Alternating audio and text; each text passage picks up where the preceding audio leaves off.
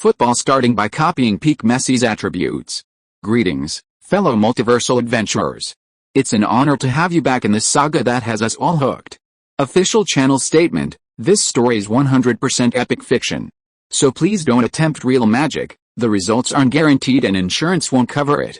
The rights to this masterpiece belong entirely to its brilliant original author. We are just a barge sharing it with you. Do you want to keep being part of this amazing community?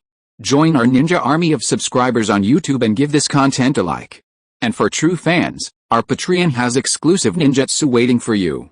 Chapter 376 The Speedster at the Juventus Stadium. Isn't Manchester City's number 13 a Frenchman?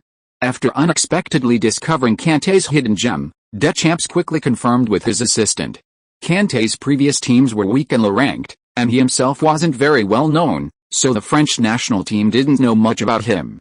The assistant checked some information before confirming that he was indeed French. Great.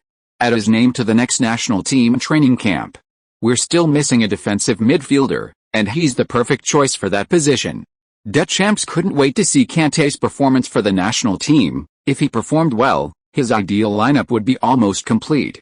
In the second half, both Manchester City and Juventus opted to speed up the pace of the game.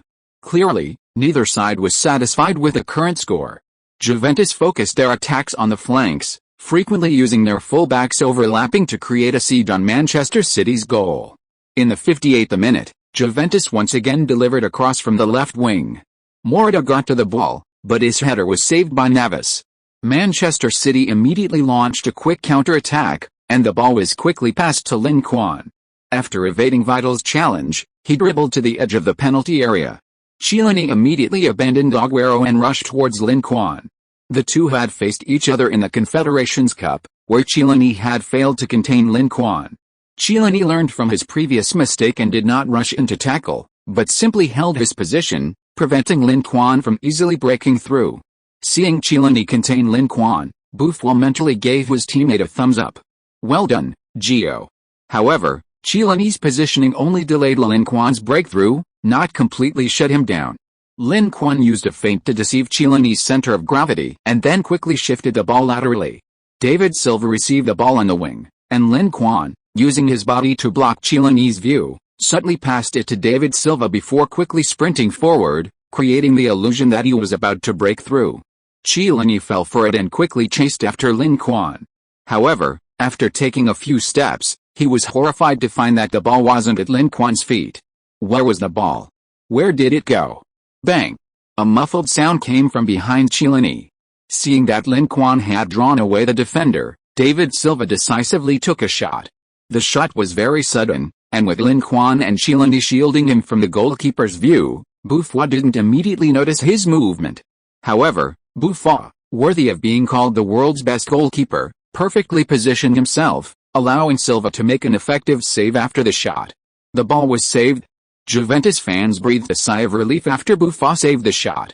Lin Quan's dribbling in their penalty area had truly terrified them. Thankfully, Chiellini's marking was tight, preventing Lin Quan from getting a shot off. If Lin Quan had been the one to shoot, the outcome would have been very different.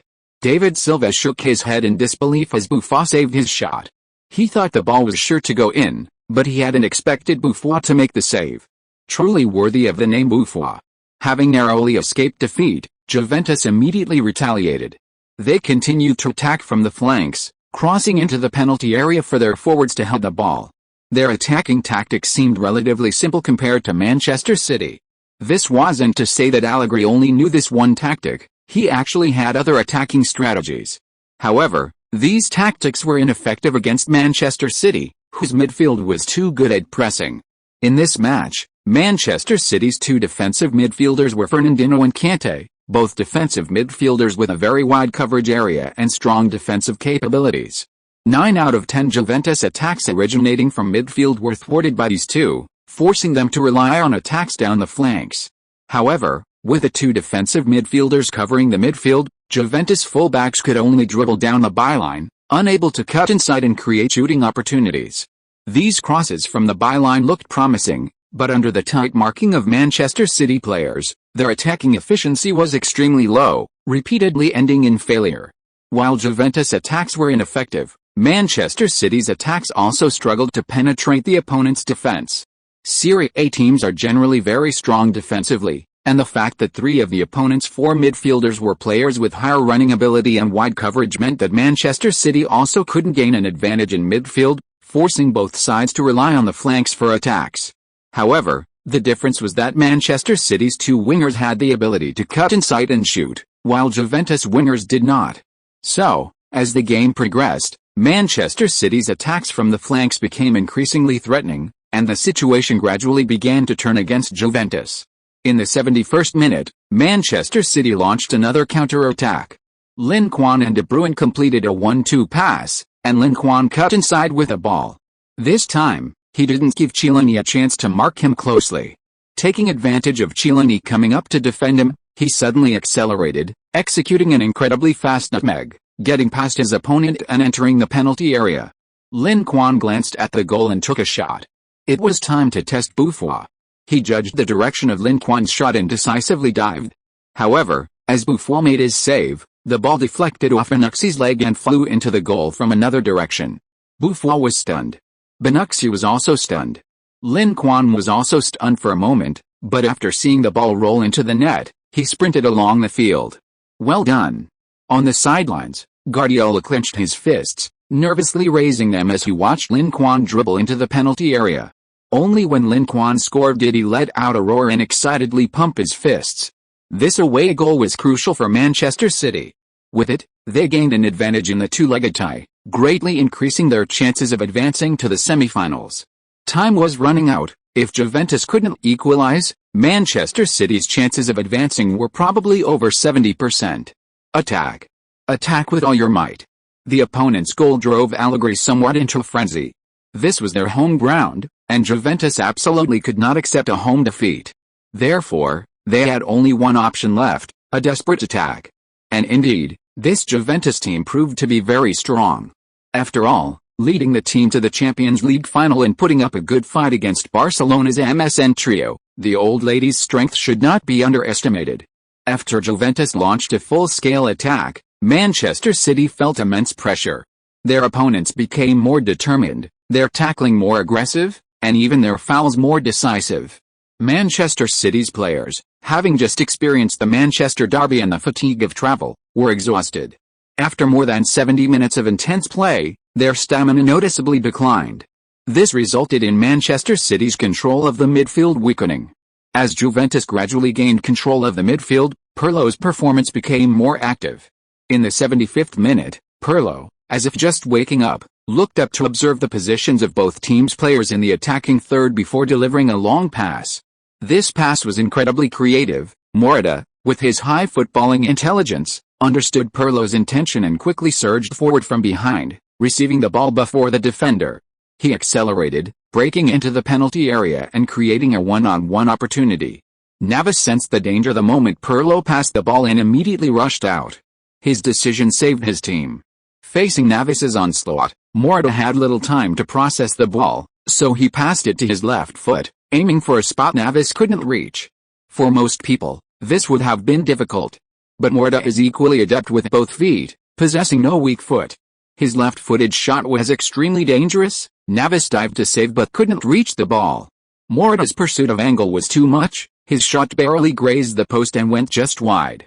A collective sigh rippled through the stadium, Juventus fans clutching their heads, their faces filled with frustration and disbelief. Seeing the shot miss, Morata knelt in the Manchester City penalty area, pounding the turf in frustration, seemingly blaming himself for pursuing such an angle. Behind him, Pirlo, seeing Morata miss, couldn't help but shake his head. At that moment, he felt a pang of nostalgia for his former teammates at AC Milan. Although they all wore the number 9 jersey, there were significant differences between different numbers of 9. Morata wasn't the only one who seemed to have forgotten his shooting boots. In fact, he was arguably the most outstanding player. In the 81st minute, Tevez had a one-on-one opportunity, but his shot was brilliantly saved by Navas. In the 83rd minute, Pogba's long-range shot from outside the box went over the crossbar. For a moment, the game resembled a Juventus siege of Manchester City's goal. Unfortunately, they couldn't capitalize on their dominance, squandering numerous chances and failing to change the score.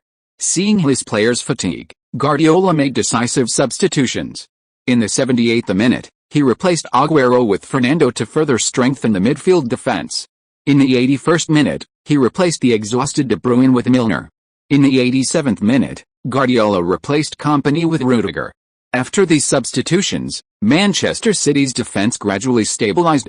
Faced with Juventus's relentless attacks, Manchester City remained as resilient as a rock against the waves, unmoved by the onslaught. Juventus's attacks repeatedly failed, and time ticked away. Their players grew increasingly anxious. The first leg was nearing its end. Without a goal, they would not only lose the match but also their hopes of advancing. Therefore, except for the goalkeeper, all the players pushed forward into the opponent's half, intensifying their attack. Against the old lady's relentless assault, Caan's defensive performance was outstanding. He frequently made miraculous tackles against Pogba, Vidal, and Pirlo. Pogba, in particular, despite his quick return, was not fully recovered from his injury, which significantly impacted his form. And Juventus's opponent was an extremely difficult opponent. Any slight mistake was exploited. On the sidelines, Guardiola, witnessing Caan's outstanding performance, grew increasingly impressed with him. What a rough gem. With such a strong defensive foundation, if he's further trained and his attacking abilities developed, he could be the backbone of Manchester City's midfield in the future. It wasn't just Guardiola who thought so. France's coach, Deschamps, was practically mesmerized.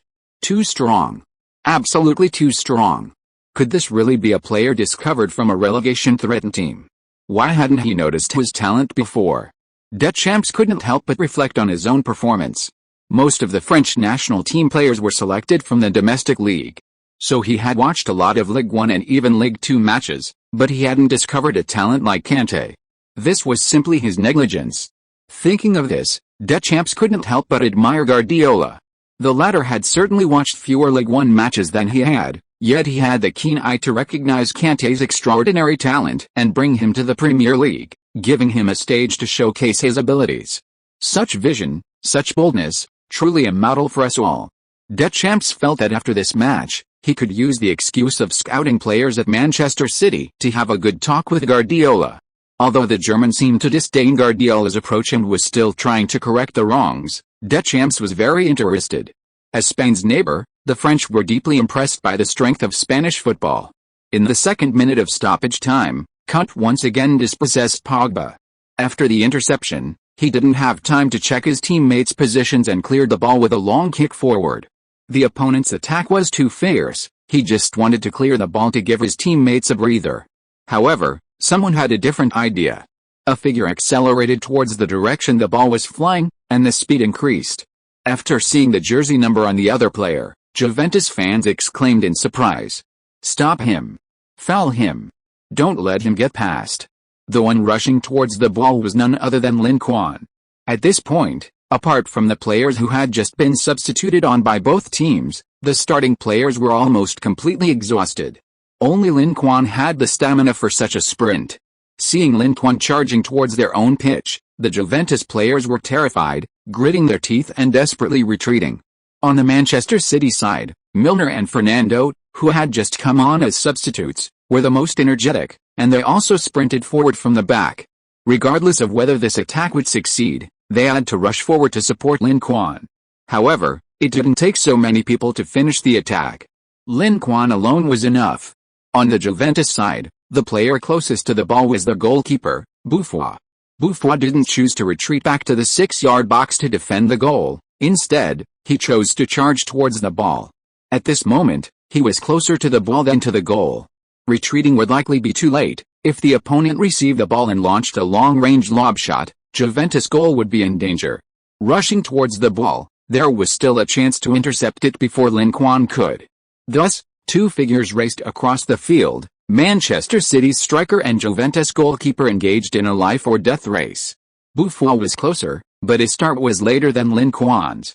The race quickly decided the winner. Lin Quan beat Buffon to the ball, poking it forward, then bypassing Buffon to prevent a foul, continuing his sprint towards the ball. The Juventus stadium fell silent. Tens of thousands of fans were plunged into deathly stillness, many even closing their eyes in anguish, unable to bear watching what was about to unfold. Chapter 377 Qatari Consortium. 200 million euros is too little, we need more.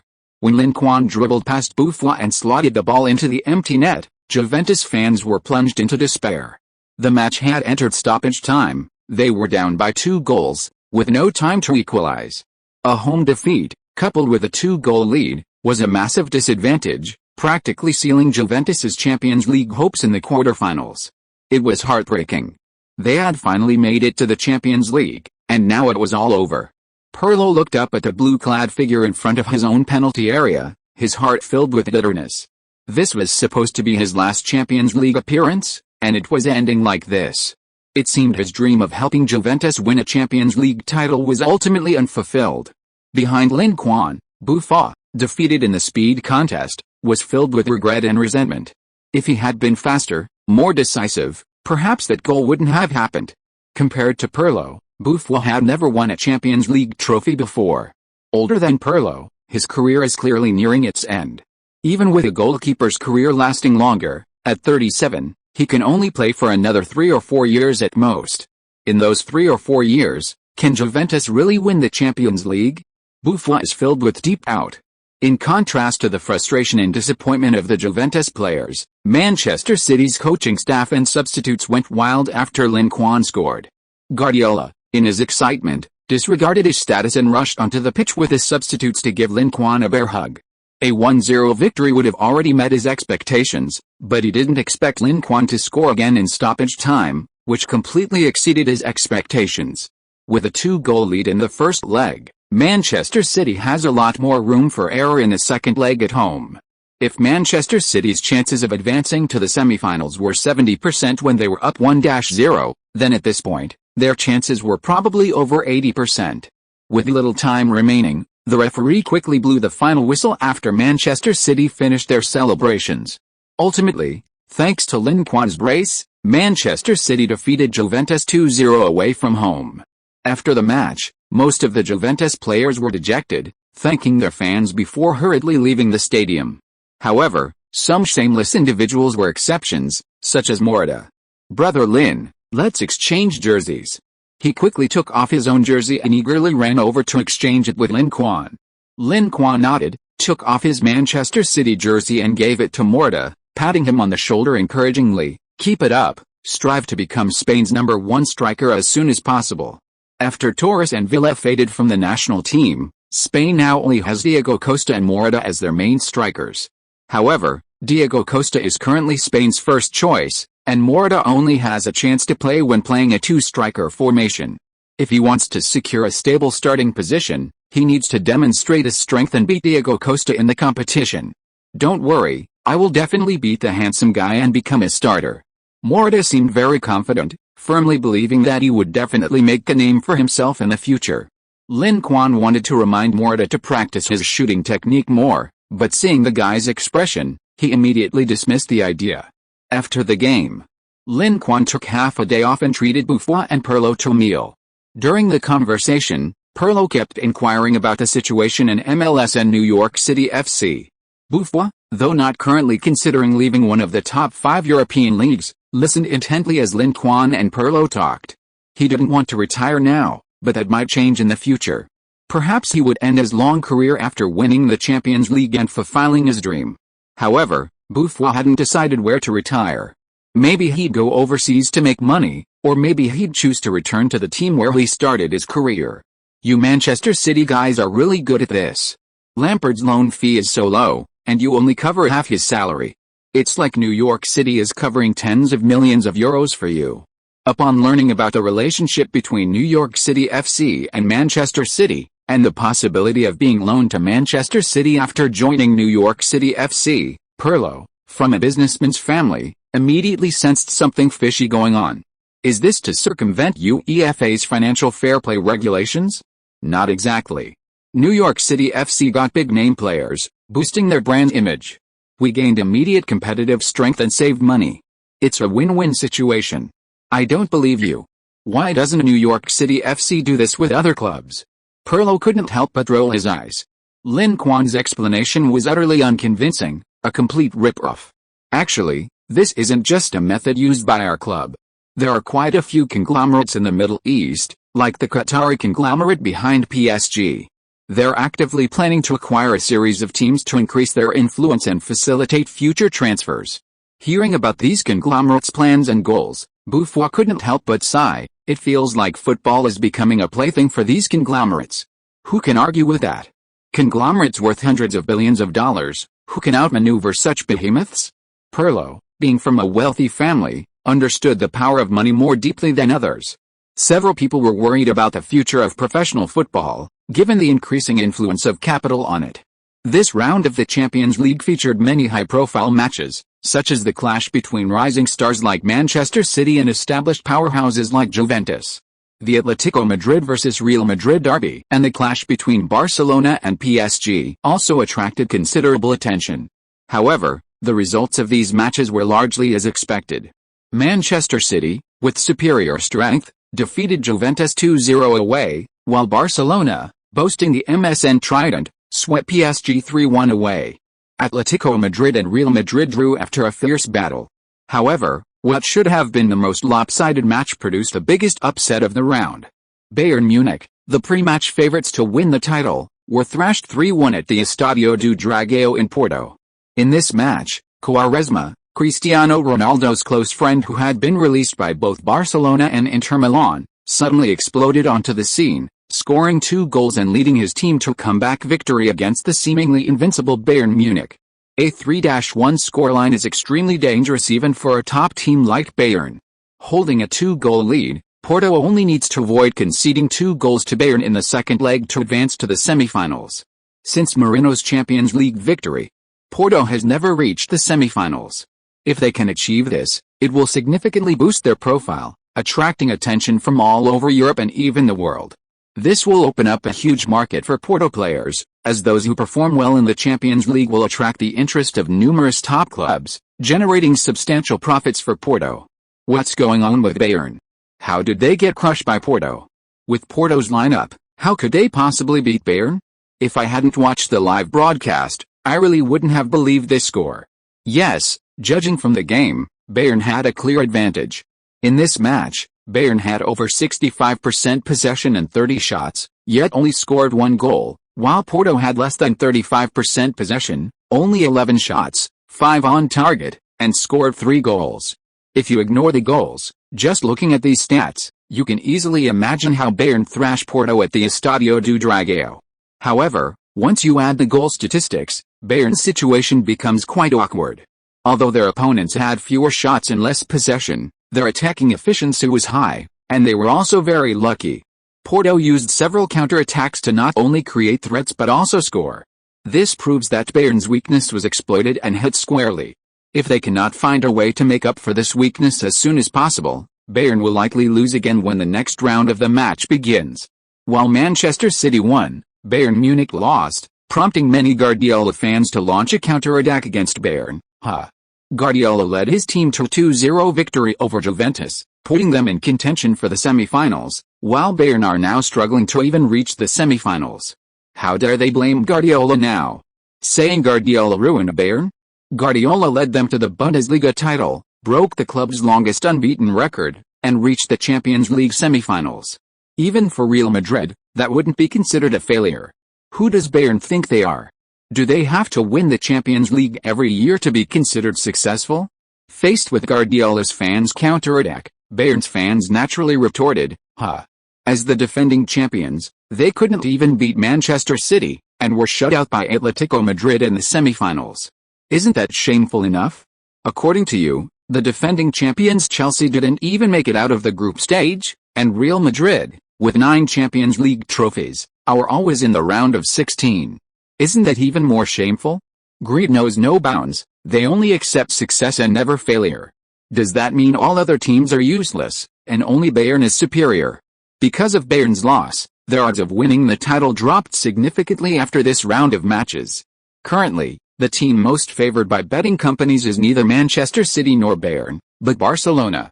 Barcelona's attacking firepower this season is truly formidable. Suarez's perfect integration has elevated their strength to another level. In this round's match against the formidable PSG, Barcelona played a dominant game, completely suppressing their opponents and leaving PSG utterly helpless. After the match, PSG fans were in despair, believing their team was finished. Losing like this at home, how could they possibly survive away? During this match, Sheikh Jassim, the head of the Qatari consortium, personally attended the game. He was full of confidence in his heavily invested team, believing that with the Qatari consortium's unlimited investment, PSG had reached the level of a top European club. So, full of confidence, he expected to witness a thrilling clash of titans. However, the course and result of the match were worlds apart from his expectations. PSG, armed with money, was utterly outmatched by a true powerhouse. Ibrahimovic, hailed a few years ago as the best player after Messi and Ronaldo, failed to live up to his reputation.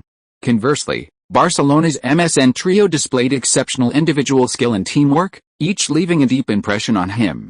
Messi and Neymar, in particular, were drool-worthy. No wonder the world considers Manchester City, Barcelona, and Real Madrid the three strongest clubs in football. The impact of superstars on the field is so significant. This stirred something within Sheikh Jassim. If they wanted PSG to advance further, buying more top-tier players wouldn't suffice. They needed to acquire true superstars. Last summer, they spent €200 million but failed to acquire Lin Quan, leaving the Qataris feeling resentful. However, having learned their lesson, they finally realized the true value of a superstar. €200 million seemed insufficient. They needed to strengthen their squad. With this in mind, Jassim began to plan. He intended to raise his offer to €250 million and try again with Manchester City's Lin Quan, Real Madrid's Cristiano Ronaldo, and Barcelona's Messi. If all else failed, acquiring a player of Neymar's caliber would also be acceptable. However, Lin Quan's reputation and ability were still somewhat lacking compared to superstars, so the transfer fee needed to be lowered, not exceeding €250 million. Otherwise, driving the price sky high from the start would make it too costly to acquire a true superstar later. With less than 3 months remaining before the summer transfer window, the Qatari consortium immediately began its operations after Jassim's decision. They began collecting recent match footage of the three superstars and hired professional analysts to help them analyze the players' abilities, form, and commercial value to assess their worth. Suddenly, numerous PSG scouts appeared in the stands of Manchester City, Barcelona, and Real Madrid, openly gathering intelligence. Considering they were Champions League opponents, their intelligence gathering on Barcelona was somewhat understandable. However, Manchester City and Real Madrid were unrelated to them, and given their elimination by Barcelona, they were unlikely to meet in the Champions League. Therefore, their actions of sending people to Manchester City and Real Madrid to gather intelligence immediately sparked speculation. Many felt that PSG was planning to target Lin Quan and Cristiano Ronaldo. If you are listening to this novel on a channel other than Fanfic World, it means it was downloaded and re-uploaded without effort. We warmly invite you to visit our channel, Fanfic World. There you will find the original version of this story and many other novels of various genres. We look forward to seeing you dive into a world of incredible novels. Chapter 378-81. Terrifying Bayern Munich, terrifying score. Are the Middle Easterners planning to spend money again? Last summer they offered €200 million for Lin Quan, and Manchester City didn't sell. If they're going to spend again this summer, their offer will definitely be higher than €200 million. Higher than €200 million? Could they offer €220 million or even €250 million? That's insane. The highest transfer fee in football right now is only around €100 million. If this transfer goes through, it will be more than double the original amount. The soaring transfer fees in football have made fans acutely aware of the effects of inflation. Back at Manchester City, Guardiola had just returned to Manchester when he learned of the rumors circulating outside, which greatly affected him. No matter how much the offers are, reject all offers for Lin Quan. Lin Quan's position in his tactical system is irreplaceable. If Lin Quan is poached, how can he continue playing? However, the club's rejection might not be enough, as they also need to consider the player's opinion. So, Guardiola decided to subtly probe Lin Quan's attitude in private, to see if he intended to leave Manchester City. Lin, you've lived in Manchester for so long, are you satisfied with life here? Guardiola asked casually during dinner. It's alright, the weather in Manchester is terrible, and the food isn't good either. Lin Quan's words were strongly echoed by his younger siblings, including Maria and Valentina, who nodded repeatedly and complained together. They had only been in Manchester for 4 months and were already finding it unbearable. This damp and cold climate was simply uninhabitable compared to the bright sunshine and dry, pleasant climate of Catalonia. As for the food, the local British food was truly awful, not only lacking in variety but also tasted terrible, far inferior to Spanish cuisine. Hearing his children's complaints, Guardiola felt a pang of guilt. His children actually disliked life in Manchester so much, and he had been so focused on work that he hadn't noticed it all. Ahem, if you don't like it here, I'll try to find you a job, a place you'll like. Hearing Guardiola's words, Lin Quan knew he was overthinking things. Guardiola had just jumped ship from Bayern Munich, leaving Manchester City before even settling in, which greatly damaged his reputation. Moreover, constantly changing teams wasn't conducive to Guardiola continuing to refine his coaching experience and find better tactical approaches. If this continued, his coaching ability might even decline, and the world would lose a great manager. That's not necessary. Although the environment here is harsh, you get used to it after a while. As for food, I know a few good Chinese and Mexican restaurants. It's nice to occasionally treat yourself here. Sarah said with a smile. If you don't like the food outside, you can bring your own lunch from home. My cooking should suit your tastes, right? Everyone chimed in, offering suggestions to solve their problems. And indeed, many hands make light work. With everyone's combined wisdom, they actually came up with a solution. Guardiola witnessed all of this and was deeply moved. Having such a group of family members silently supporting him made him feel incredibly happy. In the 33rd round of the Premier League, Manchester City, playing first, easily defeated West Ham United 2-0 at home, temporarily overtaking Chelsea to take the top spot. After the match, the Manchester City players didn't leave the locker room but instead focused on the score of another match. This round of the Premier League featured a key match, Chelsea hosting Manchester United. Undoubtedly, this was a clash of titans. Since Mourinho took over the Blues 10 years ago, the attention and intensity of the red-blue rivalry have increased day by day. Before Manchester City's rise, the rivalry between these two teams was showing signs of surpassing the Manchester derby. This match was crucial for both sides. Chelsea needed to maintain their lead over Manchester City to ensure they could win the Premier League title this season. Manchester United, on the other hand, wanted to solidify their fourth-place position in the league to avoid being overtaken by Tottenham and Liverpool and missing out on next year's Champions League. At the start of the season, United's big spending signings were aimed at winning the title, but by the end of the season, their goal had shifted to securing a Champions League spot. United missed the Champions League this year, and failing to qualify next year would have serious consequences. Without the prize money and revenue sharing from the Champions League, their revenue would likely suffer a significant deficit. Furthermore, the absence of the Champions League would cause the star players who made high-priced signings last year to lose faith in United and seek transfers. These players, having not played a single Champions League match in a year, would inevitably see their market value plummet, and if United allowed them to leave at this point, they would suffer a huge loss. Therefore, whether for the sake of maintaining the club's operations, ensuring squad stability, or attracting high-caliber players, they could not afford to miss next year's Champions League. Thus, the match was fiercely contested by both sides. Unfortunately, Chelsea, playing at home, proved superior, ultimately defeating United with a goal from Hazard and defending their top spot. Manchester United were so useless, 70% possession, fewer shots than Chelsea. Many Manchester City players wore expressions of disappointment after watching the Manchester United vs Chelsea match. They had hoped Manchester United could stop Chelsea, but instead, they not only failed to stop them but also gifted them 3 points.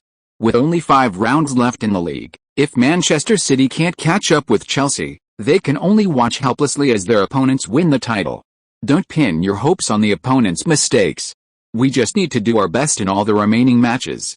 As for the title, if we don't win it this year, we can win it next year. Guardiola reassured the players and encouraged them. The closer they get to the end, the less they can afford to be impatient. Manchester City was already behind. If they made mistakes due to impatience, their chances would be completely over. As for Chelsea, if they could continue their winning streak, Guardiola would have to admit defeat. But if they dared to make mistakes, that would be Manchester City's chance. On the same night Manchester City and Chelsea won, Arsenal, after a grueling 120 minutes at Wembley Stadium, finally triumphed, advancing to the FA Cup final once again. The following day, in another FA Cup match, Aston Villa defeated Liverpool 2-1, setting up a final against Arsenal. For Wenger and his team, this was their best chance to win a title in nearly a decade. If they could seize this opportunity, they would lift their first trophy in 10 years, and a highly prestigious one at that, the FA Cup. As the 2014-2015 season drew to a close, the top 5 European leagues were entering their final stages. In the Bundesliga, Bayern Munich's dominance remained unchanged. After the 29th round of matches, Bayern had a full 12 points ahead of second place. If they won their next match, they would clinch the title 4 rounds early. In Serie A, although Juventus lost to Manchester City in the Champions League, their lead in the league is even more impressive than Bayern Munich's. After the 31st round of Serie A, Juventus has a whopping 73 points, a full 15 points ahead of second-placed Lazio. This huge gap makes the Serie A title race a foregone conclusion, with the Old Ladies set to complete their 4th consecutive Serie A title. And this is just the beginning. Besides Serie A and the Bundesliga, the title races in La Liga, the Premier League, and Ligue 1 are all incredibly unpredictable. In the Premier League, Manchester City and Chelsea are locked in a tight battle, and the champion may not be decided until the final round. The situation in Ligue 1 is similar. Paris Saint-Germain's focus on the Champions League has significantly diminished their dominance in the league. They've had far too many draws this season, with 11 draws in just 33 rounds. Combined with 3 losses, PSG has only 68 points, the lowest among the leaders of the top 5 leagues.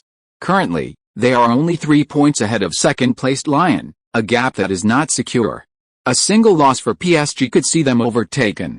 In La Liga, Atletico Madrid's performance has declined significantly this season due to the departures of key players from several positions, including striker, goalkeeper, and defender. La Liga has returned to a 2-horse race. Currently, in round 32, Barcelona leads Real Madrid by 2 points. This gap is not large. A draw for Barcelona could allow Real Madrid to catch up. Whether Barcelona's MSN trio will dominate or Real Madrid's BBC combination will prevail depends on their performance in the final 6 rounds. However, 4 teams outside of the Bundesliga and Serie A, as their leagues enter the final stretch of the title race, the Champions League is also reaching its most intense stage. They must withstand the high intensity of competing on 2 fronts. Whoever maintains better form and has a deeper bench will ultimately prevail in this dual competition. On April 23, the second leg of the Champions League quarter-finals began. Juventus visited the Etihad Stadium to challenge Manchester City. Having lost 2-0 at home to Manchester City in the previous round, Juventus had no choice but to launch a relentless attack, hoping to equalize or even take the lead. From the start, Juventus launched a fierce offensive against Manchester City. Time was running out. They needed at least 2 goals to level the score, and 3 goals to advance to the semi-finals. The pressure was immense, as they were facing not some pushover, but the reigning Champions League champions. However, Juventus did not give up. They firmly believed they could create a miracle. To support their team, over 3,000 Juventus fans traveled to the Etihad Stadium. They held up various banners and signs, chanting slogans at the top of their lungs, trying to motivate the players and help them achieve this near-miraculous comeback. The enemy's intentions were crystal clear, requiring no guesswork. Therefore, Guardiola started Kanté again, relying on his powerful interception abilities in midfield to limit the opponent's attack. This tactic caused Juventus considerable trouble. Under the combined interception of Kanté and Fernandinho, Manchester City's midfield was like an impenetrable wall, almost impossible to penetrate. Juventus attacks through the middle repeatedly failed, and they even nearly conceded again on counter-attacks. With the central attack proving ineffective, Juventus tried attacking from the flanks. However, this time, Manchester City was prepared. Their attacks from the flanks were completely ineffective against Manchester City's targeted defense. Not only did they fail to produce results, but the overlapping fullbacks also left their own backline vulnerable, allowing Manchester City to launch frequent counter-attacks. Juventus attacked fiercely for 45 minutes in the first half but failed to score a single goal. Manchester City, on the other hand, capitalized on 2 counter-attacks to score 2 more goals, making the aggregate score 4-0. After Lin Quan scored Manchester City's second goal, the Juventus fans who had traveled to England with the team finally stopped chanting. Their throats were practically hoarse from shouting, But the team's performance became increasingly lackluster. Not only did they fail to create a miracle, but they were also riddled with holes by the opponent's counter-attacks. With only 45 minutes left in the game, trailing by 4 goals, they were practically doomed. No one believed they could equalize in those final 45 minutes. It was a joke. Manchester City wasn't Milan. Why would they celebrate at halftime? Even if they did, scoring 4 goals in the first half was incredibly difficult. After Manchester City scored again on a counter-attack in the second half, Juventus players finally gave up. Seeing their opponents surrender, Guardiola also called a retreat, instructing his players to play more cautiously. After 70 minutes, both teams began making numerous substitutions, bringing on younger players to experience the atmosphere of a major tournament. These young players were eager to prove themselves after coming on, with Manchester City's Iheanacho even getting a one-on-one chance. Unfortunately, Buffon made a brilliant save, denying him the chance and leaving the under-19-year-old heartbroken. He missed a chance to become a star in the Champions League. Well, even if he had scored, it's unlikely he would have become a star overnight, as the game was already essentially over by the time he entered the field. In the final moments of the match, Morata capitalized on a Manchester City player's misplaced pass to score, salvaging some pride for Juventus. Ultimately, the match ended with Manchester City defeating Juventus 3-1 at home, a 5-1 aggregate victory, advancing to the semi-finals. In other matches, Real Madrid narrowly defeated Atletico Madrid 1-0 at home, advancing to the semi-finals with a 1-0 aggregate score. Barcelona cruised to a 2-0 victory over Paris Saint-Germain at home, also advancing to the semi-finals with a 5-1 aggregate score. As for Bayern Munich, after losing 1-3 in the first leg, they delivered a devastating performance at their home ground. When the referee blew the final whistle, the score at the Allianz Arena was 8-1. Bayern ruthlessly slaughtered the Portuguese giants at home. Bayern displayed unparalleled and terrifying attacking prowess, scoring 5 goals in the first half alone. Thiago, Boateng, Müller, and Lewandowski all scored, with the latter even netting a brace. Perhaps to respond to external criticism, Bayern didn't stop in the second half, continuing their relentless attack. Lewandowski added 2 more goals in the 57th and 75th minutes, completing a 4-goal haul. In the 77th minute, Porto scored a consolation goal, their only goal of the match. For Bayern, substitute Xabi Alonso scored their 8th goal in the 88th minute, sealing the 8-1 victory for Bayern. After winning this match, no one doubted Bayern's strength anymore. Chapter 379 Manchester City vs Bayern Munich, Real Madrid vs Barcelona, the strongest semi-final battle in history. Bloody massacre, Bayern Munich responds strongly to external doubts.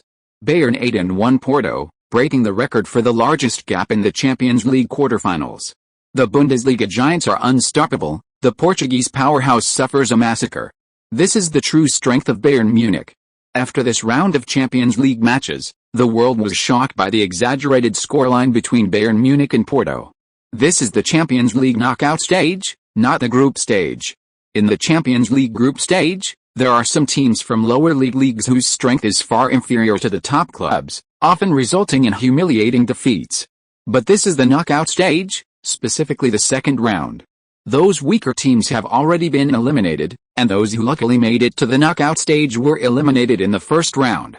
It can be said that none of the teams that reach the quarterfinals are weak. Although Porto is not from one of the top 5 leagues, they are still the dominant force in the Portuguese league and a top-tier team in recent Champions League seasons. Their UEFA coefficient is enough to prove their strength. They are definitely not a pushover. Even so, they were still thrashed by Bayern Munich by such a terrifying margin, making outsiders incredibly wary of Bayern's attacking prowess. Just how strong is Henk's Bayern Munich attack? Can they even slaughter a Champions League quarterfinalist like a dog? With such a powerful Bayern, plus last year's champions Manchester City and the 2 La Liga giants, this year's Champions League semifinals are incredibly competitive. It's fair to say these 4 teams are the 4 strongest teams in football today, and just thinking about their clashes is exhilarating. Fans can't wait to watch the Champions League semifinals. However, before the semifinals begin, the opponents must first be determined by a draw. A wildly irresponsible prediction for the semifinal matchups: Real Madrid vs Barcelona, Manchester City vs Bayern Munich. Brother, your insight is brilliant. La Liga derby matches are always exciting and attract a lot of attention. The Manchester City vs Bayern match is Guardiola's chance to redeem himself, full of hype. Both matches are top tier in terms of both hype and the sheer excitement of the game. Considering the rivalry between Bayern and Barcelona, it's possible UEFA might arrange for them to meet in the semi-finals. Yes, Barcelona is eager to avenge their 7-0 thrashing by Bayern 2 years ago. If these two teams meet in the semi-finals, it will definitely be a clash of titans. Last season, Real Madrid was eliminated by Manchester City in the semi-finals, and they certainly want revenge. If Manchester City and Real Madrid meet in the semi-finals, the matches will be equally exciting. This arrangement is indeed quite good. I think UEFA might use the rivalry between Lin Quan and Barcelona to arrange for Manchester City and Barcelona to meet in the semi-finals. Barcelona has always wanted to bring Lin Quan and Guardiola back to Camp Nou. UEFA could step in a little, satisfy their demands, and let the father and son return as Manchester City's coach and player. I think the audience would love that kind of storyline, right? Sigh, it's so frustrating. These four teams are all very evenly matched. Any match would be exciting. If only they could take turns playing each other. It's precisely because they are so strong that the semifinals have already attracted the attention of countless fans even before they begin. On April 24th, the highly anticipated draw for the 2014-2015 UEFA Champions League semifinals took place at UEFA headquarters. Guardiola and club president Fahim attended the draw ceremony. Before the ceremony began, he made a point of greeting the coaches of the other teams. However, he didn't greet Hanks, not because he disrespected Hanks, but because he saw Bayern Munich's manager, Hoeneß, sitting next to Hanks. Guardiola hates Hoeneß. Just like last year, there are still two La Liga teams in the semifinals. However, last year it was the Madrid duo, this year it's the La Liga duo. If Atletico Madrid hadn't faced Real Madrid so early, with their strength, they might have also made it to the semifinals, making it a three-way battle between the remaining La Liga teams. Since Guardiola created the Dream Team here at Barcelona, La Liga has risen to prominence. First, Barcelona's possession-based football was unbeatable in Europe. Then, Real Madrid, deeply spurred by this, went on a massive arms race, bringing in big-name stars like Ronaldo to bolster their strength. Finally, dark horses like Atletico Madrid emerged, becoming spoilers. La Liga teams are not only strong in the Champions League, but also perform well in the Europa League, especially Sevilla. This team has won the Europa League for 3 consecutive years, practically monopolizing the trophy. This has led many fans to jokingly call the Europa League the Sevilla Cup. However, while the two La Liga giants are powerful, they are not invincible. Defending champions Manchester City eliminated both Barcelona and Real Madrid last year, and even defeated fellow La Liga side Atletico Madrid in the final, essentially single-handedly conquering the La Liga scene. As for Bayern Munich, this long-established powerhouse has faced both La Liga giants numerous times, with both sides having their share of victories, and Bayern having gained the upper hand in recent years. Therefore, it's impossible to predict the winner until the very end. At 12 p.m., UEFA General Secretary Gianni Infantino and former German international and final ambassador, Riedel, appeared to conduct the draw. Riedel first drew Barcelona, and the cameras immediately focused on Barcelona president Bartomeu. The latter subconsciously shifted his position, glancing at the area where the Manchester City representatives were located. The painful experience of being defeated twice by Manchester City last year has instilled some apprehension in Barcelona towards them. And now, Manchester City not only has Lin Quan, but also Pep Guardiola, who knows Barcelona very well. Therefore, of these three teams, Barcelona least wanted to face Manchester City.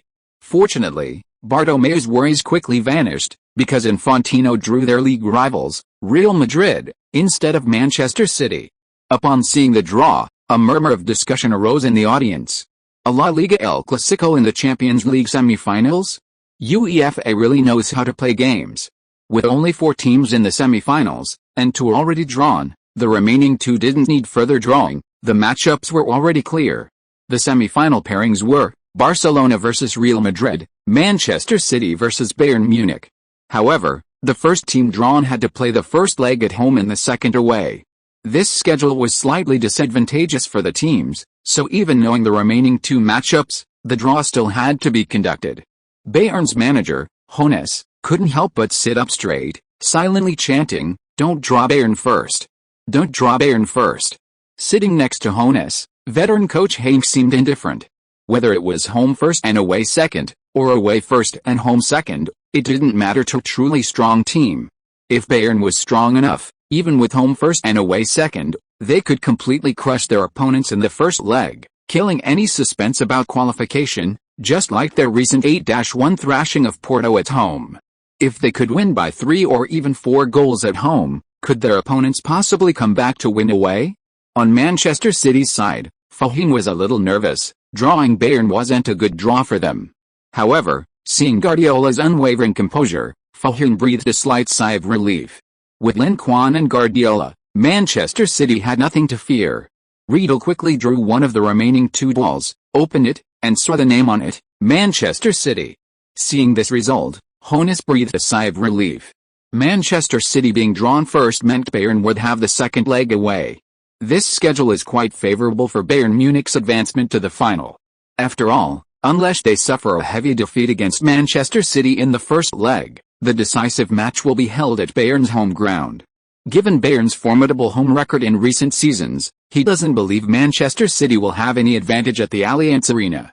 The 2 legs of the Manchester City vs Bayern match are scheduled for May 5th and May 12th respectively. This period roughly coincides with the final rounds of the major leagues. For Bayern, who are far ahead in the standings, they might not even have to wait until then to clinch the title.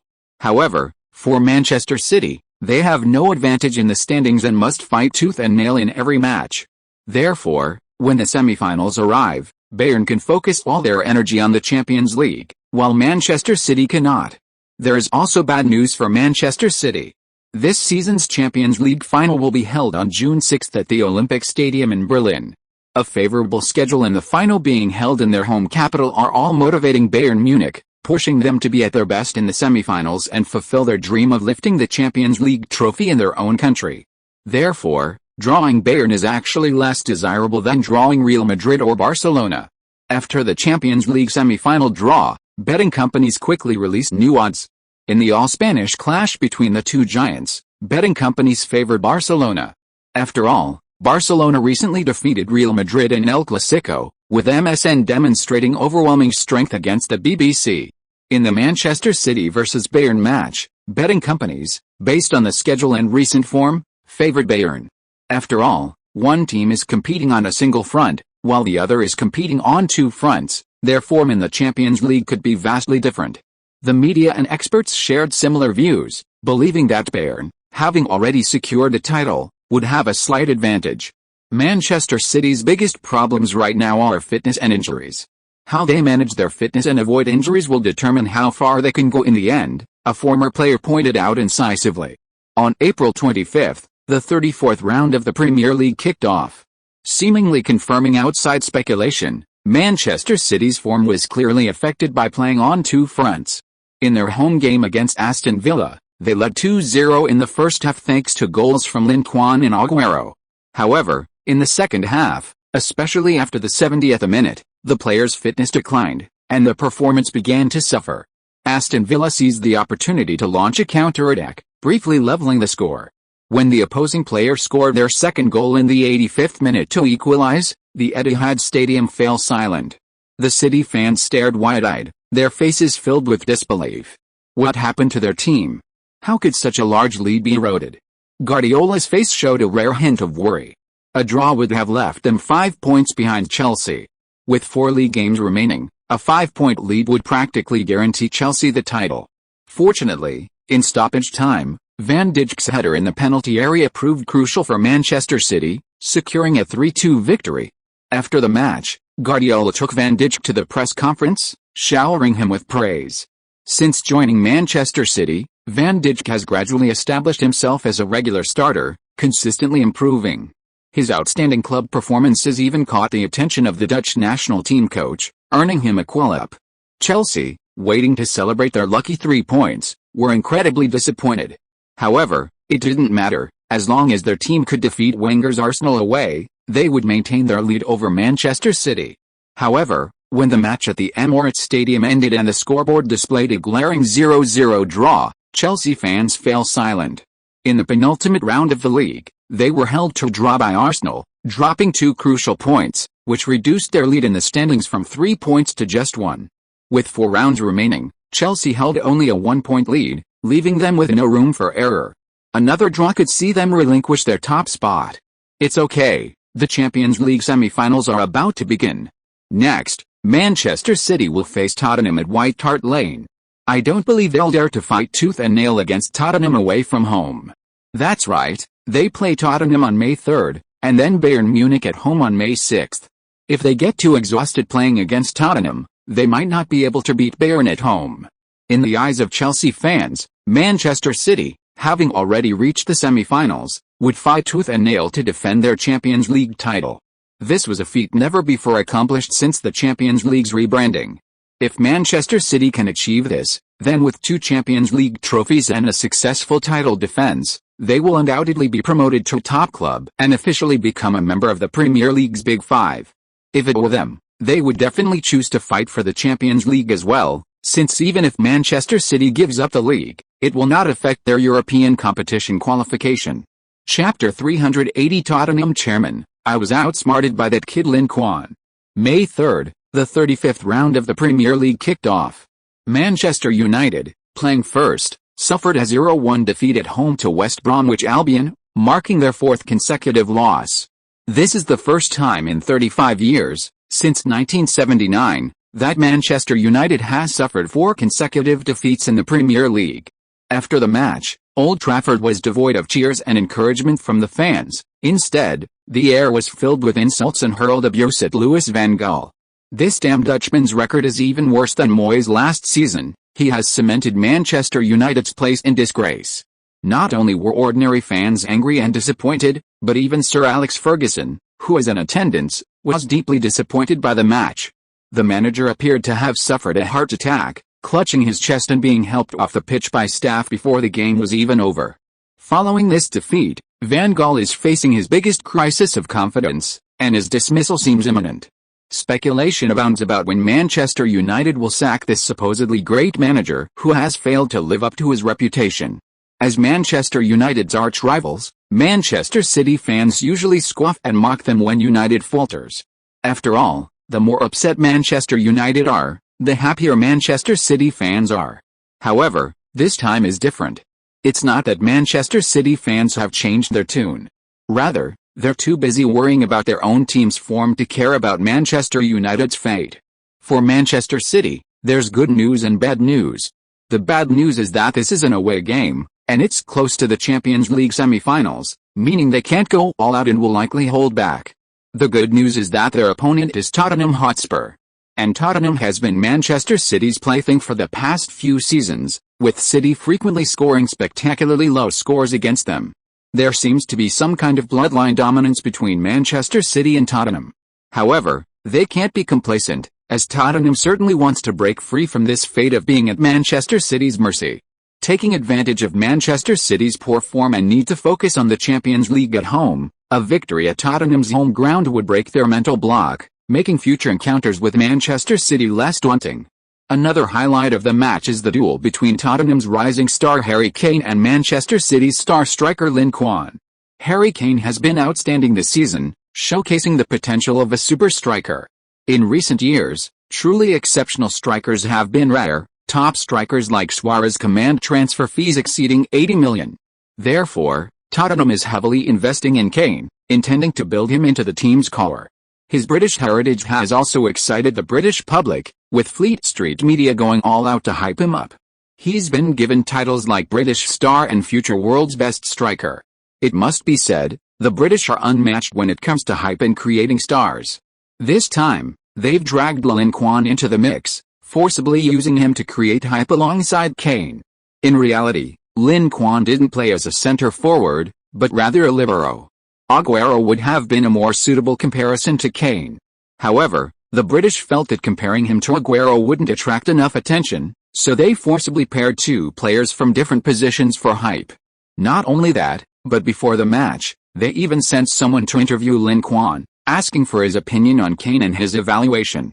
Although he knew Lin Quan was using his name to praise Kane, Lin Quan not only didn't contradict him, but also cooperated fully. Harry Kane is an outstanding player. He has the ability to become a world-class striker, and I have high hopes for him."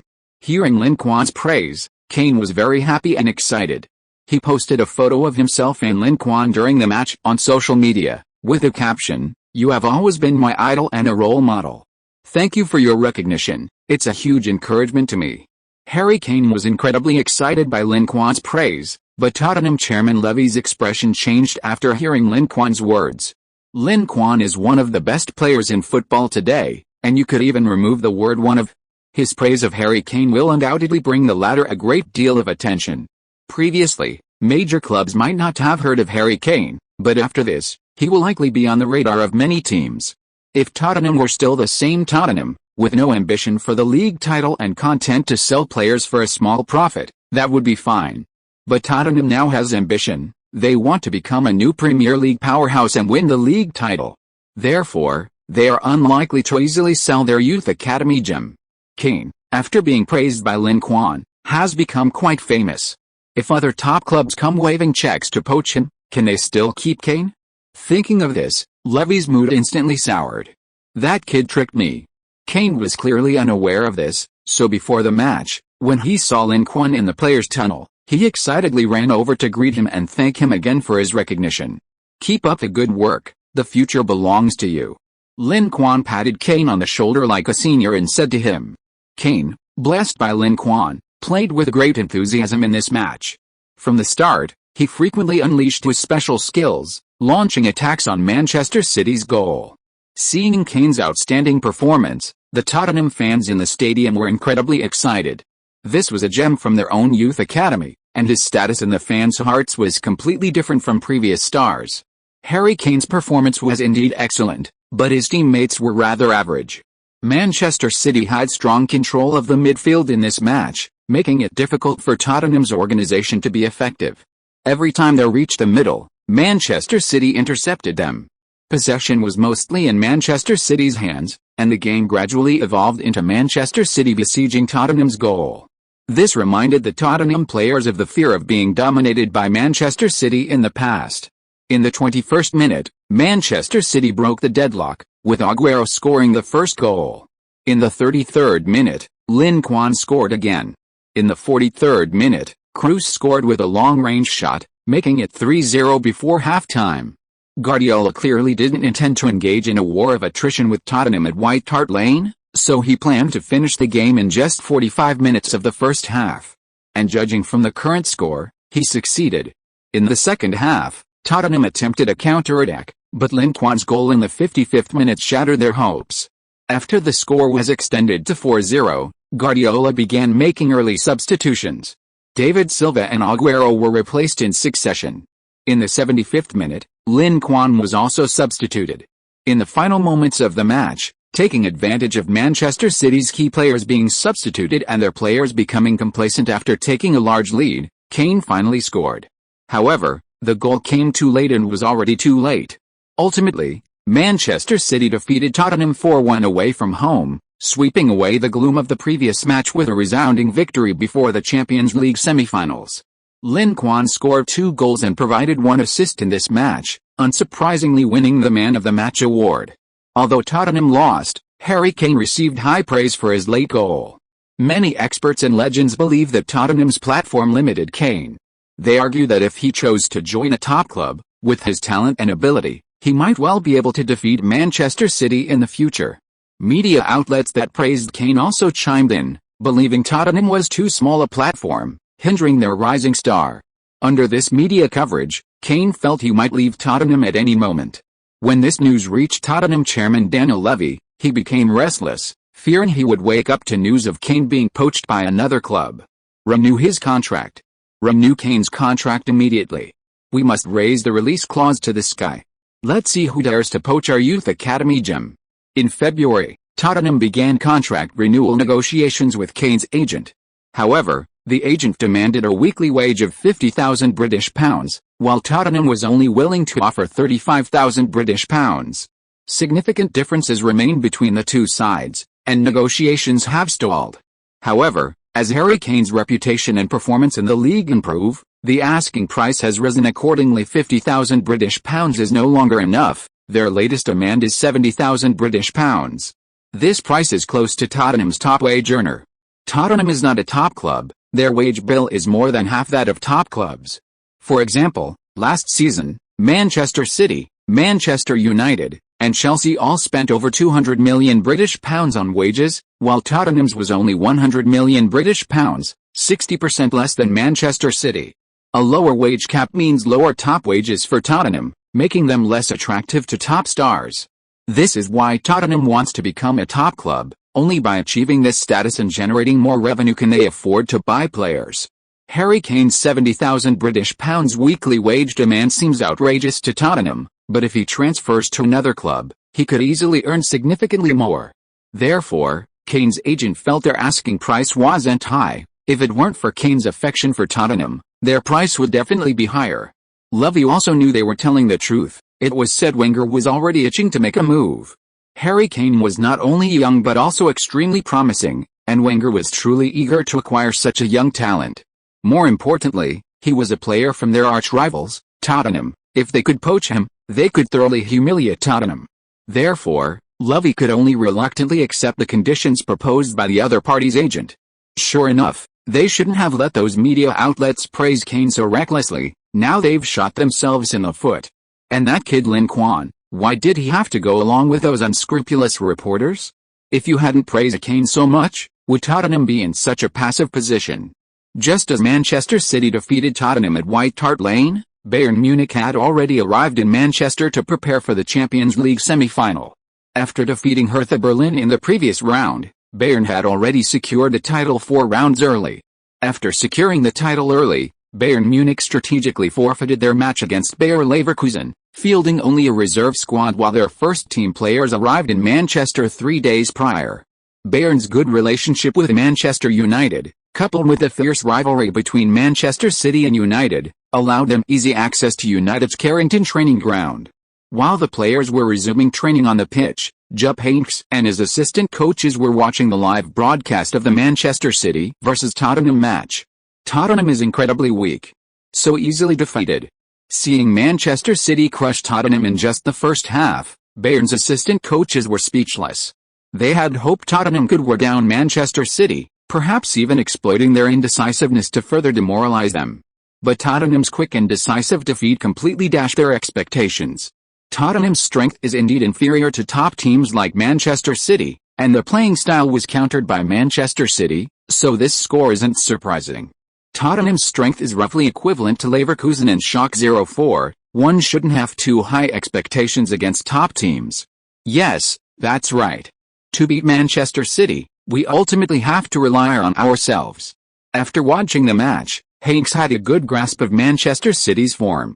Although Manchester City was competing on two fronts, thanks to Guardiola's rotation and excellent tactical arrangements, their physical problems weren't as serious as rumored. At least, this match against Tottenham didn't take as much to their liking as expected. Therefore, the match 3 days later would definitely not be easy for Bayern. After defeating Tottenham, Manchester City didn't linger in London and returned to Manchester immediately. Bayern are already here? They're moving so fast. Guardiola was surprised to learn that Bayern had arrived at the Carrington training ground. Bayern's early preparations demonstrate the importance they place on this match. The Allianz Arena is a tough place to play. If we don't establish a significant advantage in the first leg, we'll be at a considerable disadvantage in the second leg. Yes, you're right. We absolutely must win this home game. Guardiola pondered whether to use his newly developed tactics against Bayern.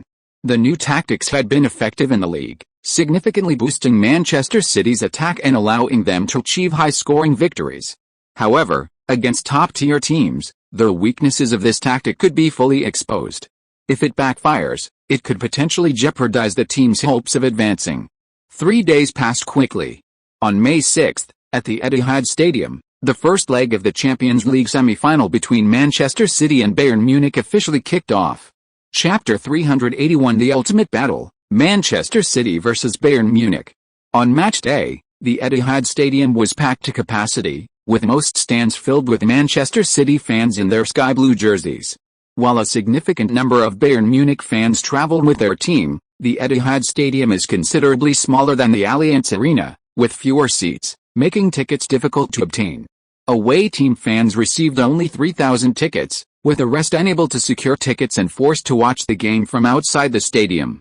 Besides the fans of both teams attending the match, the game attracted hundreds of millions of viewers across Europe and globally. UEFA officials were overjoyed at the soaring viewership ratings. Such high viewership for the season's Champions League means their broadcasting rights revenue will also increase significantly next season. Higher revenue translates to larger prize money, prompting teams from various leagues to compete fiercely for the prizes, further enhancing the Champions League's appeal. UEFA is very ambitious. They have always been unwilling to be suppressed by FIFA and want to use their strong financial resources and influence to break free from FIFA's control and stand on equal footing with them. To achieve this goal, UEFA needs to further increase its influence and make more people aware of its existence. It seems everyone is looking forward to these two teams putting on a great show. Yes, Manchester City and Bayern Munich are both known for their attacking prowess.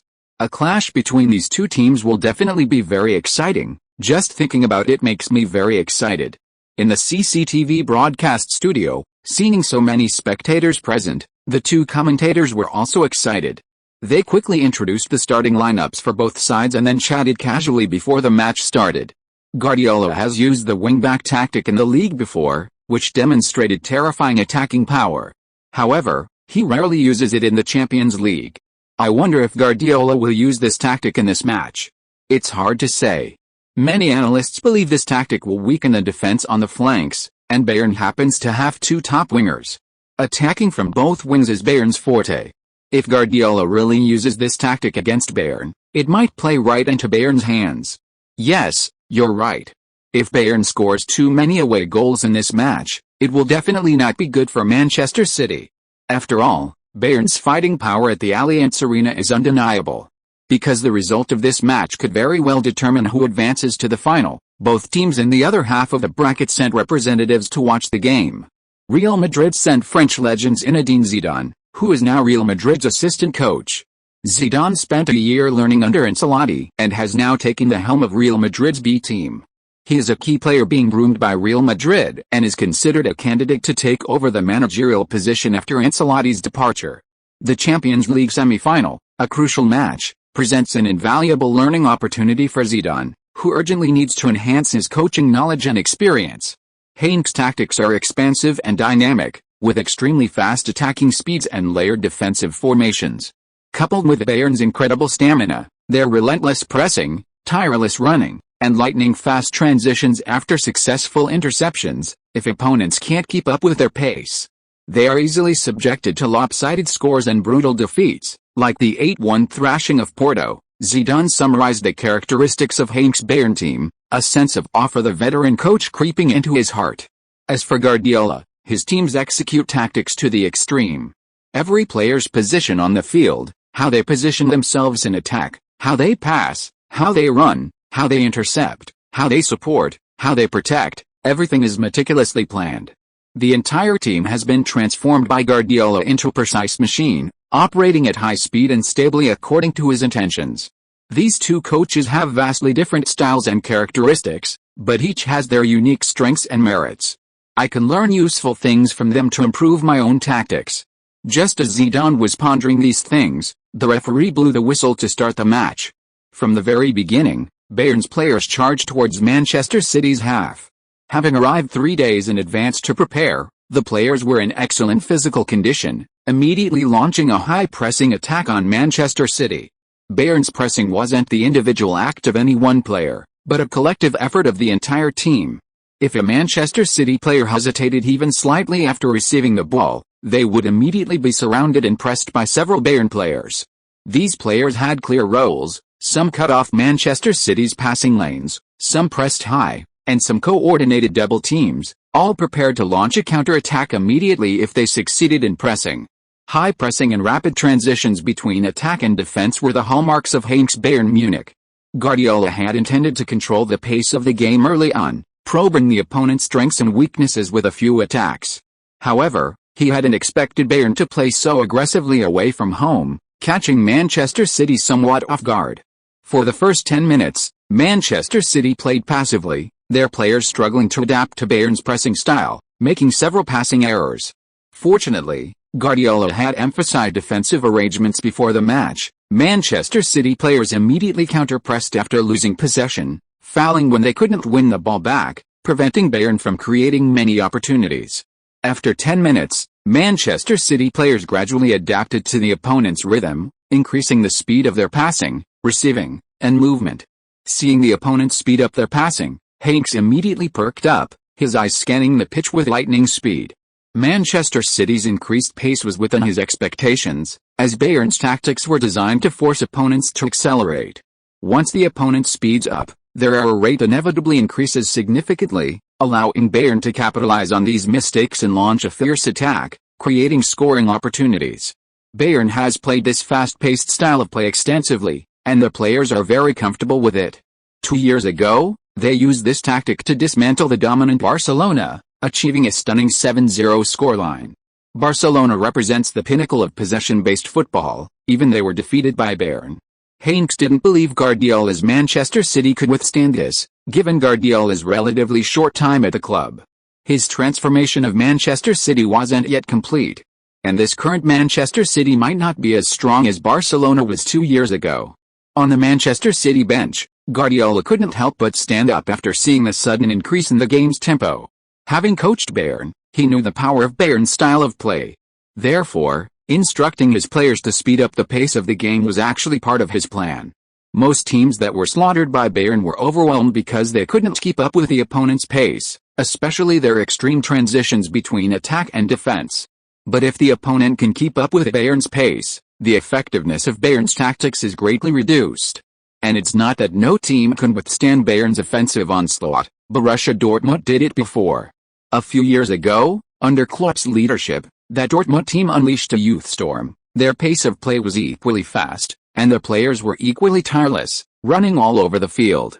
Therefore, Bayern's tactic didn't work against Dortmund. Both sides played a fast-paced game. It was a matter of who could finish first.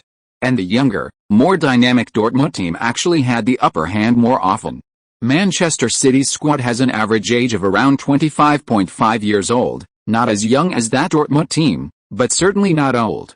Moreover, their players are top-tier players in each position, with individual ability and match experience far exceeding that of ordinary players. Therefore, they might not necessarily be unable to keep up with Bayern's pace. Guardiola's judgment was correct. After Manchester City deliberately increased their pace, although the players' error rate increased significantly, they were not dragged down. And after adapting to the faster pace of the game, Manchester City's error rate immediately dropped. They really have some skills. It seems that it's unlikely that they can easily defeat Manchester City with this method. Seeing that the opponent had kept up with their pace, Hanks' eyes were full of praise. If Manchester City were too weak and defeated so easily by his Bayern, it might not be a good thing for Bayern. Barcelona and Real Madrid are both top teams in football, and the winner between them is definitely not easy to deal with. If Bayern won too easily in the semi-final and did not reach their best form, they might not be able to win against the winner between these two teams in the final. However, if they went through a tough battle with Manchester City, and the players found their best form in the game, and they also found the weaknesses of their team through Manchester City as a whetstone, then Bayern would undoubtedly be stronger in the final. This is like building momentum, gradually climbing from a low point to reach the peak and prepare for the final battle. Simply speeding up the pace of the game wasn't enough, so what about adding this tactic? Hank stood up from the bench, walked to the sidelines, and gave tactical gestures to the Bayern players on the field. Bayern was about to unleash their killer move. Upon seeing Hank's gestures, the Bayern players immediately began to adjust. In the following minutes, it was clear that Bayern's attacks were concentrated more on the two flanks. These two flanks are undoubtedly among the most threatening in Europe, with their two wingers possessing exceptional individual skills. And fullbacks like Alaba and Lam are adept at overlapping and attacking down the flanks. All of Europe knew that Bayern's flank attacks were incredibly powerful, but knowing that wasn't enough, they were simply unstoppable. In the 33rd minute, Ribéry dribbled past his marker and passed to Lam, who had overlap on the flank. Lam attracted the attention of the Manchester City fullbacks before delivering a cross. The pass was of exceptional quality. Despite being challenged by Kompany, Lewandowski managed to extend his long leg and unleash a powerful lob shot. Fortunately, Manchester City's goalkeeper, Navas, was alert and made the save, averting a crisis. Bayern Munich fans in attendance couldn't help but sigh, then applauded both Lahm for the pass and Lewandowski for the shot. Meanwhile, Manchester City fans breathed a sigh of relief. That striker is impressive, they thought. His physique, his positioning, his technique, all very good. I wonder what Dortmund was thinking. How could they let such a player join Bayern for free? Why didn't they extend his contract? Even if they didn't want to, they could have sold him. A striker of this caliber would fetch at least 30 million euros, right? And selling him to a team in another league is much better than keeping him to annoy their league rivals. Both coaches applauded. Hanks was applauding his team's attack. Although no goal was scored, the attack was effective. After this highly threatening attack, Manchester City's right flank will undoubtedly be more wary of their attacks for some time, hesitant to push too far forward. Guardiola's applause clearly praised his players for completing the defensive play. While the defense wasn't perfect, preventing a goal was a success. Bayern has two top wingers. After Ribéry's attack, Robben put on a brilliant individual performance on the other side. In the 41st minute, Robben broke through and cut inside. This guy is rather selfish and doesn't like to pass. Once he reaches this position in front of the penalty area, he usually prefers to shoot himself. Therefore, Manchester City's fullbacks and centre-backs were marking Robben, preparing to disrupt his shot. However, unexpectedly, the lone wolf Robben didn't shoot, but instead passed the ball to a teammate. Bayern's fullback Alaba had somehow rushed in from midfield and, before Kolarov could close him down, quickly passed the ball back to the center. However, the ball wasn't passed to Robben. Robben was just a decoy. The real killer was the shadow striker Thomas Muller, who followed behind Robben. Muller received the ball and surged into the penalty area, passing it to Lewandowski before Van Dijk could close him down. Lewandowski's acceleration was quick. He shook off his defenders and received the ball first in the crowd, aiming for the far corner of the goal. Navas quickly dived to save, but the angle was too tricky, and he didn't touch the ball. Just when Navas and the Manchester City fans were almost in despair, a sound like a heavenly melody rang out. The ball struck the post with a thud and bounced out of play. Manchester City escaped a close call. Lewandowski scratched his head, seeing the shot miss. Meanwhile, the Manchester City fans patted their chests in relief. However, it was clear to everyone that Manchester City was being dominated by Bayern Munich on the field. Chapter 382 2 goals in 3 minutes, crushing Bayern. Hanks is incredibly bold, playing so aggressively away from home. The first half ended 0-0. During halftime, commentators and guests from various television stations were discussing the match. Bayern's tactics seemed very successful. Their attack posed a significant threat to Manchester City. If they score a goal, Manchester City will be in a very passive position. Yes, an away goal is crucial. I think that's probably why Manchester City didn't dare to attack with full force in the first half, fearing a goal from the opponent. The guests and commentators believe that Manchester City was worried about Bayern scoring an away goal, which is why they didn't commit heavily to the attack. Otherwise, given Manchester City's attacking power, the score shouldn't be 0-0. This guess is both right and wrong. Manchester City certainly didn't want to concede an away goal, but they did launch attacks in the first half. The true strength of Hank's Bayern team lies in the fact that they not only possess strong attacking capabilities but also top-notch defensive capabilities. Bayern's layered interceptions, relentless defensive retreats, and relentless pressing made it difficult for Manchester City to create any real threat in attack. If adjustments aren't made in the second half, Manchester City's attack will struggle to improve. In matches between top teams like this, scoring is inherently difficult. With both sides focusing on defense, it's hard to see the dramatic scores of typical matches. A score like Bayern's 8-1 thrashing of Porto is absolutely impossible for Manchester City. Conversely, Manchester City's league performances, often resulting in a 6 or 7 goal margin of victory, are unlikely to happen against Bayern. Given the defensive quality of both teams in the first half, scoring even 2 goals in the second half would be a significant achievement. During halftime, Guardiola made some tactical adjustments to address the problems his team encountered in the first half. He moved Kroos slightly deeper to reduce the threat of being pressed. In addition, Guardiola also adjusted Lin Quan's position. Lin, stay in this position more often in the second half. Guardiola pointed on the tactics board and explained, the opponent's defense is strong, but Xabi Alonso has a yellow card, and he's getting old, His stamina will be a big problem. Bayern's overall stamina is superior to Manchester City's, which is the main reason they were able to dominate in the first half. If we analyze the running distance of the two teams' players in the first half, then the combined running distance of Bayern's 11 players is probably about 10 to 15 kilometers more than that of Manchester City's 11 players. That's an average of almost 1,000 meters more per player. In other words, they used 11 players to achieve the effect of 12, essentially having an extra player on the field. Manchester City definitely can't afford to wear down Bayern's running style. So it's normal for them to fall behind, but not everyone in Bayern's lineup can run that much. Their midfielder, Xabi Alonso, is not. Xabi Alonso is already 34 years old. For such a veteran, expecting him to play at full strength for the entire match in such a high-intensity game is impossible. Therefore, Guardiola predicts that Hanks will likely substitute him in the second half. Manchester City's strategy is to capitalize on this opportunity before the substitution and relentlessly attack Xabi Alonso. Speaking of which, Guardiola should thank Hoeneß. If Hoeneß hadn't insisted on selling Kroos, Bayern's starting defensive midfielder would undoubtedly be Kroos. While Kroos' defensive abilities aren't as strong as Xabi Alonso's, his younger age gives him a significant advantage in stamina and running ability. However, Hoeneß's short-sightedness led to Kroos' sale to Manchester City, weakening Bayern and greatly strengthening Manchester City. This shift in power gives Manchester City a better chance of winning. Half-time quickly ended, and the game resumed.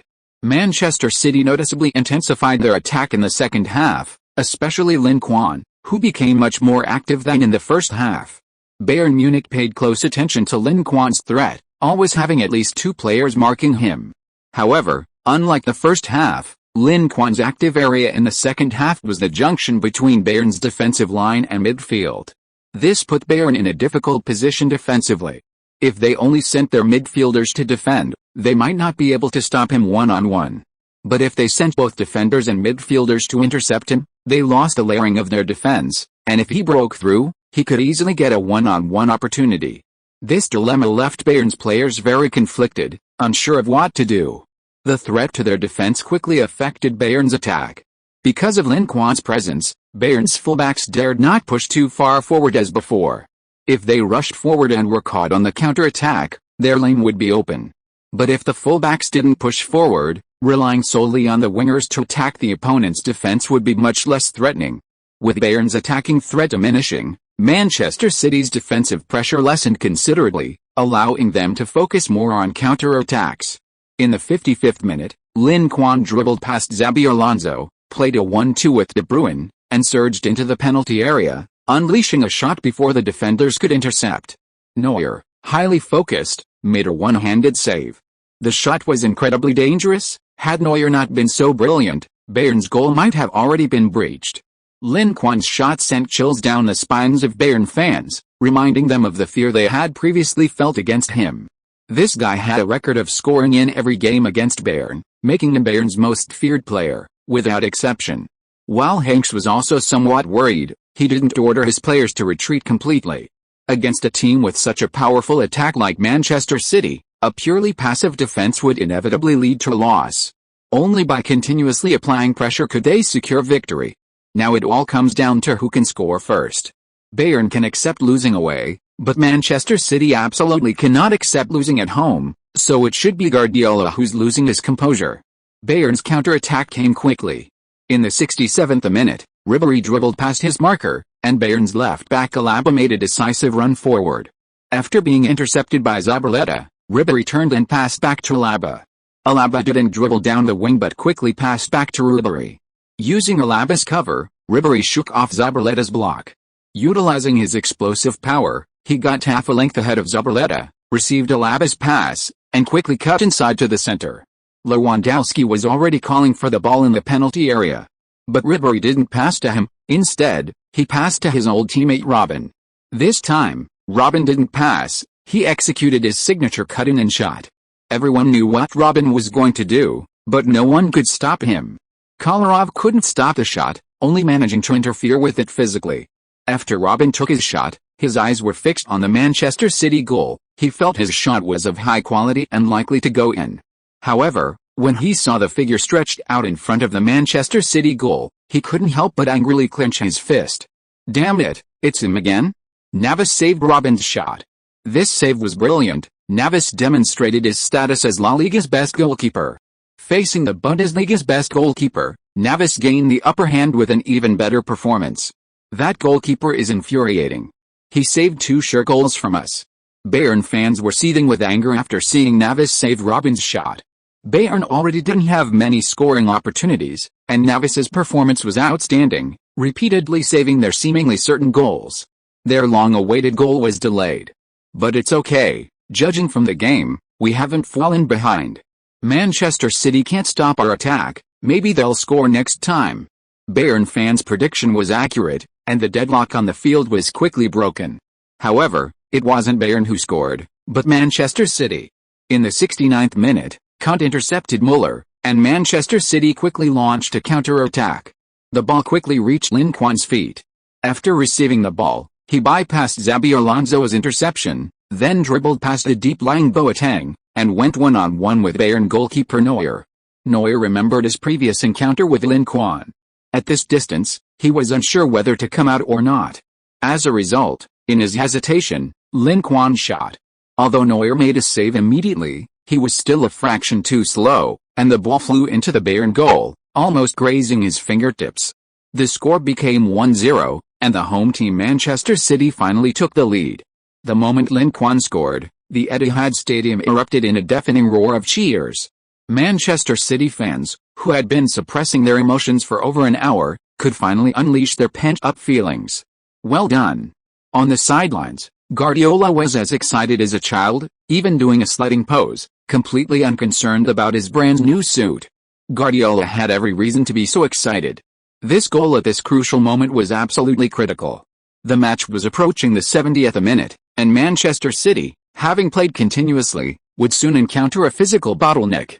With a player's stamina severely declining, such a goal acted like a shot on the arm, greatly boosting their morale, sending their adrenaline soaring, and helping them overcome this physical stagnation. Moreover, scoring first meant gaining a psychological advantage. Bayern's morale would inevitably suffer, and Manchester City could even continue their relentless attack, perhaps even extending their lead. Against a top team like Bayern, a one-goal lead is not secure. Regardless of how ferocious Bayern's attack will be at the Allianz Arena, just looking at this match, with the remaining 20 minutes, Bayern's terrifying attacking ability gives them a real chance to equalize. And if Bayern equalizes, Manchester City's hopes of advancing will be extremely slim. Heinz couldn't sit still. He stood up and called Martinez from the bench to warm up and prepare for the game. Although it was only 1 goal conceded, he saw problems in his team's defense. Since receiving a yellow card, Xabi Alonso had become hesitant to tackle, and coupled with his declining stamina, he had become a vulnerability in Bayern's defense. If he wasn't substituted soon, Manchester City might exploit this weakness. The reason he wasn't substituted earlier was because Xabi Alonso is Bayern's midfield maestro, crucial to the team's attack. Martinez is a defensive midfielder with far inferior playmaking ability. Bringing on Martinez would weaken Bayern's attacking capabilities. But they couldn't afford to delay any longer.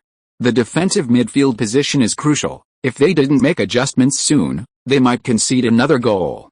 Heinz's intuition was spot on. In the 72nd minute, just as Martinez finished warming up and was waiting for a dead ball opportunity to make a substitution, the situation on the field suddenly changed. Manchester City scored their second goal. It was Lin Quan again, and this goal was almost identical to the first. The problem still lay in the middle. They failed to intercept in time, giving Lin Quan the opportunity to break through and score. If Bayern were only slightly behind after Manchester City's first goal, they could barely accept it. But Lin Quan's second goal was unacceptable. If they couldn't score in the next 10 minutes, even in the next leg at home against a top team like Manchester City, they weren't confident they could score 2 goals. Moreover, if they didn't get an away goal in this match, a single goal from the opponent in the next game would be a death sentence. So, after Lin Quan scored his second goal, the situation suddenly became very unfavorable for Bayern. Heinz smelled death. After you come on, mark Lin Quan tightly, don't give him any more chances. Heinz's face was ashen as he gave Martinez this single order. The score was already very unfavorable, they couldn't afford to let the opponent score again. Moreover, Only by completely shutting down Lin Quan and solving the problem in the defense could Bayern commit more players to attack. After Martinez came on, Bayern's midfield did indeed become much more solid.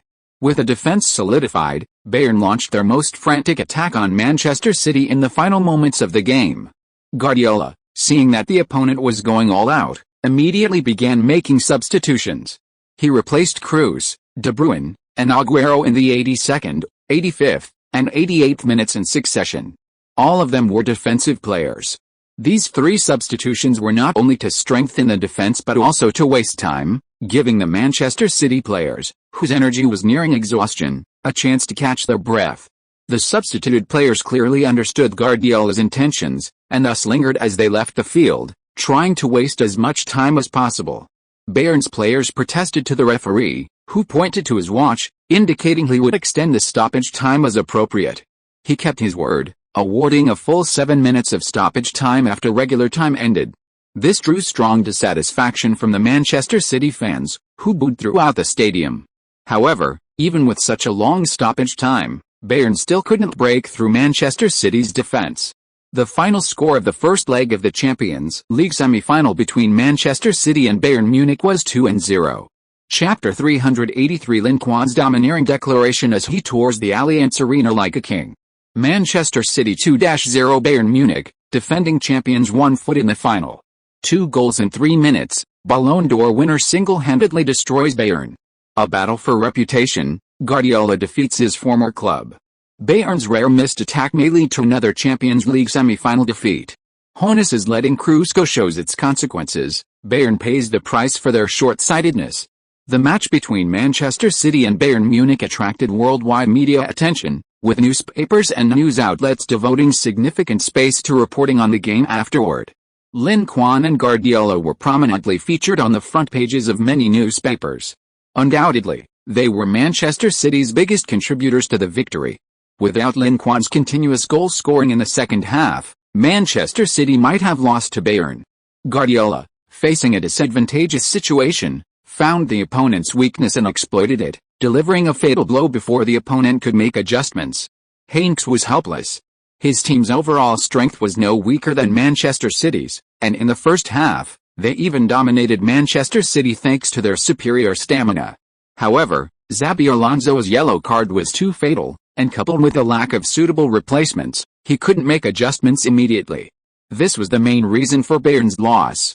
Although Xabi Alonso is getting older, his role on the field is truly irreplaceable.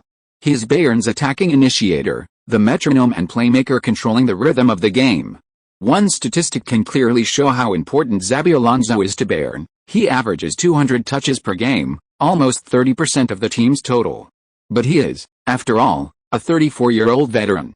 You can't expect him to have the same stamina and form as younger players. You have to consider his successor 0-2 isn't the end of the world. The outcome will be decided in the next match at the Allianz Arena.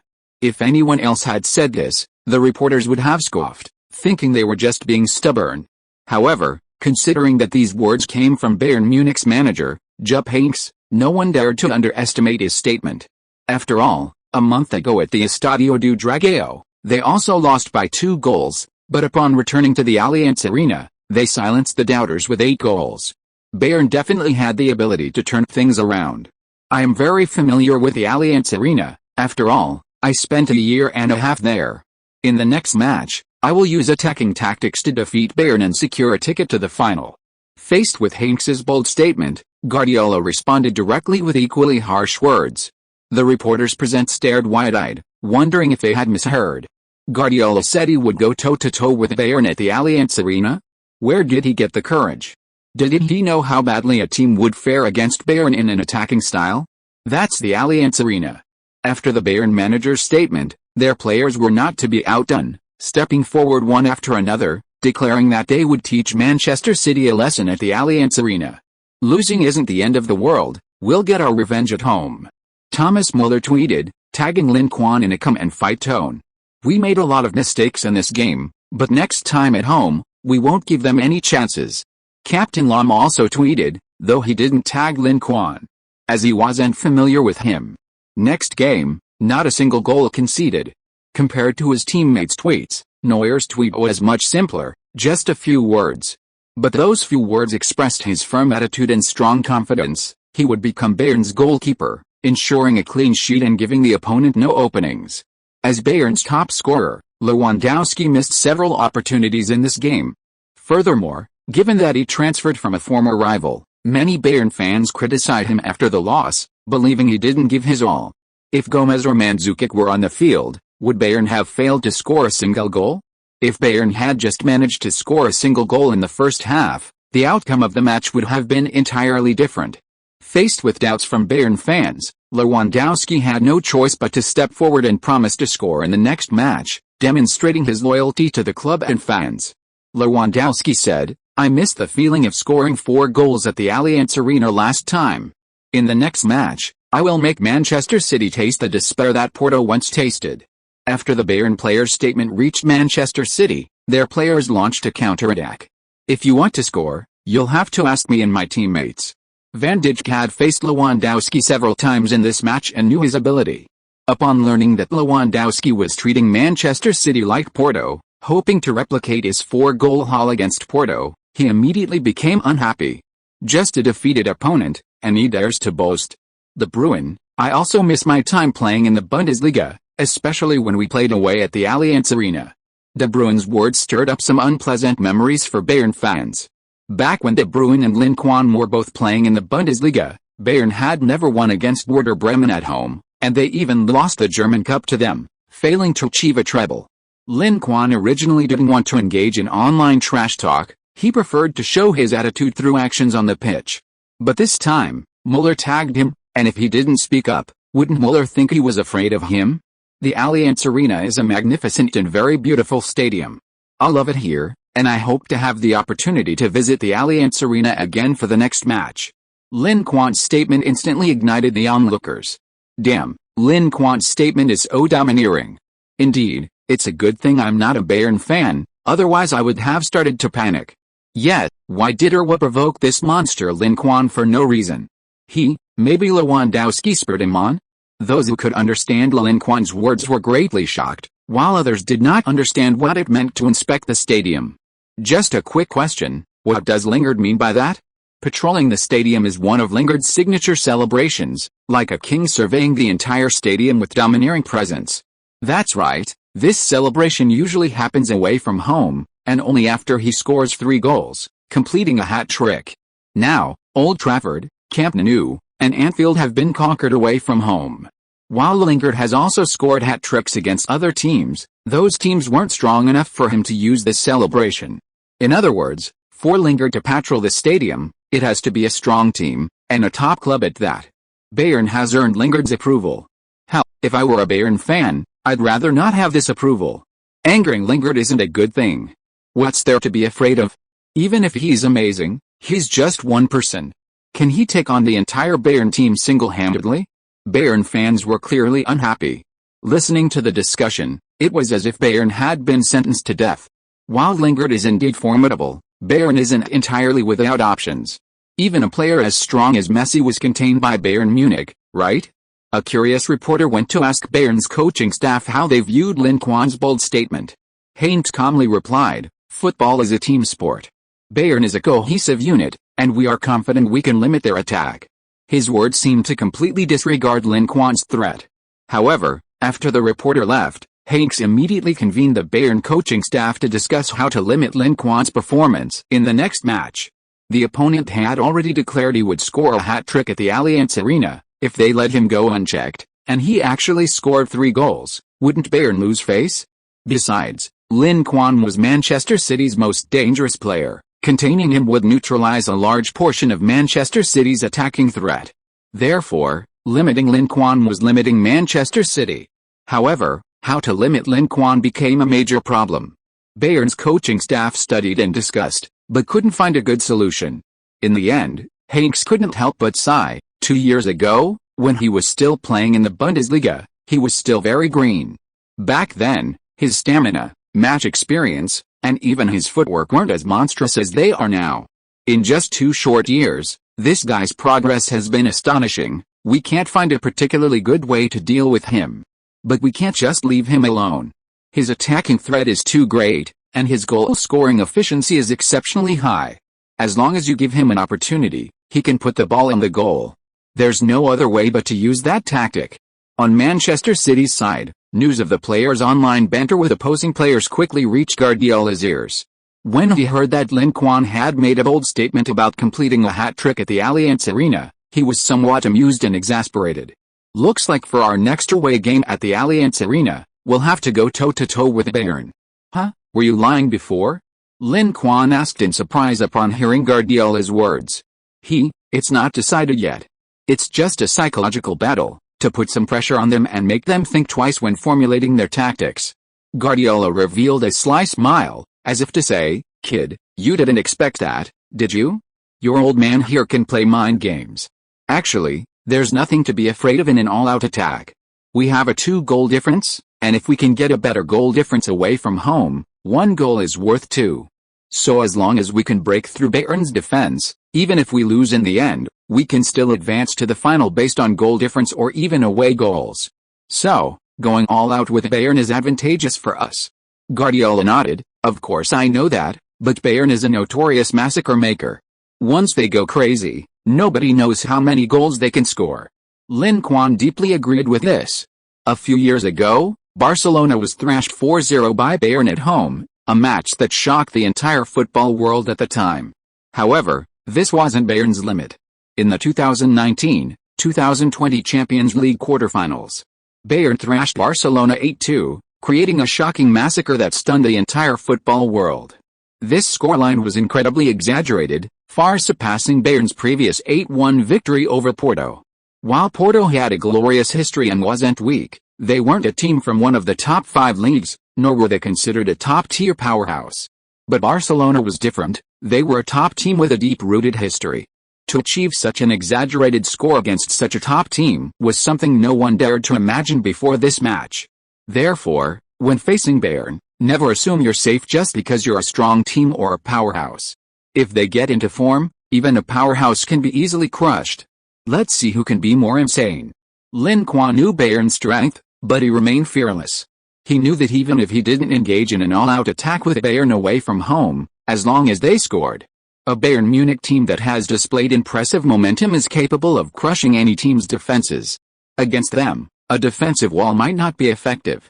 It's better to play aggressively and go all out. That might offer a glimmer of hope, especially considering their superior goal difference. On May 7th, the other Champions League semi-final also took place. Barcelona, playing at home, defeated Real Madrid 3-0 thanks to goals from Messi, Suarez, and Neymar. This scoreline was extremely unfavorable for Real Madrid. They failed to win away from home and didn't score a single away goal. Trailing by 3 goals, Real Madrid needs to score at least 3 goals and avoid conceding in the next match at the Bernabeu.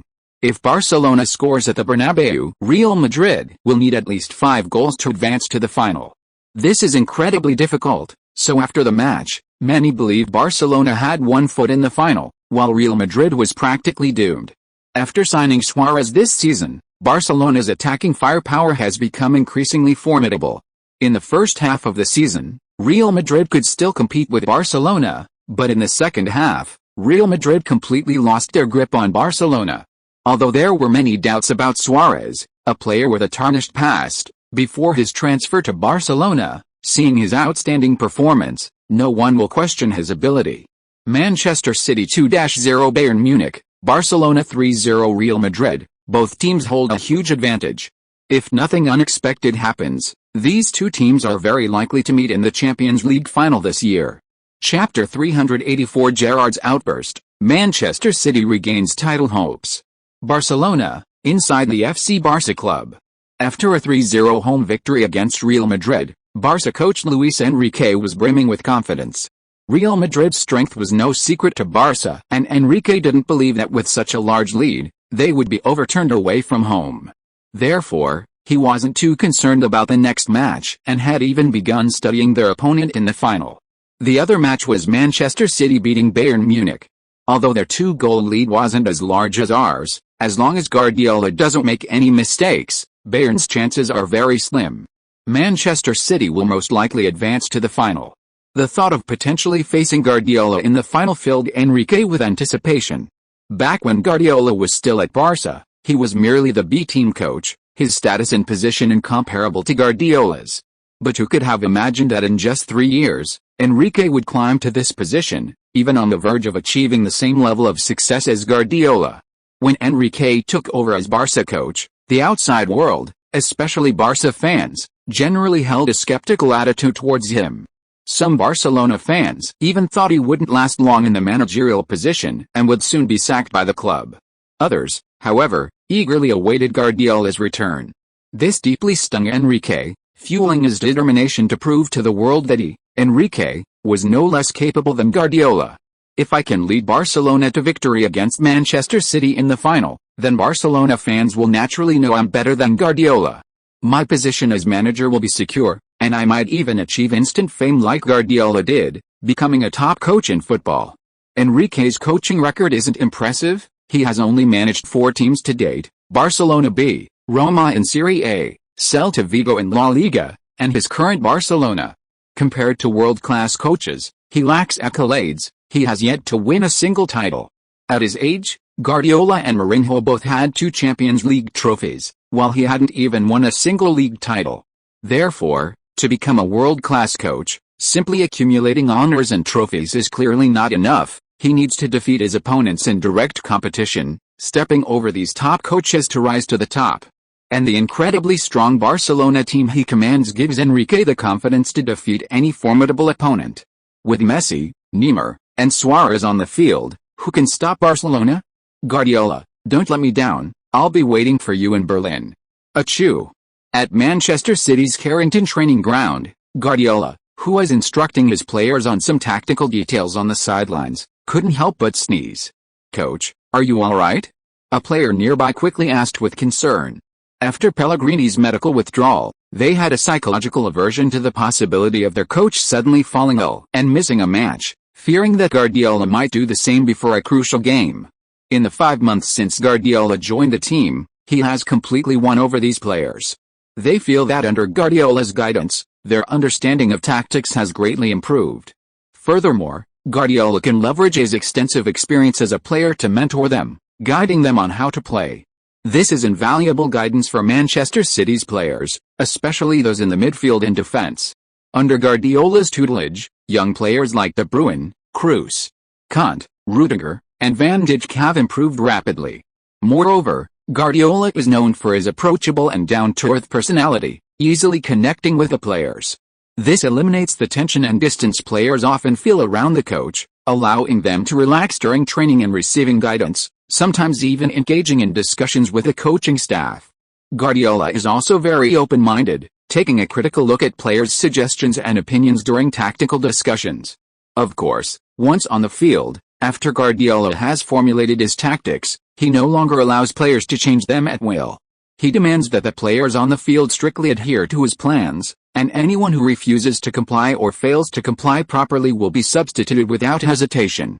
This approach easily hurts a player's pride and self-esteem, making them feel embarrassed and leading to conflict. At Bayern Munich, Guardiola clashed with several players for this reason, resulting in the dismissal of Mandzukic. However, the situation is slightly better at Manchester City because of Lin Quan's presence.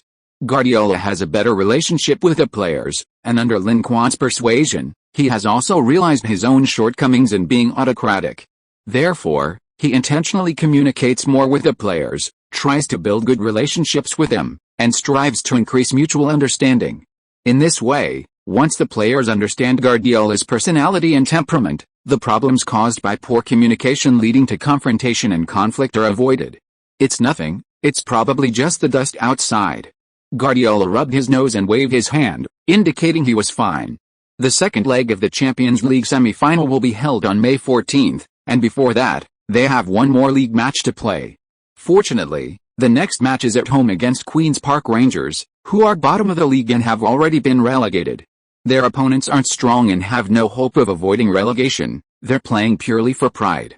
It's easy to imagine how much fighting spirit they can offer.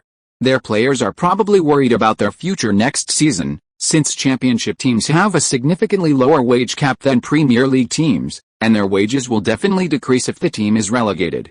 Therefore, It's estimated that a large number of Queen's Park Rangers players will leave this summer to join other Premier League teams. Facing such a demoralized team, Manchester City should be able to defeat them easily.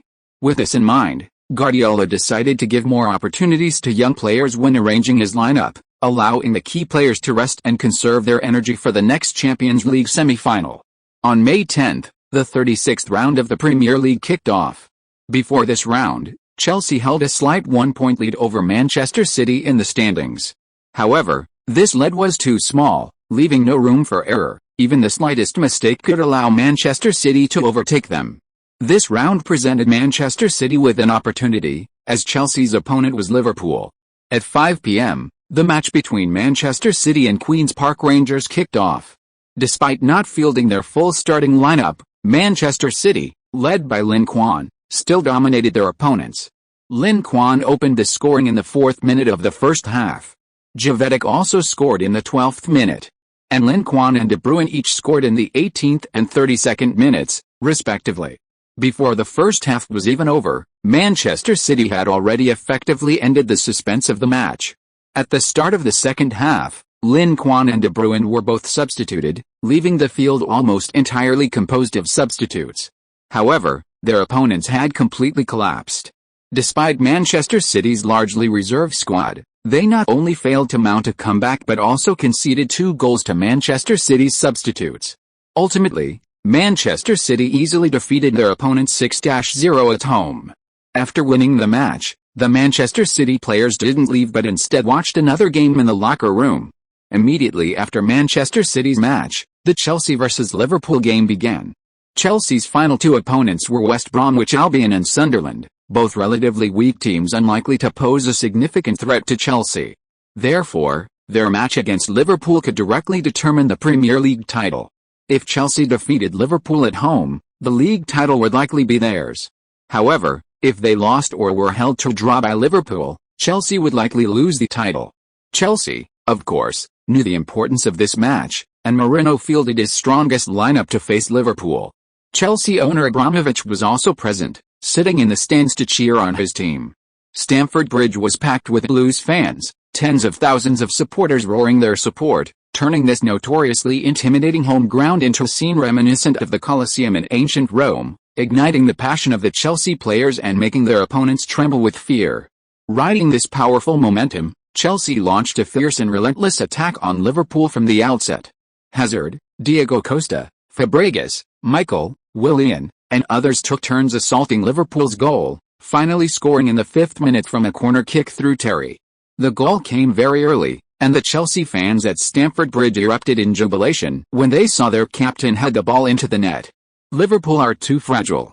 How did they get their goal breached so quickly? The Manchester City players in the locker room were filled with disappointment upon seeing the goal. Liverpool had been hoping to stop Chelsea, but now it seems they can't fulfill that mission. Sigh, Stamford Bridge is always tough to conquer, and now they're down after just 5 minutes. Liverpool's going to have a tough time. Chelsea's morale is rising. If they continue their attacking momentum, Liverpool could be overwhelmed. Won't the Reds get slaughtered by the Blues away from home? Sigh, if Chelsea wins, we'll just have to watch them win the title. The Manchester City dressing room was filled with sighs and lamentations. The players seemed to have already declared Liverpool's fate, and almost no one had any faith in them. Except for Lin Quan. Don't worry, Liverpool are very resilient. They won't be defeated so easily. The game has only just begun, there's still plenty of time for them to turn things around. Lin Quan calmly stared at the television, the camera focused on a player wearing the number 8 red jersey. It was Liverpool's captain, Gerrard. He silently walked back to his own goal, retrieved the ball that Terry had scored from the net, and, holding the ball, called to his teammates, signaling them to return to their positions and prepare to continue the fight. Gerrard was leaving Liverpool this summer, and these were his last 3 league games for the club. He didn't want to leave any regrets. He wanted to carry on the Reds' spirit of never giving up and persevering to the end. Chelsea was strong, but the Reds couldn't be broken. Want to crush Liverpool with just 1 goal? Dream on. Encouraged by their captain, the Liverpool players quickly recovered from the blow of conceding a goal. Yes, they were the Reds. When had the Reds ever given up? Even in Istanbul, When they were down by 3 goals at halftime against AC Milan, they never gave up. Now it was only 1 goal, it was a long way off to crush the Reds. The game quickly restarted, and Chelsea fans thought their team had quickly gained the upper hand and would win decisively. But the situation on the pitch was beyond their expectations. Liverpool's players, far from being defeated, seemed to be on fire, running, pressing, and tackling relentlessly. This aggressive style of play intimidated Chelsea's players, who were constantly fouled and challenged. For a moment, Chelsea struggled to hold on to the ball, even a few seconds of dribbling resulted in a foul. Within just 9 minutes, 3 Liverpool players received cards for fouls. This style of play didn't seem like football, it was more like a brawl. Chelsea's players were momentarily overwhelmed by their opponent's momentum, playing hesitantly, as if they were the away team and Liverpool were on home soil. By the time they recovered and withstood Liverpool's relentless pressing and attack, the first half was almost over. Although they hadn't capitalized on their advantage in the first half to extend their lead, at least they hadn't conceded a goal. With the first half nearing its end, Chelsea's players breathed a sigh of relief. Chelsea were struggling to adapt to their opponent's aggressive style of play, and all they wanted was to finish the first half quickly and head back to the locker room for a breather. However, just as they were letting their guard down, Liverpool launched a counter-attack. Captain Gerrard unleashed his trademark long-range shot from outside the penalty area, piercing the Chelsea goal. Courtois, still in his diving position, turned his head, staring incredulously at the ball rolling in the net. Stamford Bridge fell silent. The scoreboard showed 1-1, and Gerrard's goal came in the 45th minute of the first half. Chelsea had maintained a lead for nearly 40 minutes, only to be equalized before halftime. Manchester City, who had seemed to have lost all hope, saw their title aspirations rekindle. If you are listening to this novel on a channel other than Fanfic World, it means it was downloaded and re-uploaded without effort. We warmly invite you to visit our channel, Fanfic World. There you will find the original version of this story and many other novels of various genres. We look forward to seeing you dive into a world of incredible novels. Chapter 385 Guardiola, Maximizing Lin Quan's Offensive Power. Damn Mourinho. Tell him if he can't win this game, he's packing his bags and leaving. In a VIP box at Stamford Bridge, Chelsea's owner, Abramovich, was furious. Liverpool, now a club in name only, lacked the substance of a true powerhouse, and he couldn't accept the reality that Chelsea couldn't even beat a Liverpool side in such a sorry state. If the game ended in a draw, Chelsea's top spot would be taken by Manchester City, and they would be 2 points behind. With only 2 rounds left in the league, Chelsea had collapsed at home. Abramovich, like most Chelsea fans, was completely unable to accept this result. On the field, Mourinho was also in a frenzy. In the second half, he substituted defensive players with a large number of attacking players, adopting a do-or-die attitude and launching a fierce attack on Liverpool. However, Liverpool's tenacity far exceeded the Blues' expectations. They besieged their opponents for the entire half of the game at home, using every possible method, but they just couldn't break through Liverpool's defense. Ultimately, Chelsea had to accept a draw at home. The moment the match ended, a huge cheer erupted in Manchester City's dressing room. With Liverpool's help, they regained the top spot in the standings, taking the lead in their title defense. Meanwhile, the Blues, after being unexpectedly held to a draw by Liverpool, lost control of their own destiny. Even if they win both of their final 2 matches, the title isn't guaranteed. They still need Manchester City's results. Unless Manchester City loses or is held to a draw, Chelsea will simply watch Manchester City successfully defend their title. This match received a lot of attention in the UK, with major media outlets devoting considerable coverage to it afterward. Among these reports were numerous criticisms of Chelsea and Mourinho. Headlines included, Mourinho should be held responsible for today's defeat. Chelsea's unexpected drop in points may cost them the title. Abramovich's patience with Mourinho has reached its limit. After several years of investing hundreds of millions of pounds, 5 years without a league title was unacceptable not only to Abramovich but also to Chelsea fans. After the match, rumors circulated that Abramovich stormed into the dressing room and had a heated argument with Mourinho. This fueled concerns about the Chelsea manager's job security, suggesting that the special one's second term at the Blues might be coming to an end. However, Mourinho's fate wasn't entirely unexpected. Mourinho's current situation is entirely due to his own incompetence. He failed to win in direct confrontations with Manchester City. Manchester City had won both of their encounters with Chelsea this season. Especially the second leg at Stamford Bridge, where Chelsea led Manchester City by 6 points before the match. A win would have extended their lead to 9 points, essentially securing the victory. Unfortunately, Mourinho couldn't hold on to his home ground, losing to Manchester City and handing them a valuable 3 points. These 6-point matches are crucial. A win of 3 points and a loss of 3 points are equivalent to a deduction of 3 points, totaling 6 points. Chelsea's 2 consecutive losses mean a significant drop of 12 points, a devastating blow for a title contender. If Chelsea hadn't lost to Manchester City, their lead would be at least 4 points now, and if they had beaten City, they would have already won the title. Manchester City suffered a major setback mid-season, their form slumping for months. Chelsea missed such a good opportunity, so Mourinho's criticism is understandable. Manchester City, however, ignored the criticism. After their unexpected title win with Liverpool's help, they were brimming with confidence and high morale. With this high spirit, Manchester City arrived in Munich 3 days early to prepare for the second leg of their Champions League semi-final. Compared to the winning streak of Manchester City, Bayern Munich's form seems much worse. They've suffered 2 consecutive league defeats, losing 0-2 away to Bayer Leverkusen and then losing at home to Augsburg. Moreover, Bayern Munich not only lost a game, but their substitute goalkeeper, Reina, was also sent off after just 13 minutes for a serious foul, suffering both a loss on the field and a loss of composure. Judging solely from the 2 teams' records, Manchester City, holding a 2-goal advantage and riding high on a momentum, should have easily defeated the out-of-form Bayern. However, in the pre-match odds offered by major betting companies, almost no one favored Manchester City to win away from home. Even those who were most optimistic about them offered a 1-goal handicap for Bayern. This was tantamount to admitting that Manchester City would lose at the Allianz Arena, and many bookmakers even predicted a crushing defeat for Manchester City. Do they underestimate us that much? Manchester City's players were indignant upon learning of the betting odds. The match hadn't even started, and these guys weren't already acting like they'd been sentenced to death? What made them think Manchester City was no match for Bayern?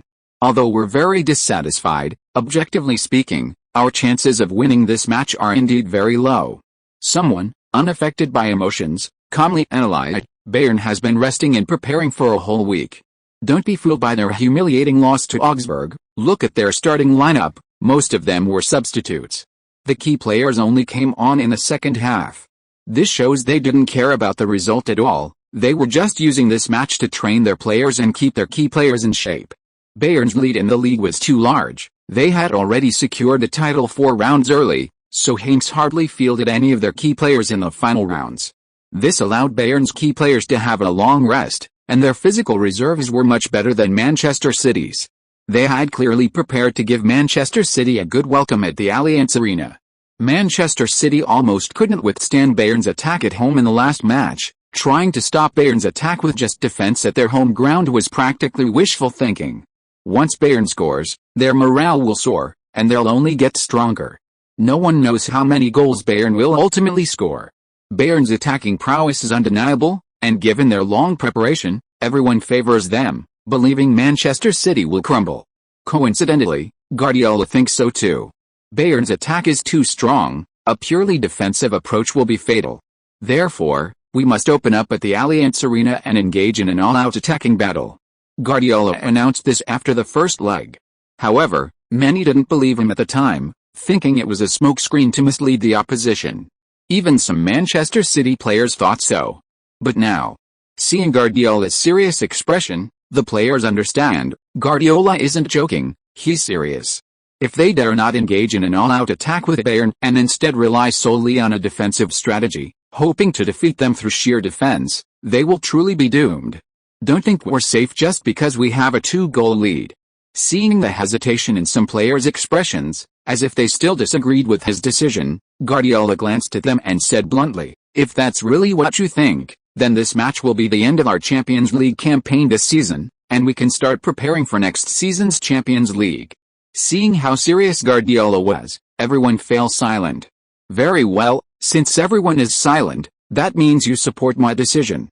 Guardiola quickly took out the tactical board he had prepared beforehand, called all the players over, and began to carefully explain his tactics to each player. The players had initially been uneasy about playing an attacking game against Bayern at the Allianz Arena, but after listening to Guardiola's tactical explanation, they no longer hesitated. If Guardiola's tactics worked, they might actually be able to win with him. To confuse the opponent and conceal their true intentions as much as possible, Guardiola even deliberately practiced defensive tactics in front of reporters and Bayern fans who came to spy on the team, giving the impression that they were afraid of Bayern's powerful attack and intended to rely on defense to deal with them. This discovery immediately drew ridicule from Bayern fans. How didn't Guardiola previously boast that he would go toe-to-toe with Bayern at the Allianz Arena? Why is he afraid now? How he must be afraid of Bayern's powerful attack, so he can only slap himself in the face. Trying to survive by defending is too naive. I bet Bayern can score at least 3 goals against Manchester City. Too conservative. I think they can score 4. Score 3 in the first half and 2 in the second half. I think they can win by 5 goals. You are all too conservative. Maybe this game will be like the last game against Porto, 8-1? If it really is 8-1, then Guardiola's face will be slapped. Because of his departure during the winter break, coupled with the club's smear campaign, Bayern fans have a very negative view of Guardiola. They desperately wanted to see Bayern Munich thrash Guardiola's team at home, to show him with concrete actions, "You're not good enough for us." Guardiola didn't respond to the ridicule and doubts from the outside world. He focused solely on refining his attacking tactics. Instead of wasting time arguing with these people, he preferred to spend more time figuring out how to limit Bayern's powerful wing attacks. To this end, Guardiola specifically collected and studied video recordings of Bayern's recent defeats under Heynckes. As a Bundesliga giant, Bayern didn't lose many games. Among these limited video recordings were several matches featuring Lin Quan during his time at Werder Bremen against Bayern. After watching these matches with curiosity, Guardiola had a breakthrough. Schaff's tactic of placing Lin Quan on the right wing to trade blows with Bayern seemed like a viable option.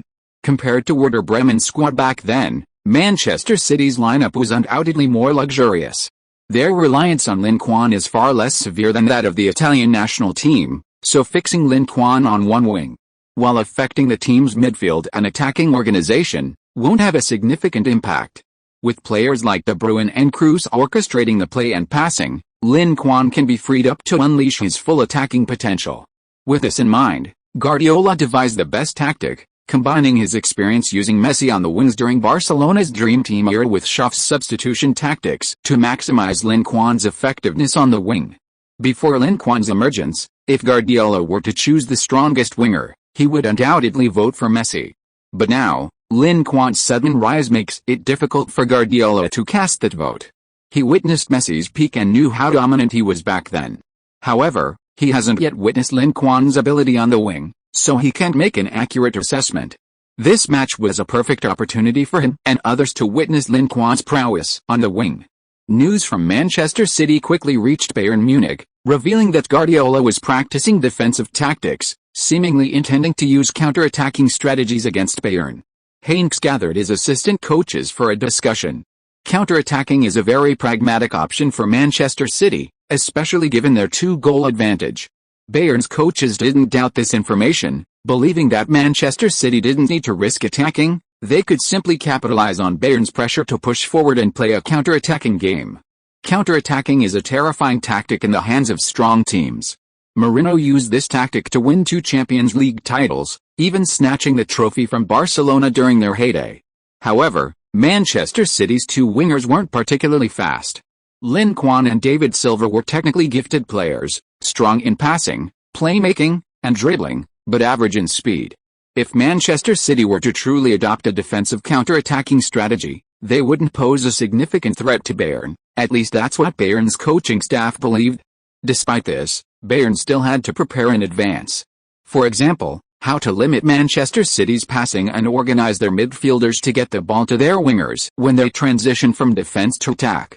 And how to limit their dribbling, passing, cutting inside, and shooting after they receive the ball, especially on Lin Quan's side, whose shooting technique is excellent. Giving him a shooting opportunity would be extremely dangerous for Bayern. Bayern spent 2 days practicing various targeted defensive tactics against Manchester City's potential strategies. With ample preparation, Bayern confidently awaited the match. May 13, Allianz Stadium, Manchester City vs Bayern Munich. Champions League semi-final second leg. Before the match, both teams announced their starting lineups. When Hanks received Manchester City's starting lineup, he couldn't help but narrow his eyes, realizing he'd been tricked. Manchester City's starting lineup includes Cruz, and the left back is still the attack-minded but defensively weak Kolarov. Are you telling me they're going to play a counter-attacking style? Chapter 386 Manchester City vs Bayern Munich. 4 goals in 20 minutes, a crazy goal-scoring frenzy.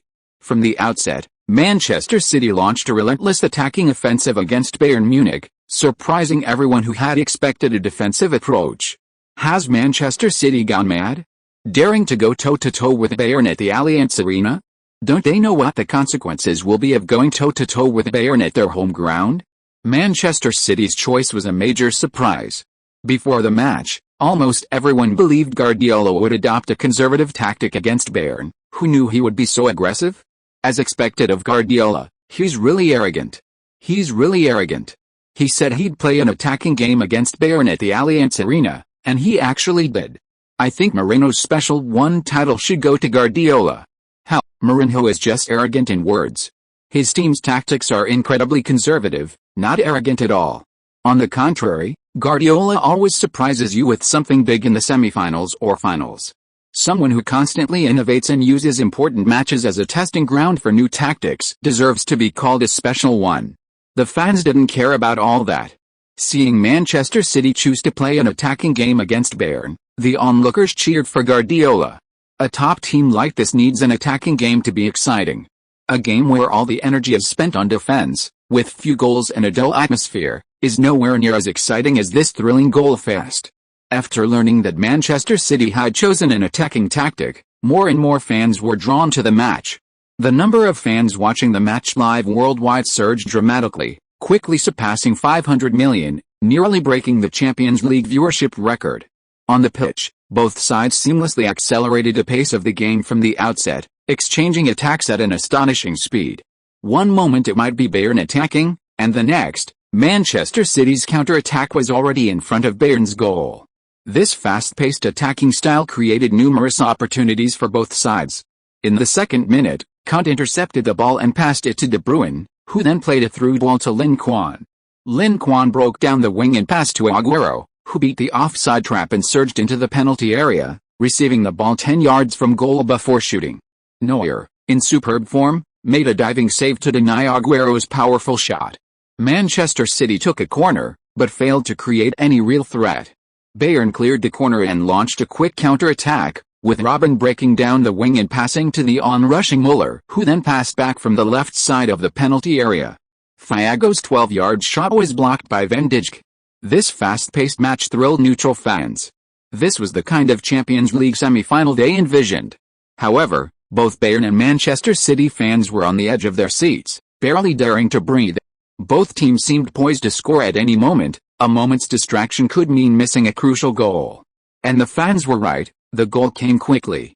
In the 7th minute, Xabi Alonso's long-range shot was saved by Navas, giving Bayern a corner. Alonso took the corner himself, glancing at the positions of both teams in the box before giving tactical signals and sending the ball into the penalty area. The box erupted in chaos, with players jostling and pushing for position. Amidst this chaos, an unmarked Bayern player suddenly surged forward from outside the box, heading the ball into the goal before the Manchester City defenders could get into position. Benatia. The goal was scored by Bayern Munich's centre-back, Benatia. Bayern's corner kick tactic was excellent. Xabi Alonso didn't look for a tall player within his team, but instead deliberately chose an unmarked area, sending the ball there for Benatia to capitalize on from behind and deliver the decisive blow. Navas reacted quickly, diving to get a touch on the ball, but it wasn't enough to prevent the goal from falling. Manchester City trailed Bayern 0-1. The aggregate score became 2-1, with Manchester City leading by 1 goal. However, their opponents pulled one back in just 7 minutes, leaving Manchester City with only a 1-goal lead and over 80 minutes remaining. Almost no one believed Manchester City could hold on to this advantage, especially since they had chosen to engage in an attacking battle with Bayern. The moment the goal was scored, the Allianz Arena erupted as if a ladle of water had been poured into a pot of boiling oil. Bayern fans jumped and cheered wildly. The goal came so early, giving them a feeling that Bayern would score a lot of goals in this match.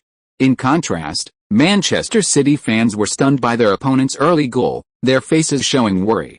This was the Allianz Arena, conceding so early. Could they hold on for the rest of the match? On the sidelines, Bayern's coaching staff were in a frenzy. Even Hanks couldn't help but stand up and pump his fist. On the Manchester City bench, Guardiola frowned.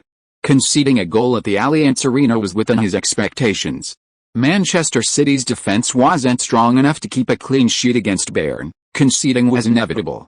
But conceding early versus late made a world of difference. Conceding so early would fuel Bayern's momentum, and Manchester City might not be able to withstand their relentless attacks. This match was becoming dangerous for Manchester City. Guardiola quickly made some adjustments to the defense, instructing his players to be wary of the opponent's corner kick tactics. They couldn't afford to make the same mistake twice. Bayern Munich, seeing Guardiola call out to his players, assumed he was changing tactics and abandoning the attack. However, to their surprise, Manchester City, instead of reducing their offensive intensity after Guardiola's call, further committed more players to the attack. This made Hanks look at Guardiola with newfound respect. Regardless of the rationality of the opponent's tactical choice, this boldness was far superior to most. After scoring, Bayern's morale soared, and they launched wave after wave of fierce attacks against Manchester City. However, Manchester City was not intimidated by the opponent's offensive onslaught. They were unaffected by the previous goal, and after successfully defending against Bayern's attacks, they launched counter-attacks time and again. However, Bayern's defense was very tight. Their layered interceptions and relentless pressing created considerable trouble for Manchester City's attacks. Although they created some chances, they failed to convert them into goals. In the 13th minute, Ribéry received a pass from Schweinsteiger and dribbled on the edge of the penalty area, attracting the attention of the opposing defenders before passing the ball to Thomas Muller. Muller dribbled into the penalty area. But Van Dijk's defense was very solid, almost blocking all of Muller's passing lanes. Muller, however, despite being cornered and nearly losing possession, didn't look behind him and instead flicked the ball with his heel to Lewandowski inside the box, delivering a brilliant pass. Lewandowski understood perfectly, receiving the ball on the edge of the penalty area. The space and angle for this pass were very limited, most strikers would have simply shot it. However, Lewandowski, with his skill and daring, feinted past Kompany, then with a quick turn and a half turn, swept the ball into the bottom right corner of the goal 2-0. Bayern had a dream start, equalizing just 13 minutes into the game.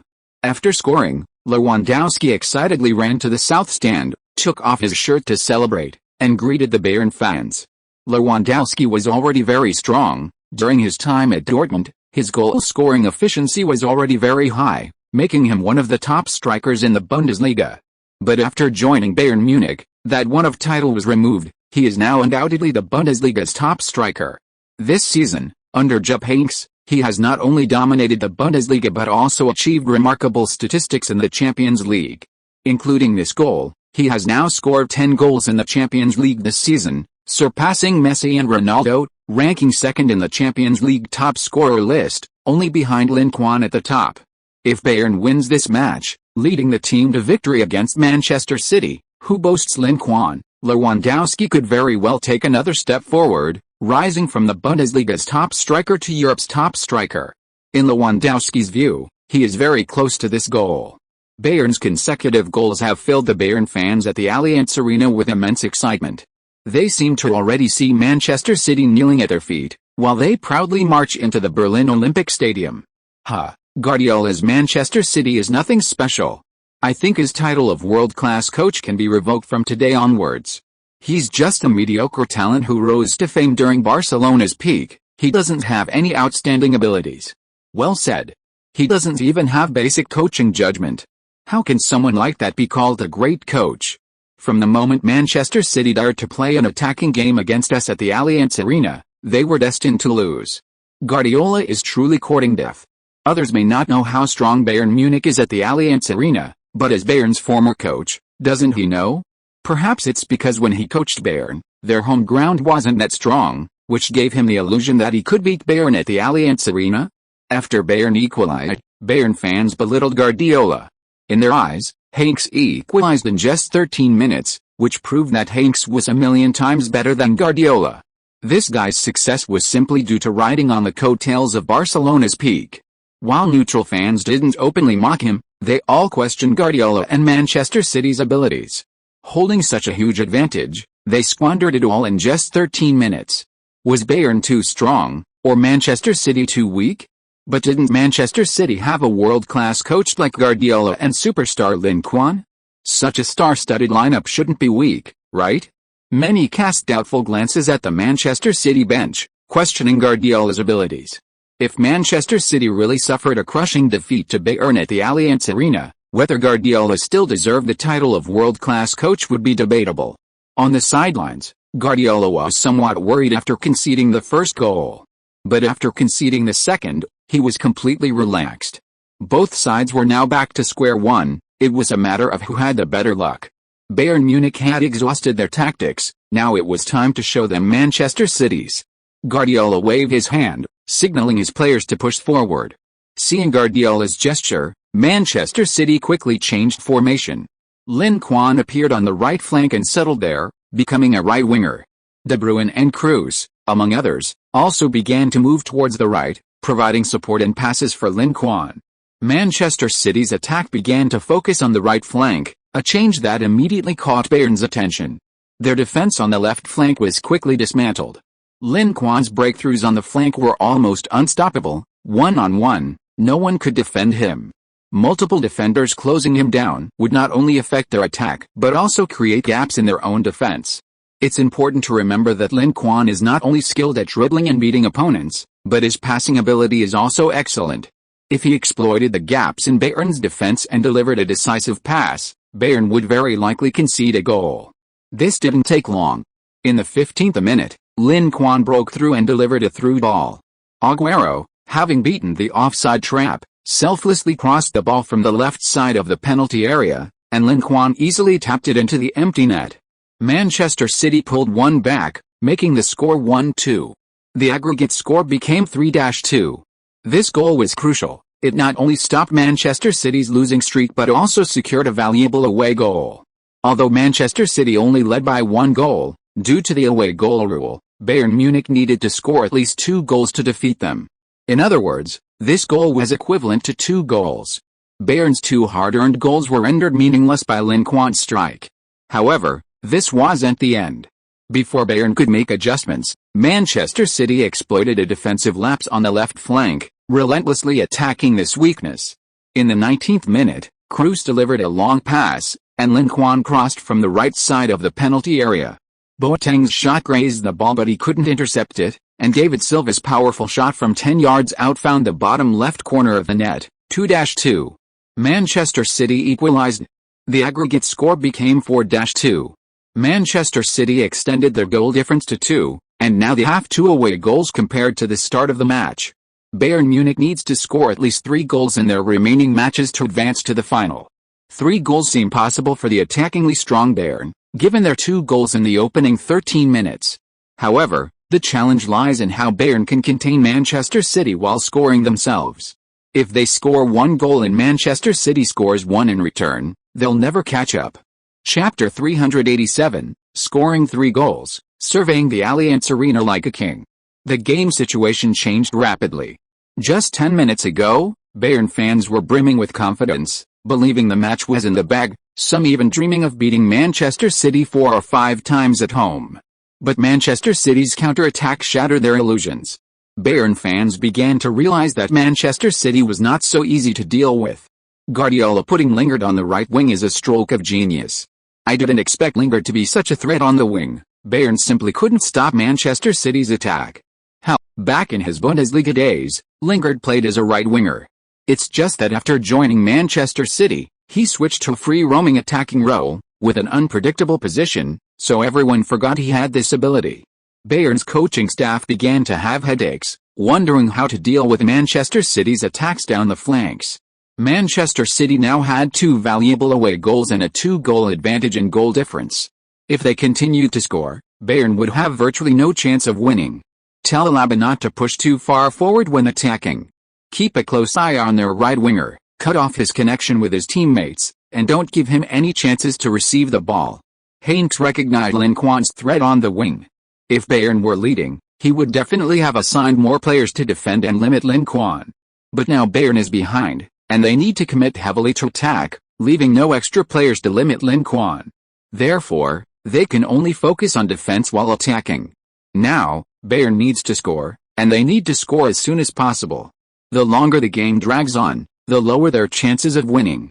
Bayern's players clearly understand their team's current situation, so after the restart, they launched an even more frantic attack. Lewandowski, who had excitedly taken off his shirt to celebrate after scoring and thought he was the hero of the team, was now even more aggressive. He ran and pulled around frantically in the penalty area, trying to create space and get a shooting opportunity. Lewandowski was working so hard because he didn't want to lose and wanted to reach the Champions League final to fulfill his dream of winning the title. On the other hand, he had already taken off his shirt to celebrate. If they didn't win this match, wouldn't it be incredibly embarrassing? Lewandowski's active performance certainly caused a lot of trouble for Manchester City's defense. Seeing his enthusiasm, Bayern's players also passed him the ball, hoping he could step up and save the team. In the 25th minute, Lahm delivered a diagonal pass from the left flank, and Lewandowski, outmaneuvering company, fiercely headed the ball towards the top left corner of the goal. It was almost a certain goal, but Navas anticipated Lewandowski's intention and made a very dramatic save. The Allianz Stadium erupted in cheers. Both Bayern and Manchester City fans were stunned by Navas's incredible save. Was this even humanly possible? Well done, Keller. Beautiful save.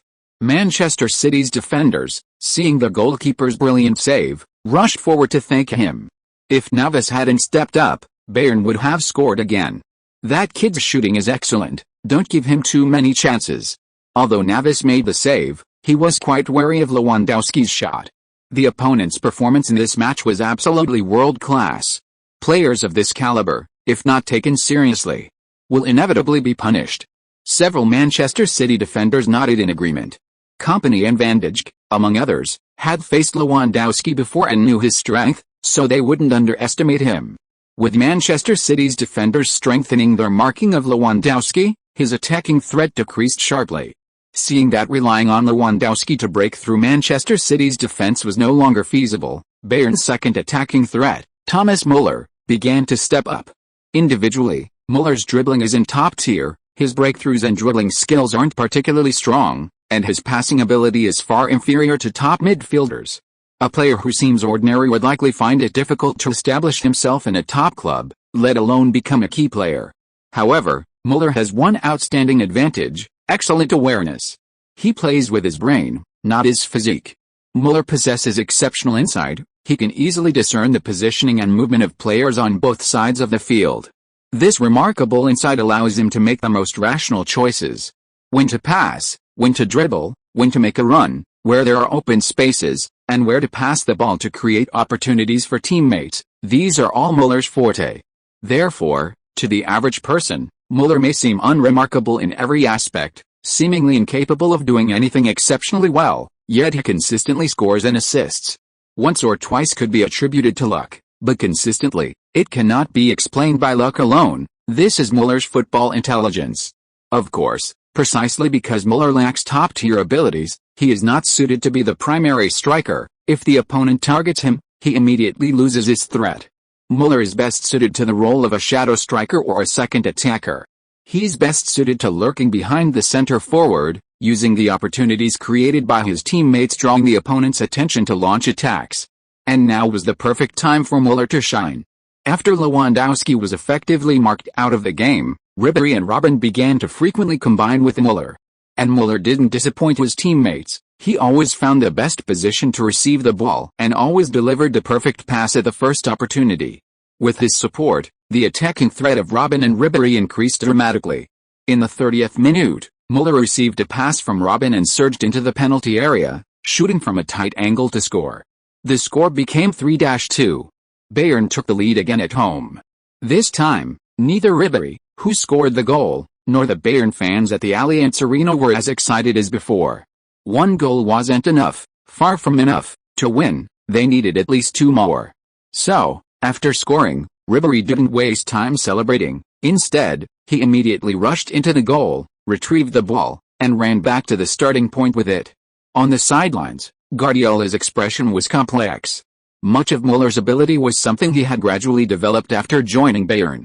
Originally, he intended to use Muller's abilities to help him break down defenses, but unexpectedly, they became a key weapon Hanks used against him. Was this a case of reaping what he sowed? Muller wasn't truly mediocre, his positioning was excellent, he was equally adept with both feet, and had no weak foot. He also possessed a decent long-range shot and excellent heading ability. While his shooting technique couldn't compare to top strikers like Lewandowski, it was definitely first-rate. More importantly, besides creating his own attacks, Muller could also support his teammates and coordinate attacks. Such a player couldn't be ignored. At Guardiola's signal, Kun increased his pressure on Muller.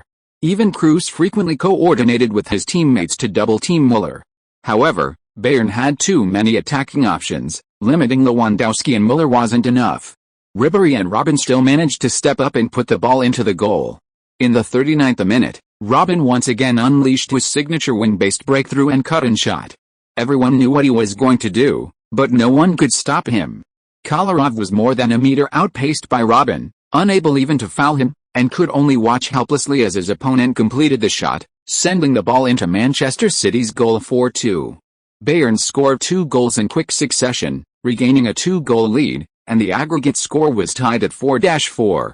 However, before Bayern fans could even finish celebrating, Manchester City also scored. In the 40th minute, Manchester City launched a quick counter-attack. Lin Quan broke through 3 Bayern players on the wing, surged into the penalty area, and relentlessly sent the ball into Neuer's goal. This was his second goal of the match, just 1 goal away from his promised hat-trick. After this goal, the score became 4-3, and the aggregate score was 5-4, with Bayern still trailing. Both sides were playing with frenzy in this match. Before the first half was even over, the total number of goals had already reached 7. Judging by this momentum, the total number of goals in this match might easily reach double digits. Keep in mind this is the Champions League semi-final, not some group stage match where powerhouses dominate weaker teams. Manchester City and Bayern Munich are both top European teams, and to achieve such a dramatic scoreline in such a high-stakes clash demonstrates just how terrifying their attacking firepower is. Watching both sides launch a relentless attack and score goals, the audience is absolutely thrilled and exhilarated. The number of viewers has skyrocketed, quickly surpassing 500 million to 600 million or even 700 million.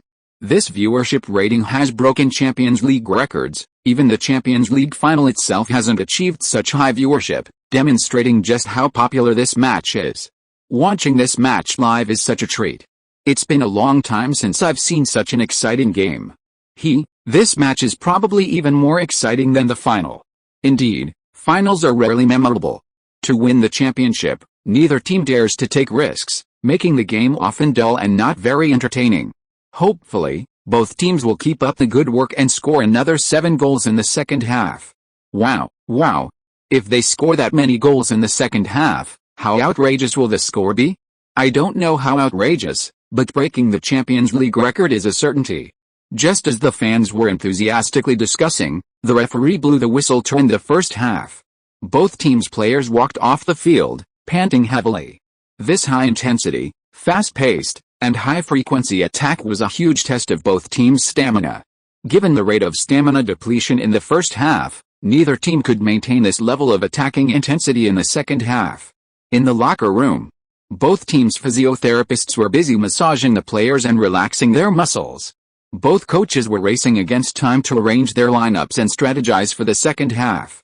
Keep attacking in the second half, Guardiola declared, setting the tone for the second half.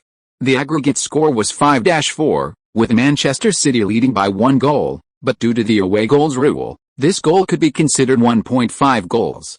Bayern needed to score 2 more goals to beat them. Bayern wasn't a difficult team to beat, so they couldn't afford to play passively. They had to maintain the same attacking rhythm as in the first half. The players nodded in agreement. Before the match, they had worried that Guardiola's tactics were too risky. But now, after the intense attacking play of the first half, the Manchester City players felt that Bayern wasn't so bad. Although the score was currently favored by Bayern, they had only scored 1 more goal, which wasn't a big deal. Therefore, none of the Manchester City players objected to Guardiola's decision to continue attacking in the second half. Don't underestimate them. Their stamina is better than ours. In the second half, especially after the 70th minute, Bayern's stamina advantage will become apparent, and we'll have to be careful then. Guardiola wasn't as optimistic as his players, because he knew that Manchester City was currently able to keep up with Bayern's pace because their players still had the energy to run and attack. But once their stamina dropped and they couldn't run anymore, the situation would be unpredictable. The second half started quickly, with both sides switching sides.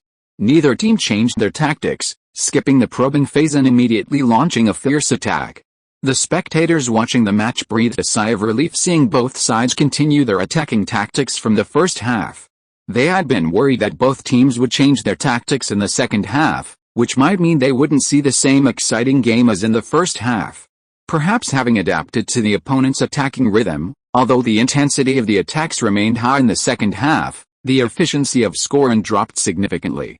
At the 65th minute, the score was still 4-3, with neither side able to score in those 20 minutes. However, this balance gradually broke down as the game progressed. In the 68th minute of the second half, Xabi Alonso evaded his defender and unleashed a powerful shot from outside the penalty area. The shot was so fast that Navas had to fumble it. Lewandowski followed up and scored before the defender could clear the ball, making it 5-3. Bayern Munich once again took a 2-goal lead, leveling the aggregate score once more. At this point, Bayern only needed one more goal to advance to the final. Bayern fans were ecstatic again. Just one more goal, and they would be in the final. This was the third time they had leveled the aggregate score, the previous 2 times ending in defeat thanks to goals from Lin Quan. Would they repeat that mistake this time? The old adage seemed to hold true. This time, Bayern didn't falter. In the 77th minute, Lahm's long-range shot breached Manchester City's goal for the 6th time, making the score 6-3 and the aggregate score 6-5. Bayern Munich had overtaken Manchester City on aggregate for the first time. The ticket to Berlin seemed to be laid out before them, just waiting to be claimed. Inside the VIP box at the Allianz Arena, several high-ranking Bayern Munich officials, including club manager Uli Hoeneß, club president Karl-Heinz Rummenigge, and honorary president Franz Beckenbauer, known as the Football Emperor, breathed a sigh of relief after seeing Lahm's goal. Finally, we're going to win. Manchester City is a tough nut to crack, Hoeneß remarked. Rummenigge and Beckenbauer nodded slightly. Manchester City's stamina is failing them. They couldn't keep up with our pace and the protection of dangerous areas wasn't strong enough, which gave us the opportunity to score with long-range shots. If Guardiola can't find a way to limit our long-range shots from outside the box, we should have won this game. Bayern's attack is difficult to defend because it's a multi-pronged attack with multiple points of attack. Inside the box is Lewandowski, on the wings are Ribeiro, in the shadow striker position is Müller, and outside the box are Lahm and Alonso, among others, with their long-range shooting. How can an opponent withstand such a diverse attacking arsenal? Guardiola's decision not to simply defend was the right one. Manchester City did indeed withstand Bayern's attacks in the first half, but unfortunately, they ultimately fell short. In that case, it seems the ticket to the final is ours for the taking, Hoeneß said confidently. However, he was quickly proven wrong. In the 79th minute, Lin Quan once again put on an unreasonable individual performance on the wing. Ribéry, Alaba, Thiago, and others were all intercepted by him. Facing Boateng, Lin Quan used his signature shoulder drop dribble, causing Boateng to lose his balance and fall in the penalty area. Bayern fans at the Allianz Arena were stunned, feeling that this scene seemed somewhat familiar. Boateng, why is it always me? Neuer had no time to pay attention to his fallen teammate. He roared and charged fiercely at Lin Quan. No matter what, he had to stop him. If this ball went in, all of Bayern's previous efforts would be in vain. Facing Neuer's onslaught, Lin Quan aimed at the goal and faked a shot. Neuer knew it might be a feint, but the feint was so realistic that he dared not gamble and had to open his arms to save. Taking advantage of Neuer's momentary hesitation, Lin Quan quickly flicked the ball sideways, shaking off Neuer's interception and sending the ball into the empty net, 6-4. The aggregate score was tied at 6-6.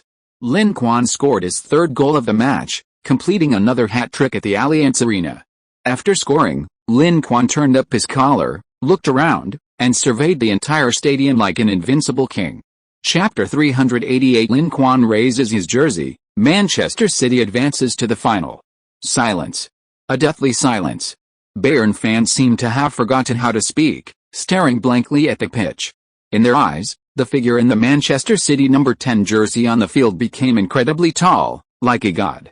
It wasn't just the ordinary fans who felt this way, even the Bayern players on the field felt an overwhelming sense of defeat. They had scored 6 goals in this match. This was the Champions League semi-final.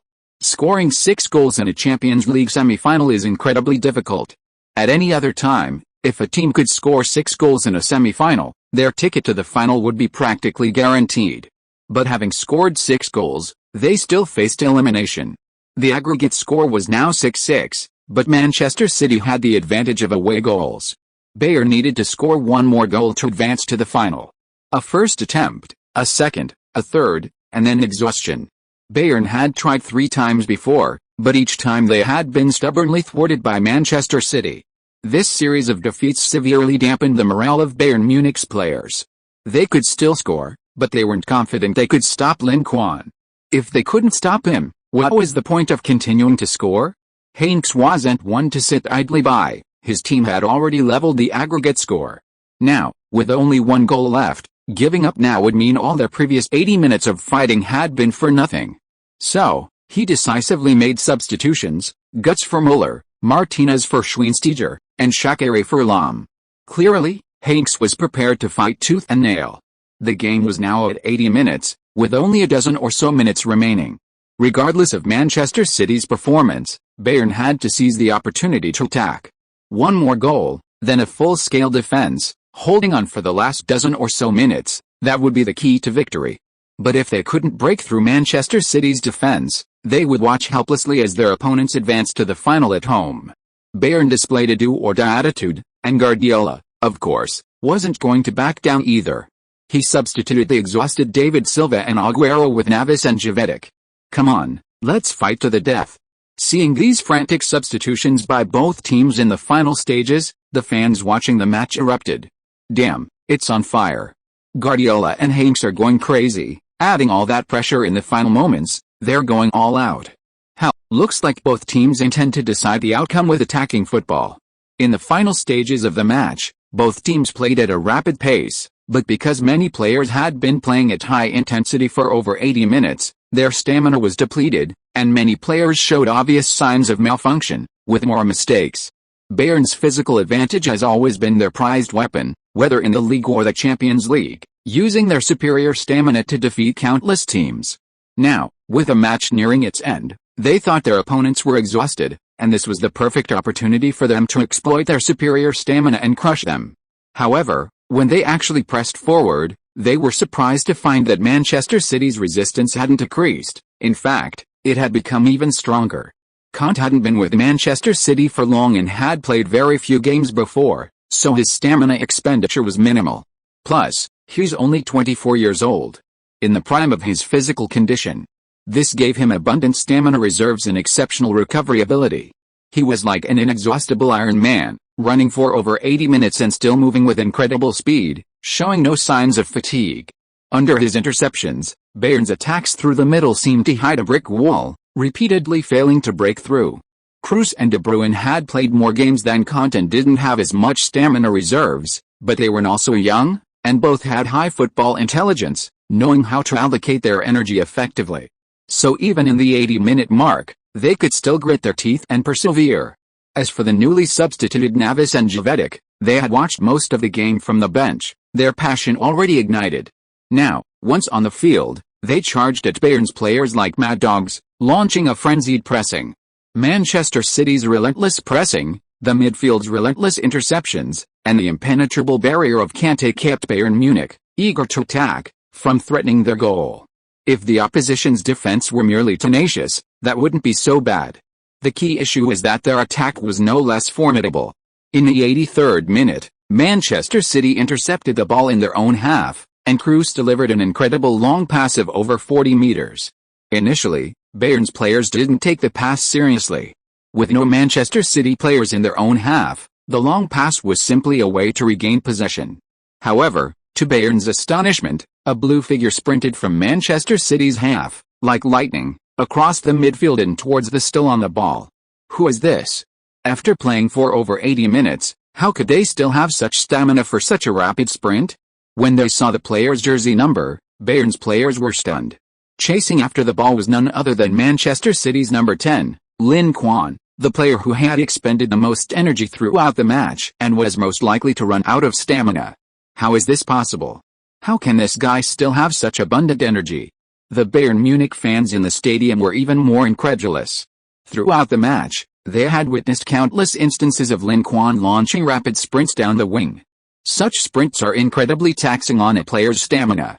Even if the opponent is young and physically fit, maintaining this pace until now is already the limit.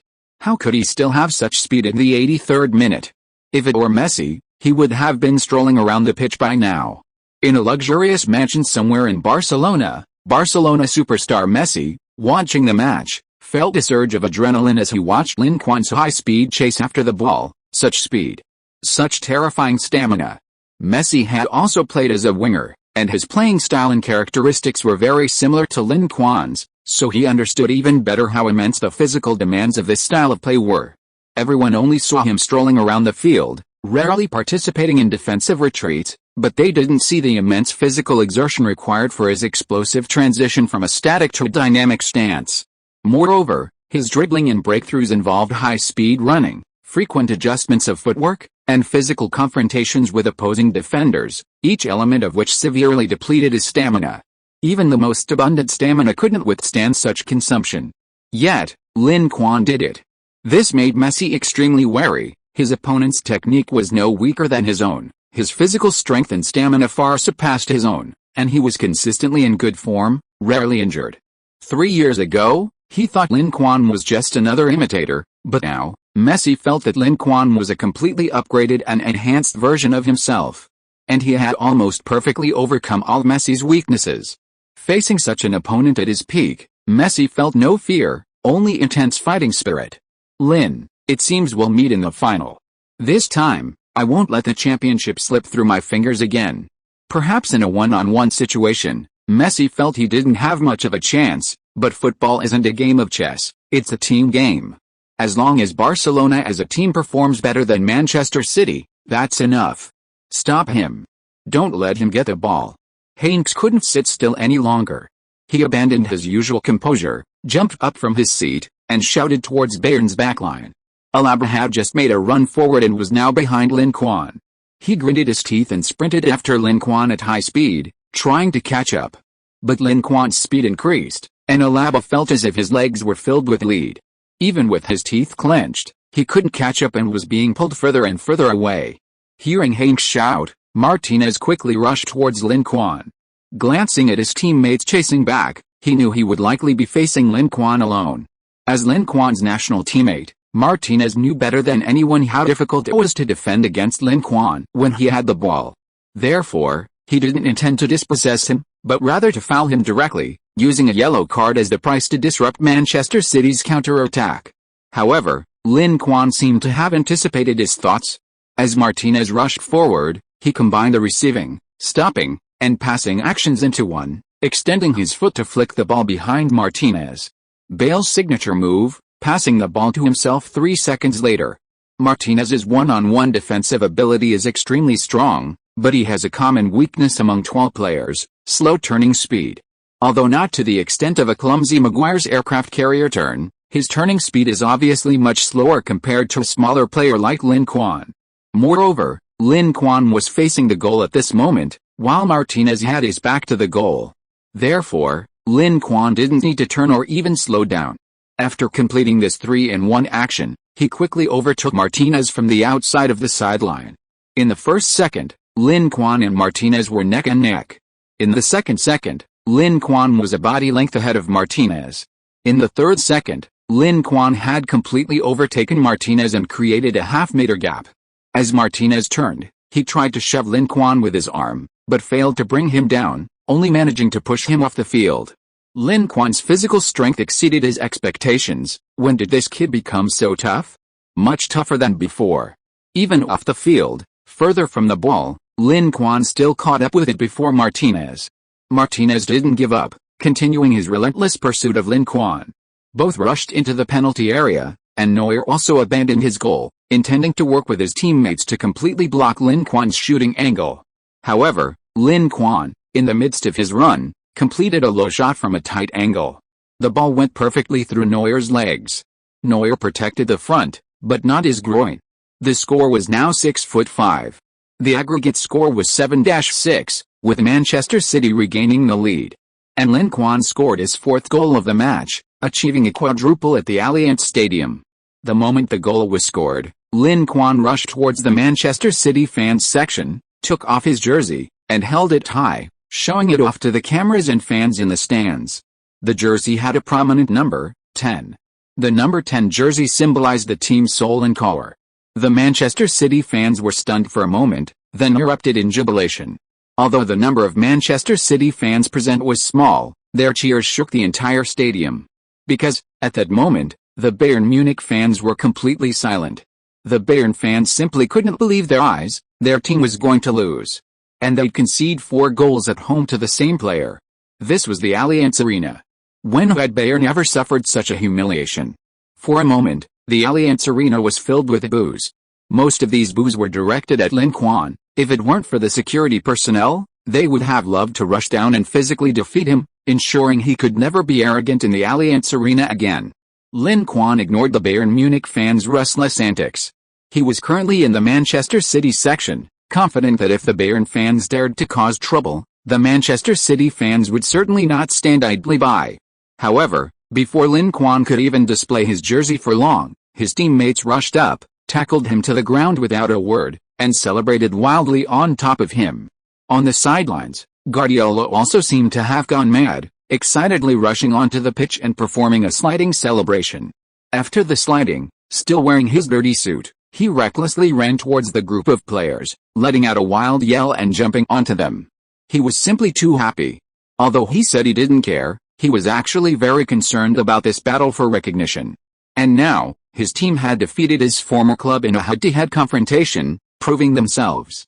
Now, Manchester City had essentially secured a ticket to the final if he could lead them to defend their Champions League title. Then he will completely emerge from Barcelona's shadow, and no one will dare say that Guardiola only won the Champions League because of Barcelona. Seeing the opposing players and coaches celebrating wildly at their home stadium, Bayern fans were both angry and confused. Looking at the bright red numbers on the scoreboard, countless Bayern fans felt frustrated. Is this really the end? No, we can't give up yet. We are invincible Bayern. At the Allianz Arena, people began singing Bayern's team song, Forever Number 1. At first, only a small number of people sang, but soon the singing gradually merged into a chorus. Finally, the entire Allianz Arena was filled with a resounding song, A Long Road. We hope to start from the beginning. The game is tough. We stand together through thick and thin. Victory is the only reward. Bayern Munich, Forever Number 1. Inspired by the fans' song, Bayern's players gradually recovered from their frustration. Their eyes became firm, no longer filled with confusion and hesitation. Better to die standing than live on your knees. Seeing that their opponents' will hadn't been broken, Guardiola was secretly surprised. After the celebrations ended, he immediately made a substitution, replacing De Bruyne with Ronaldinho. This was clearly an attempt to strengthen their defense. Bayern, seeing this, naturally pressed forward even more aggressively, launching a fierce attack on Manchester City. However, Manchester City, knowing when to stop, tightened their formation significantly in the final moments. Guardiola's defensive drills from the previous days had paid off, and now they began to show results. Although Bayern intensified their attacks and didn't give up, Manchester City repeatedly thwarted their efforts. Lin Quan's several solo counterattacks also posed a considerable threat. Time ticked by, and finally, with the referee Clattenburg's whistle, the match ended. Bayern defeated Manchester City 6-5 at home, but lost 6-7 on aggregate, ending their run in the semi-finals. This marks Bayern Munich's fourth consecutive year reaching the Champions League semi-finals, including 2 semi-final appearances, 2 final appearances, and 1 title win. True to their reputation as a team on par with Real Madrid, Barcelona, and Bayern, Bayern's Champions League record is incredibly consistent. Meanwhile, Manchester City has reached the final for the second consecutive year, following last year's achievement. They are highly likely to become the first team to successfully defend their Champions League title since its format change. Compared to last year's shutout by Atletico Madrid, Bayern has at least won one game this year. Overall, there has certainly been progress. However, being eliminated in this manner will undoubtedly leave Bayern fans feeling deeply disappointed for many, many years to come. If Manchester City ultimately wins the title, this period of disappointment will certainly be extended even further. Chapter 389 The Battle of the Century, the final opponent revealed. The clash between Manchester City and Bayern Munich at the Allianz Arena caused a huge sensation in the football world. The two teams combined for 11 goals in one match, breaking a Champions League record. Since the Champions League's restructuring, no semi-final has ever seen a single game with double-digit goals. This match marked the first time. After the game, the entire football world was abuzz with discussion, and major media outlets rushed to report on it, with some even dubbing it the Clash of the Century. It's worth noting that the title Clash of the Century previously referred specifically to the El Clasico between Real Madrid and Barcelona. However, this explosive clash between Manchester City and Bayern Munich was no less intense or bloody than the El Clasico, and arguably even more frenetic. These two teams are absolutely insane. I've been watching football for over 20 years and I've never seen such a crazy match, 11 goals in a single game. You'd think you were watching a low-level league. Haha, even in our Chinese Super League, we've never seen a score like this. Guangzhou Evergrande scoring 6 goals in the CSL might be a stretch, but it's not impossible. But which team can score 5 goals against Guangzhou Evergrande? I remember a few years ago when Real Madrid came for a friendly, they beat Guangzhou Evergrande 6-1? Ahem, I'm talking about CSL teams. Top clubs like Real Madrid from the 5 major leagues don't count, they're not even in the same league, there's no comparison. Bayern Munich and Manchester City aren't known for their poor defense, they concede very few goals in their respective leagues and Champions Leagues. But in this match, both teams broke their goals conceded records for the season. It's been a long time since the team has scored 5 goals against Bayern at the Allianz Arena, and the same goes for Manchester City. Since the Abu Dhabi group took over, they haven't conceded 6 goals in many years. Such an intense and exciting match in the semi-finals left many fans feeling regretful. Why isn't this the final? If it were, it might rival the Miracle of Istanbul and become one of the most exciting finals in history. Haha, if it were the final, the two teams definitely wouldn't have played so aggressively, the number of goals would probably be less than a third of this number. After watching the match, while acknowledging Manchester City's strength, people also felt a touch of sympathy for Bayern. It's a bit of a pity for Bayern. They tenaciously equalized several times, and even took the lead at one point, but ultimately fell short. With Bayern's strength, they could have definitely reached the final. It's just that they were unlucky to encounter Manchester City with Lin Quan.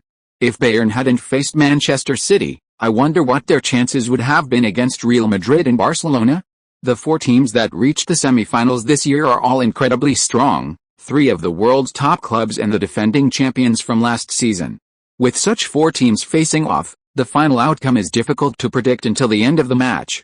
Just like in another match, although Real Madrid lost 0-3 away, no one dared to say they would definitely be eliminated. Whether Real Madrid could advance to the final depended on how strong their fighting spirit would be after returning to the Bernabeu. Manchester City's match against Bayern Munich was a day earlier than Barcelona's match against Real Madrid, allowing Manchester City to sit back and watch the two teams clash. Of course, the Champions League final is still more than half a month away, so being a day earlier or later doesn't really have a big impact. Before the Champions League final, the top 5 leagues have basically all finished, giving both sides ample time to conserve their energy and adjust their form to be in top condition for the final. Manchester City didn't linger in Munich, flying back to Manchester that very night. Finally, with the Champions League over, they could focus their energy on the league. There were 10 days left until the end of the Premier League season, and Manchester City had 2 more matches to play.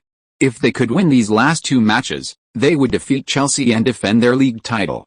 Manchester City lost the League Cup and FA Cup this year, and if they don't win the Premier League title, they'll be left with nothing in the league. That's why Guardiola values this title so much. Take a day off. Go back and rest well. Don't go out partying. I won't interfere in your private lives, but if I see anyone not performing well on the pitch, I'll substitute them without hesitation, understand? After getting off the plane, Guardiola dismissed the team and gave them a day off. With only 2 days left in the penultimate round of the Premier League, a day off was the limit. The players knew the schedule and hadn't expected a day off, but Guardiola's understanding made them all overjoyed. They all patted their chests and promised to rest well and not go out partying. Guardiola was skeptical of their words. Back when he was at Barcelona, he had witnessed firsthand how Ronaldinho had fallen from grace. Young, successful, and wealthy players are most vulnerable to the temptations of the glamorous world. Fortunately, he didn't see any such lack of self-discipline in Lin Quan, which pleased Guardiola. Although it was a holiday, how could a workaholic like Guardiola possibly stay idle?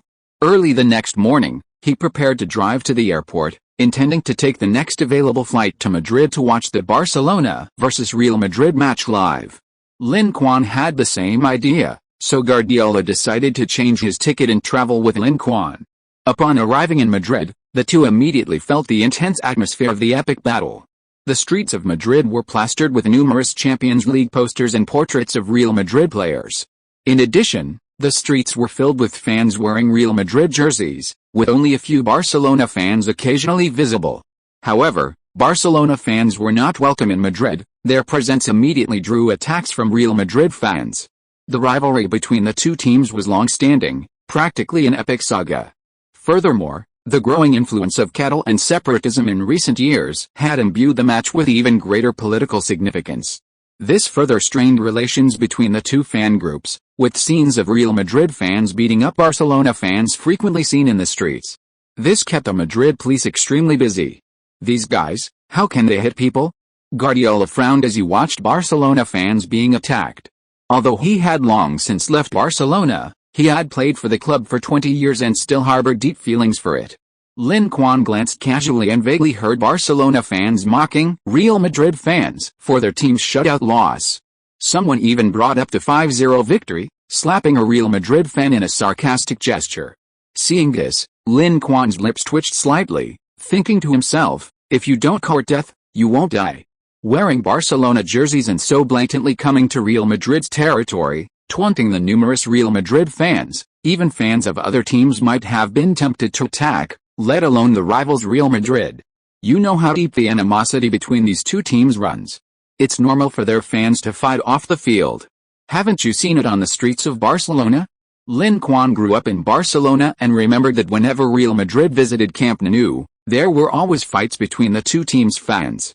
And it wasn't just in Spain. The relationship between the two teams' fans was similarly strained in other parts of the world. Lin Quan recalled seeing a news report in 2013 about a Barcelona fan who, after a conflict with his Real Madrid fan friend in a war-torn Middle Eastern country, stabbed the other to death, even decapitating him in public, causing a huge uproar. Guardiola wanted to help, so he used his connections with friends in the Spanish Football Federation to ask them to protect the Barcelona fans. But that was all he could do. May 14, 2015, Bernabeu Stadium. Another epic battle between Real Madrid and Barcelona officially began. The last time these two teams met in the Champions League was in the semifinals of the 2010-2011 season. Real Madrid lost 0-2 at home to Barcelona, handing them a place in the final and watching helplessly as their opponents lifted the trophy once again. That defeat left Real Madrid fans deeply disappointed. Had they reached the final, given their strength at the time, the probability of defeating Manchester United wasn't low, and they might have already fulfilled their dream of lifting their 10th Champions League trophy. Unfortunately, there are no what-ifs. Now, 4 years later, the two teams meet again in the Champions League semifinals. This time, Real Madrid's situation is still very unfavorable. A clean 0-3 defeat in the first leg has placed immense pressure on their attack. In this match, Real Madrid needs to score at least 3 goals while also preventing their opponents from scoring. If Barcelona scores even 1 goal, Real Madrid will essentially be eliminated. To score as quickly as possible, Real Madrid launched a full-scale attack from the outset. Ancelotti fielded a star-studded lineup including Bale, Ronaldo, Benzema, Isco, and Rodriguez. Barcelona, undeterred, fielded their strongest possible lineup, with Messi, Neymar, and Suarez also starting. However, Rakitic replaced Xavi in midfield. Perhaps learning from the previous day's Allianz Arena match, Real Madrid focused their attack on the flanks, particularly on Bale's side. Bale lived up to expectations, repeatedly using his speed to break down the opponent's defense. In the 13th minute, Real Madrid capitalized on a quick counter-attack. Bale broke through and passed to Benzema, who then passed back to Ronaldo. Real Madrid star player unleashed a powerful shot, making it 1-0. Ronaldo was visibly excited after the goal, running to the sidelines for a stylish Swiss celebration. The fans responded with enthusiastic applause and cheers. However, while Ronaldo was busy celebrating, Real Madrid's veteran and starting goalkeeper, Casillas, didn't join in. Instead, he rushed to the Barcelona goal, scooped up the ball, placed it back at the kickoff point, and then went around urging his teammates to prepare for the restart. They had only managed to pull one goal back, they were still down by 2. Time was precious, and they couldn't afford to waste any more time before equalizing or even taking the lead. The quick opening goal gave Real Madrid fans hope for victory. A 3-goal deficit feels completely different from a 2-goal deficit. If they could continue their momentum and score another goal in the first half, narrowing the gap to 1, a comeback at home against Barcelona might not be impossible. However, just as Real Madrid was preparing to repeat their strategy and continue their attacking efforts to break down Barcelona's defense, Barcelona launched a counter-attack. Although this was the Bernabeu, Real Madrid's home ground, Barcelona had visited this venue so many times that they were no longer afraid of the opponent's home advantage. Real Madrid's attacking firepower is formidable, but is Barcelona weak? Enrique's Barcelona team isn't actually that outstanding defensively. Their true strength lies in their terrifying attacking prowess. The MSN trio of the 2014-2015 Barcelona team was arguably the most terrifying attacking duo in the entire football world that season. When they unleashed their power, even a team as strong as Real Madrid couldn't stop them. In the 19th minute, Messi won a scoring opportunity with his signature individual dribbling. The Argentine generously passed a ball to his teammate, Suarez, displaying the qualities of a top striker. He received the ball, adjusted his position slightly, and calmly slotted it into the net 1-1. Barcelona equalized in just 6 minutes. This was the last thing Real Madrid wanted, because this goal not only erased their previous goals but also further widened the gap between the two teams. This was an away goal for Barcelona, meaning Real Madrid needed to score at least 4 more goals in the remaining matches to advance to the final. Is it really possible for Barcelona to score 5 goals in a single match? The massive deficit made Real Madrid players anxious, desperate to score and close the gap. However, this eagerness allowed Barcelona to capitalize. In the 29th minute, Barcelona repeated their strategy, with Messi orchestrating an attack and assisting Neymar for another goal. The score became 1-2, Barcelona had reversed Real Madrid's lead, and the aggregate score was now 5-1. Real Madrid needed to score 5 goals in the next 60 minutes to win. This was virtually impossible, even for a team as strong as Real Madrid. Although Ancelotti made timely adjustments, with Ronaldo and Bale both scoring in the second half, Real Madrid couldn't pull off a miracle. When the final whistle blew, the score was 3-2. Real Madrid ultimately lost 5-3 on aggregate to Barcelona, failing to advance to the final. Thus, the two teams for the 2014-2015 Champions League final were decided. On June 7, the Champions League final this season will be played between Manchester City and Barcelona at the Olympic Stadium in Berlin. Chapter 390, the defending league champions are in the spotlight, and the European football scene is in turmoil. The battle of the century ends, Barcelona advances to the final. Ancelotti fails to win the Champions League again, faces potential dismissal. Barcelona versus Manchester City, who will win the Champions League? Can Barcelona avenge their loss in the Champions League final? A showdown at the Forbidden City, Lin Quan versus Messi, the clash of the best players in the world. Guardiola's first battle against the Blaugrana since leaving Barcelona. Will the founder of the Dream Team bury the Dream Team? After Barcelona defeated Real Madrid and advanced to the final, major media outlets reported extensively. For the outside world, this year's final is full of exciting developments. For Barcelona, this is a revenge match. They were eliminated by Manchester City last year, and this year they are determined to avenge that defeat and retaliate against Manchester City in the Champions League final. For Manchester City, this is their best chance to break the Champions League record and defend their title. For Guardiola, this is his first encounter with Barcelona on the European stage since leaving the club. For Lin Quan and Messi, this is the perfect stage for them to clash and determine who is the best player in football today.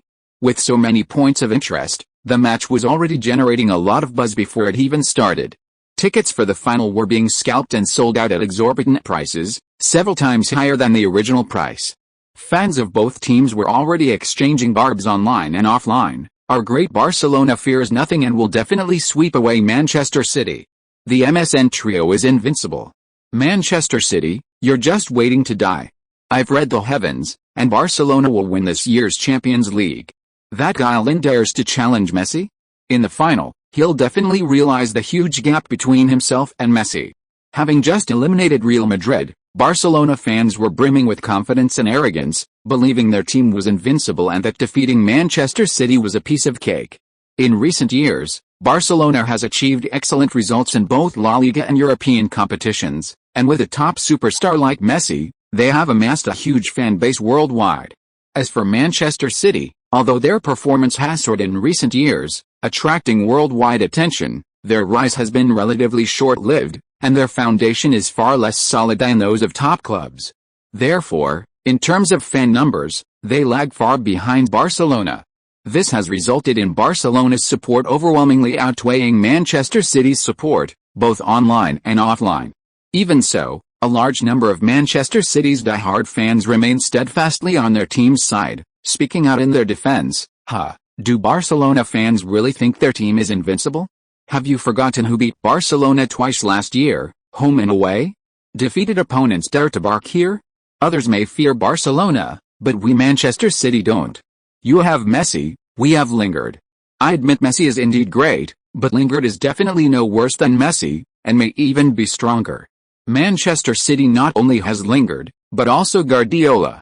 He single-handedly established a dream team era.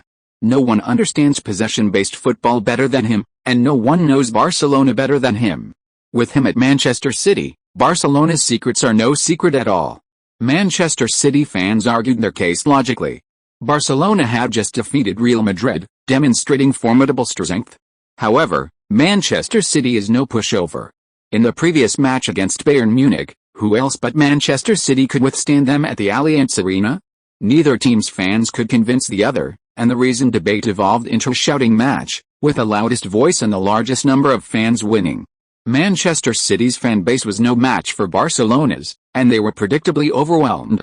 Neutral fans had no interest in the fan war, but with the final still more than 2 weeks away, some football experts, having nothing better to do, published statistics on both teams' recent League and Champions League performances.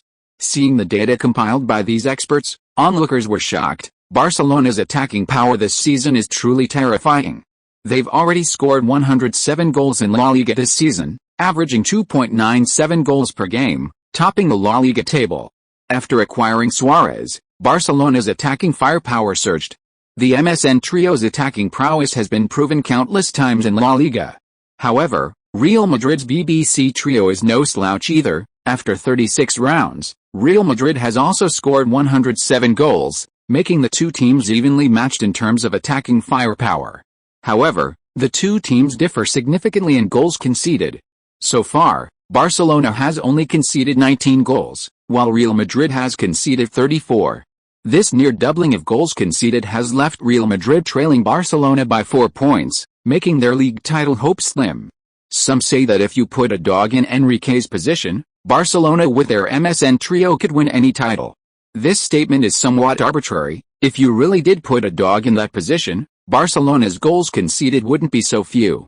Just as everyone was marveling at Barcelona's terrifying attacking firepower, Manchester City's statistics were updated. Wow, I thought Barcelona's 107 goals were terrifying enough, but I didn't expect someone could surpass them. Upon closer inspection, everyone discovered that Manchester City's league goal tally had quietly reached 112. That translates to an average of 3.11 goals per game, a figure not only higher than Barcelona's but also the highest in Europe. No wonder Guardiola dared to go toe-to-toe with Bayern at the Allianz Stadium. Manchester City's attacking firepower is truly formidable. However, in terms of goals conceded, Manchester City hasn't fared as well as Barcelona. So far this season, Manchester City has conceded 32 goals, significantly fewer than Barcelona's 19. While Manchester City has conceded more goals, considering the intensity of the Premier League, this isn't surprising. Indeed, There are only 2 or 3 truly strong teams in La Liga. Barcelona only faces tough matches against Real Madrid and Atletico Madrid. Against other teams, as long as they don't make mistakes, they can generally win. But in the Premier League, Manchester City faces challenges from a host of giants like Manchester United, Chelsea, Arsenal, and Liverpool. They play 8 matches against top teams every year, twice as many as Barcelona.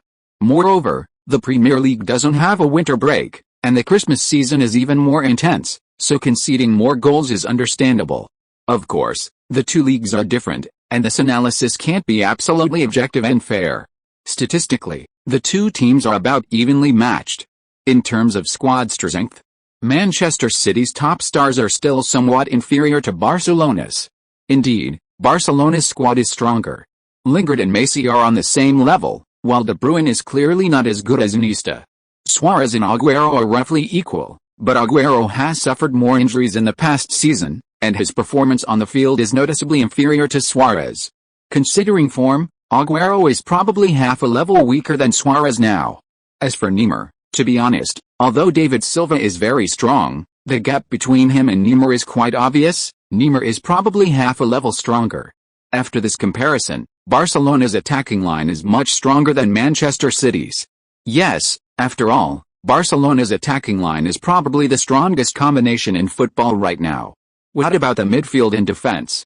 In the defensive midfield position, Kroos is probably stronger than Xavi right now, but Kanté and Fernandinho are not as good as Busquets and Rakitic. I disagree.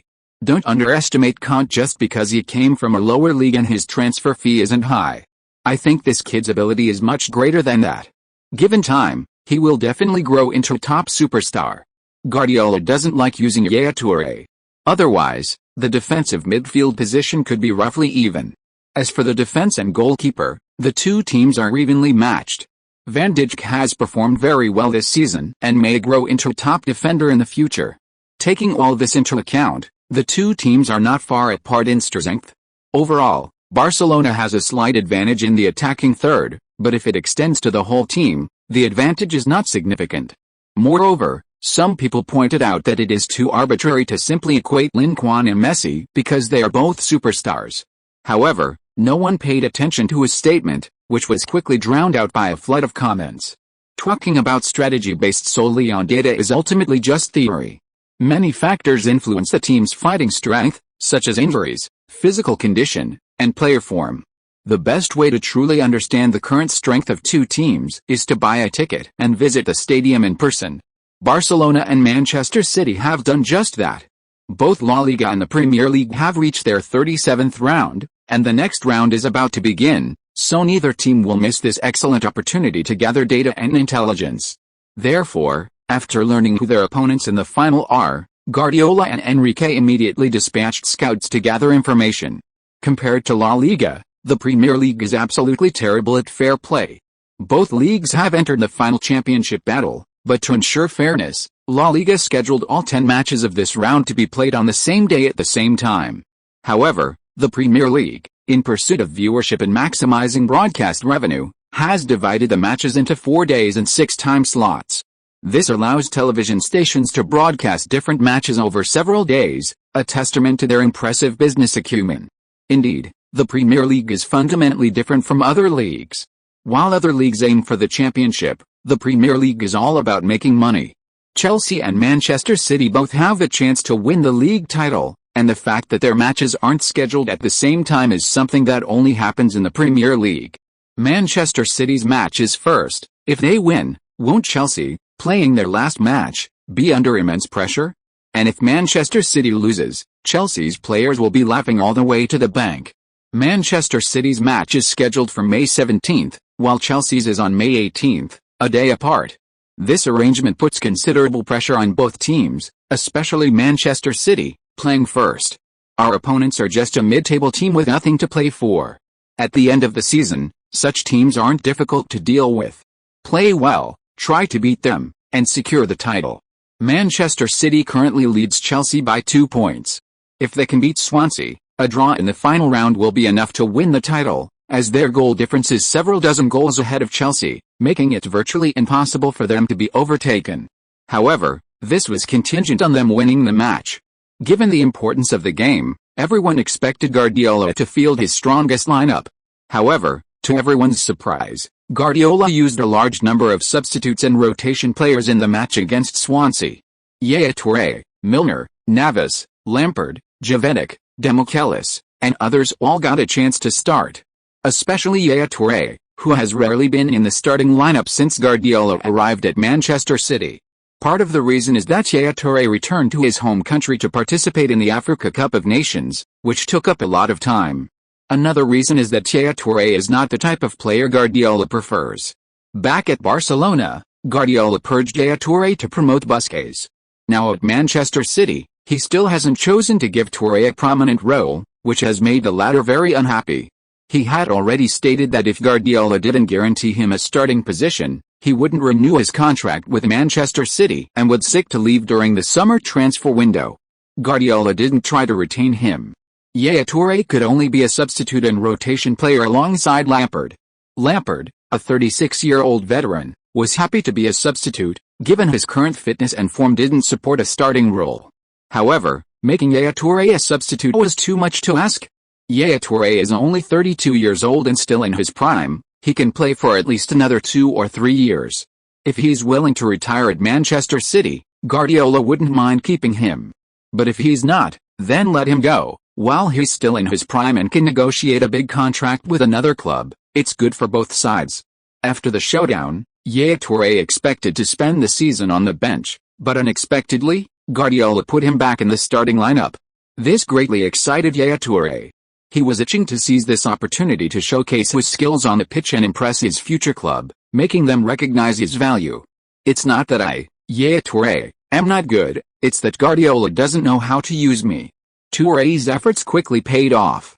In the 21st minute of the first half, he opened the scoring with a long-range shot, making it 1-0. 10 minutes later, Milner added another goal on a quick counter-attack. At the start of the second half, Lampard scored the third goal, sealing the victory. Guardiola then made substitutions, giving some of the team's younger players a chance to play. The opposing team capitalized on this opportunity, scoring 2 goals to bring the game back into play, making it suspenseful again. At the crucial moment, Yaya Toure stepped up, scoring again to make it 4-2. Manchester City ultimately won the match without much trouble, maintaining their top spot and temporarily extending their lead to 5 points. Now, the pressure is on Chelsea. The next day, Chelsea faced West Bromwich Albion. Perhaps due to the pressure from Manchester City's victory the previous day, Chelsea's players were out of sorts and made frequent mistakes. Just 9 minutes into the game, the home team, West Bromwich Albion, scored first. After falling behind, Chelsea's players became increasingly impatient, with Diego Costa and Fabregas committing numerous fouls, the latter even receiving a red card in the 29th minute. Now, with a player sent off, Chelsea's situation became even more precarious. West Bromwich Albion capitalized on this, scoring 2 more goals in the 47th and 60th minutes to make it 3-0. Ultimately, Chelsea lost 0-3 to West Bromwich Albion, effectively ending the Premier League title hopes. As a result, Manchester City secured the title with 1 round to spare, successfully defending their league championship. Unfortunately, their matches were already over, preventing them from lifting the trophy early. However, the final round of matches was held at Manchester City's home ground, and lifting the trophy on home soil seemed like an even more desirable outcome. After this match, Abramovich, having reached his limit with Mourinho, directly announced the Portuguese manager's dismissal. Mourinho's second stint at Chelsea fell far short of his expectations. Every year at the end of the season, a large number of coaches lose their jobs. Mourinho wasn't the first to be sacked. Before him, Ancelotti, managing Real Madrid, had already been dismissed by Florentino Perez. Besides these 2 top coaches, Borussia Dortmund's manager Klopp is also confirmed to be leaving. Including Manchester United's Van Gaal, who is widely considered certain to be sacked, at least 4 renowned managers will be temporarily unemployed this summer. This presents a golden opportunity for teams eager to bring in a high-level coach. Immediately, teams like Paris Saint-Germain, Liverpool, and Manchester United, struggling to find good managers, began making moves, contacting these renowned coaches and trying to recruit them to their teams. Meanwhile, top clubs like Chelsea and Real Madrid, who have sacked their managers, also need new coaches to take the reins. Real Madrid has chosen to trust Zinedine Zidane, the manager of their reserve team, promoting him to temporarily manage the first team. Florentino Perez plans to see how Zidane performs in his last 2 matches before making a decision. If he performs well, and if they can't find a better coach this summer, Zidane will likely be Real Madrid's manager next season. As for Chelsea, they don't want the sacked Carlo Ancelotti, and even less so Van Gaal. Like Liverpool, they've set their sights on Jurgen Klopp, who left Borussia Dortmund. Klopp's youth revolution is incredibly attractive to both teams in need of rebuilding. He led an elite team like Dortmund to a remarkable rise. Wouldn't he take off immediately at a top club like Liverpool or Chelsea? As for Manchester United, they've set their sights on Jose Mourinho, who was sacked by Chelsea. Chelsea's performance this season hasn't been bad, and Mourinho has already proven himself in the top 5 leagues and the Champions League. More importantly, Mourinho gained Ferguson's approval. Manchester United, eager to improve their performance, dared not gamble on the potential of a young manager like Klopp, and thus chose the more stable Mourinho. Such a dramatic change in the team's managerial position will inevitably lead to a large number of transactions in the transfer market. This summer is destined to be anything but calm in the football world. Chapter 391 Retaining the Premier League title, first encounter with James. May 24, the final round of the Premier League kicked off. Manchester City hosted Southampton at the Etihad Stadium. Because Chelsea's unexpected loss to West Bromwich Albion in the previous round secured the title for Manchester City with a game to spare, FA officials brought a league championship trophy to the Etihad Stadium before the match to present it to Manchester City after the game. In other words, regardless of how Manchester City played, their title win was inevitable. Therefore, Guardiola continued to rotate his key players, fielding a large number of substitutes and rotation players. Veterans like Yaya Touré, Lampard, and Demichelis, who are about to leave the team, still started. Lampard continued his excellent performance from the previous match, opening the scoring in the 38th minute of the first half to give Manchester City the lead. In the 88th minute, Aguero, who came on as a substitute in the second half, scored Manchester City's second goal, ultimately securing a 2-0 victory at home and a perfect end to the season. After the match, the staff quickly began setting up the podium for the awards ceremony. By the time the Manchester City players reappeared on the pitch in their new jerseys, the podium was nearly complete. FA officials, carrying the trophy, waited around the podium, smiling and shaking hands with the Manchester City players as they lined up to receive their awards. This was Manchester City's 3rd Premier League title. Since their miraculous first league victory in the 2011-2012 season, Manchester City had quietly won 3 Premier League titles in the past 4 years. Even in the year they didn't win the title, they finished as runners-up. Such outstanding achievements made the world realize that a new powerhouse was rising. And this powerhouse might very well dominate the Premier League like Manchester United did in its heyday. However, what outsiders don't know is that Manchester City's ambitions extend far beyond a single league title. Their goal is to become one of Europe's top teams, like Real Madrid, Barcelona, and Bayern Munich. To achieve this, a few league titles are clearly insufficient. They need to win more Champions League titles. While Manchester City lifted the league trophy at home, several traditional Premier League giants were having a tough time on other pitches. At Stoke City's Britannia Stadium, after the match, looking at the bright red 6-1 scoreline on the scoreboard, Liverpool's legendary captain, Steven Gerrard, who had served the team for nearly 20 years, couldn't help but sigh. This was his last match wearing that red jersey for Liverpool. Hoping for a farewell victory, Liverpool, with their morale shattered, collapsed in the first half. From the 22nd minute when Stoke City scored their first goal until the end of the first half, they scored 5 goals in quick succession, leaving Liverpool completely bewildered. Despite Liverpool's second-half counter-attack and Gerrard's own goal, it wasn't enough to turn the tide. In the final moments, Crouch's header breached Liverpool's net, turning Gerrard's farewell match for Liverpool into a disastrous defeat, a truly lamentable situation. Meanwhile, at the Emirates Stadium, at Arsenal, another once great club in decline, Wenger clenched his fist excitedly and pumped it in the air at the end of the match. Walcott had finally exploded. He scored a hat-trick in the first half, showcasing his talent to the fullest. Besides Walcott, Wilshere and others also performed admirably. With this victory, Arsenal secured 3rd place in the league. The top 4 monster not only secured 4th place this time but also moved up 1 spot, avoiding Champions League qualifiers next year. Furthermore, what excited Wenger most was that they were about to play the FA Cup final at Wembley Stadium. With Manchester City, Chelsea, Manchester United, and other giants eliminated, Arsenal faced the weaker Aston Villa. This was Arsenal's best chance in 11 years. A victory against Aston Villa would end their 11-year trophy drought. Wenger seemed to already see the FA Cup title beckoning him. How could this not be exciting?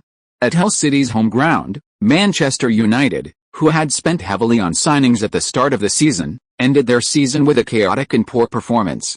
Declaring at the beginning of the season to avenge their loss to Manchester City and reclaim the Premier League title, they ultimately finished fourth. This was a slight improvement from last year, at least guaranteeing them Champions League qualification next year.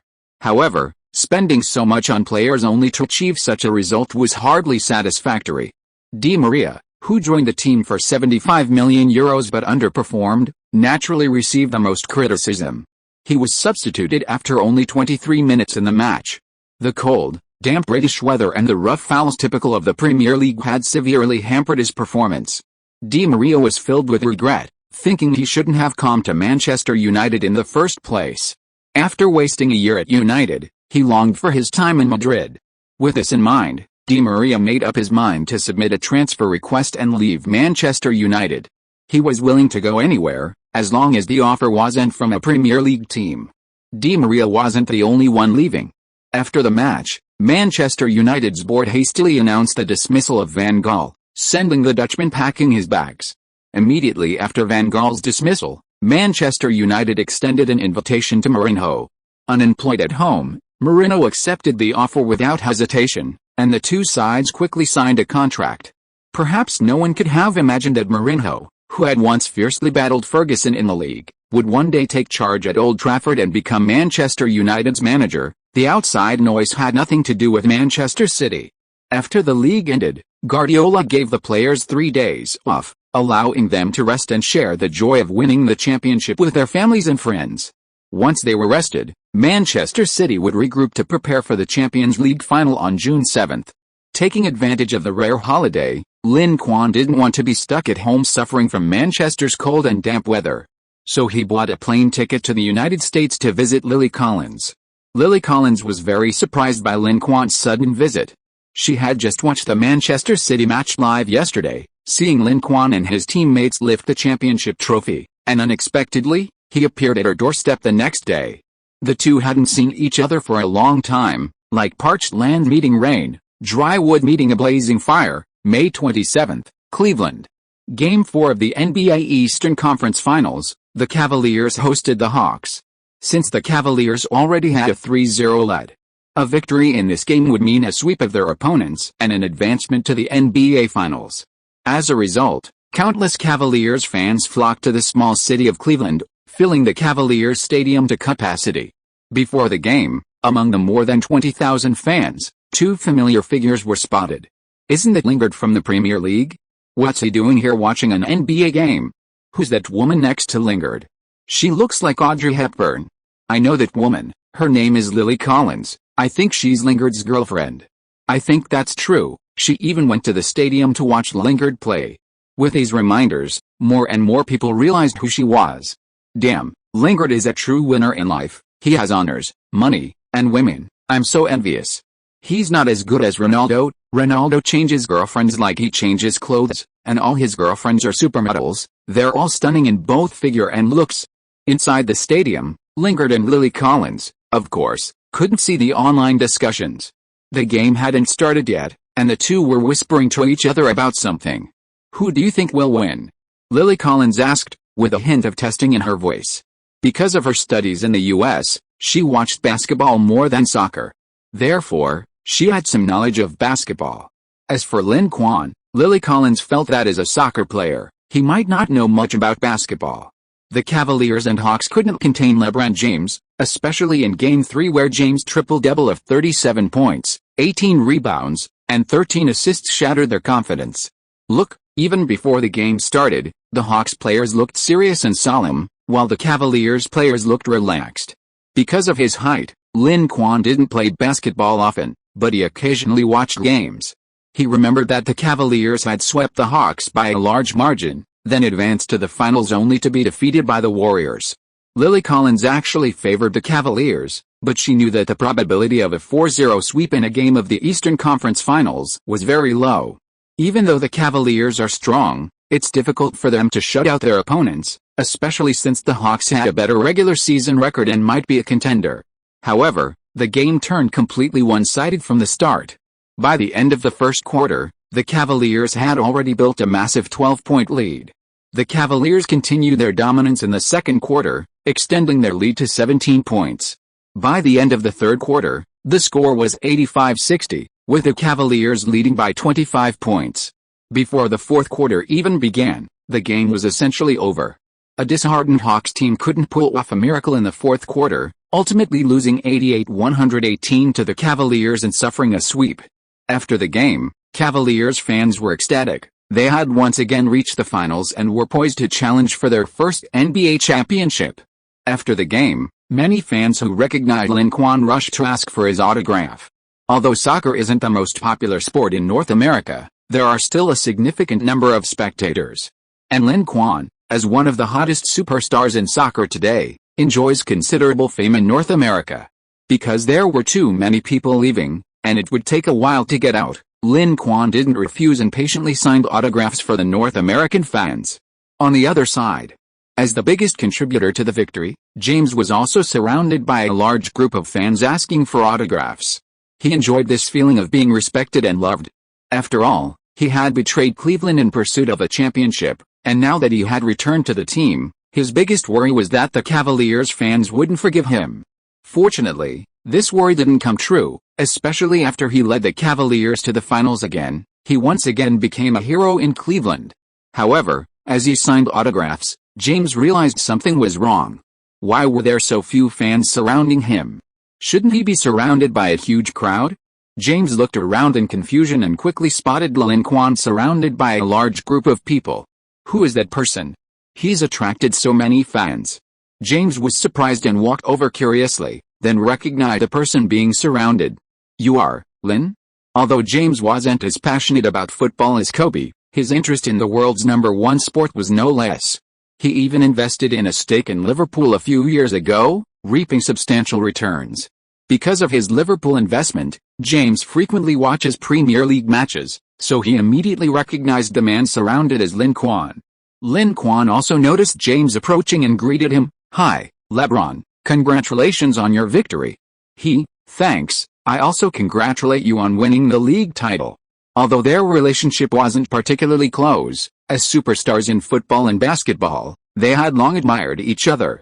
James enthusiastically showed Lin Quan around the Cavaliers' training facility, locker room, and trophy room, presenting him with a basketball and jersey signed by James. Lin Quan reciprocated with a jersey and football signed by James. After the tour, James extended an invitation to Lin Quan. Lin, here are tickets to the finals. Hope to see you here again. The NBA Finals can last for several games, sometimes up to 2 weeks. This is different from a football final, where it's usually a single elimination match. Okay, I'll definitely come when I have time. I wish you and your team the best of luck in winning the championship trophy. Haha, thanks for your congratulations. I also wish you success in defending your title and winning your second Champions League trophy. James laughed heartily, looking full of confidence. Looking at James's confident demeanor, Lin Quan couldn't help but sigh for him. This season's Warriors weren't easy to deal with, and James, who aspired to be a Cleveland hero, was likely to be disappointed. However, this didn't concern him much. He just needed to seize his own opportunities. So, after taking a photo together, they parted ways and headed to their respective stages. Lin Quan didn't stay in North America for long. After his 3-day vacation, he returned to Manchester City to begin preparing for the Champions League match 10 days later. If you are listening to this novel on a channel other than Fanfic World, it means it was downloaded and re-uploaded without effort. We warmly invite you to visit our channel, Fanfic World. There you will find the original version of this story and many other novels of various genres. We look forward to seeing you dive into a world of incredible novels. Chapter 392 The Champions League final kicks off, a decisive battle at the Forbidden City. June 7, Berlin Olympic Stadium. 2 years ago, Lin Quan and his Werder Bremen teammates lifted the German Cup trophy here. Returning to this stadium 2 years later, however, evoked a completely different feeling. Time flies. During the pre-match warm-up, De Bruyne, hands on his hips, looked around the stadium, which was nearly half full, and exclaimed, "Yeah, that's true." Lin Quan nodded. 2 years ago, he and De Bruyne were both unknown players, competing only in the German Cup. But now, both were top stars, with Lin Quan even being one of the most sought-after players in football, perhaps even having the potential to become number one. Their status was vastly different from 2 years ago. Time may pass, but the hearts of the players remain unchanged. Lin Quan saw a group of lovely people in the stands, a group of Werder Bremen fans. They were wearing the green jerseys of the Werder Bremen team, most of them bearing the number 10 that Lin Quan wore during his time at Werder Bremen, and De Bruyne's number 6. Amidst a sea of blue and reddish blue, this splash of green stood out strikingly. There were only 200 or 300 of them, but their presence deeply moved Lin Quan and De Bruyne. "Daddy, Daddy, brother Lin Quan saw us." In the stands, 12-year-old Grenadines excitedly waved his arms and shouted. Sitting next to Grenadines were Mr. William, Ms. Anna, and his sister Angel. Lin Quan had stayed with them for a year when he was on loan to Werder Bremen. "Quick, quick, unfurl the banner we made beforehand." Seeing that Lin Quan had noticed them, under Mr. Williams' direction, the group quickly unfurled a banner, "Werder Bremen will always be your home." Seeing this heartwarming banner, Lin Quan and De Bruyne were both deeply moved. A thought struck Lin Quan, and he ran to the sidelines to find a pen and a soccer ball, writing his name on the ball. The spectators were all curious about his actions. The match hadn't even started. Was Lin Quan giving away autographed footballs to the fans? Who was so lucky to get a football signed by the Emperor Lin? Lin Quan's actions not only attracted the attention of the fans, but even the cameras were glued to him. Even the photographers were curious about what he was up to. After signing his name, Lin Quan waited for the ink to dry, then placed a ball on the grass near the stands. He glanced up at the area where the Werder Bremen fans were sitting, took a few steps back, and kicked the ball towards the stands, landing precisely in the area where the Werder Bremen fans were. Grenadine saw a dark figure flying towards him, instinctively stretched out his hands, and the ball floated lightly into his grasp. The ball's landing point was extremely precise, and the power was just right, making the fans who witnessed a kick cheer. Mr. William was also shocked. He hadn't expected that after 2 years, Lin Quan's footwork and control of power had reached such a level. When the football flew towards his son, he was worried it might hurt someone, but it all seemed completely unnecessary. In the other half of the field, the Barcelona players were also warming up. After finishing a set of training, Messi couldn't help but turn around and look at the other half, searching for Lin Quan in the crowd. When he saw Lin Quan's action, he was shocked. Has this guy's footwork reached such a terrifying level? Lin Quan felt the gaze behind him and instantly turned around, meeting Messi's gaze across the field. He extended his right hand, making a fist and cheering, signaling that Messi should be at his best in this match, and the two should have a good contest. Messi looked confident, nodded emphatically, and returned the same gesture to Lin Quan. Both were confident of winning the championship, but there can only be one champion. After this match, one of them was destined to be disappointed. At 6 p.m. sharp, with a referee's whistle, the match officially began. The referee for this match was Cüneyt Çakır, from Turkey. This referee had made several controversial decisions favoring Real Madrid in matches between Manchester United and Real Madrid, sparking strong protests from Manchester United afterward. Both Manchester City and Barcelona were apprehensive about having such a referee officiate this match. Manchester City worried that Çakır would favor La Liga teams, while Barcelona feared he was a Real Madrid supporter and would make biased calls against them. However, shortly after the match began, Barcelona's concerns were completely dispelled. In the 4th minute, Barcelona launched an attack, and Rakitic scored while in an offside position. However, the linesman and the referee did not call a foul, instead declaring it a valid goal. This decision immediately angered the Manchester City players. They rushed to surround the referee, demanding an explanation. It was clearly offside, yet the linesman and referee didn't intervene. Were they blind? "Hey, Mr. Referee, it's an offside goal. You can check the replay on the big screen." Lin Quan pointed to the large screen above the stadium and said to Çakır. The slow-motion replay on the big screen showed the goal, clearly indicating it was offside. However, despite the overwhelming evidence, Kakir refused to change his decision, insisting the goal stood. To maintain his authority, he even showed a yellow card to Manchester City captain Kompany, who had been involved in the blocking. Kompany clenched his fists, wanting to punch him, but was stopped by several teammates. "Captain, calm down. We're behind. If you get sent off, we're finished." Lin Quan was also furious, but he forced himself to remain calm. He couldn't let emotions cloud his judgment. Being down by 1 goal was still manageable, but if they lost another player, it would be truly hopeless. On the sidelines, Guardiola angrily protested to the fourth official for a long time, but the official simply replied dismissively, "If there's a problem, you can report it to UEFA." Guardiola was furious, but he didn't pursue the fourth official any further. The fourth official's decision was clearly unchangeable, but the result was extremely unfavorable for Manchester City. Facing a Barcelona team that was in red hot this season, falling behind by a goal early on, and with a centre-back receiving a yellow card, it was an incredibly difficult start. They originally had a lot of tactical options, but now, trailing, Manchester City had no choice but to attack. This was very different from their attacking game against Bayern Munich at the Allianz Arena. Back then, they dared to go toe-to-toe with Bayern at the Allianz Arena because they had a 2-goal lead, giving them a psychological advantage. Secondly, they were playing away, and more away goals were advantageous. But now the situation was completely different. This was the Champions League final, a single elimination match with no home or away advantage. Their choice to go toe-to-toe with their opponent now, already behind in the score, put Manchester City at a psychological disadvantage. Thinking about this, Guardiola was furious, wishing he could curse the referee's entire family.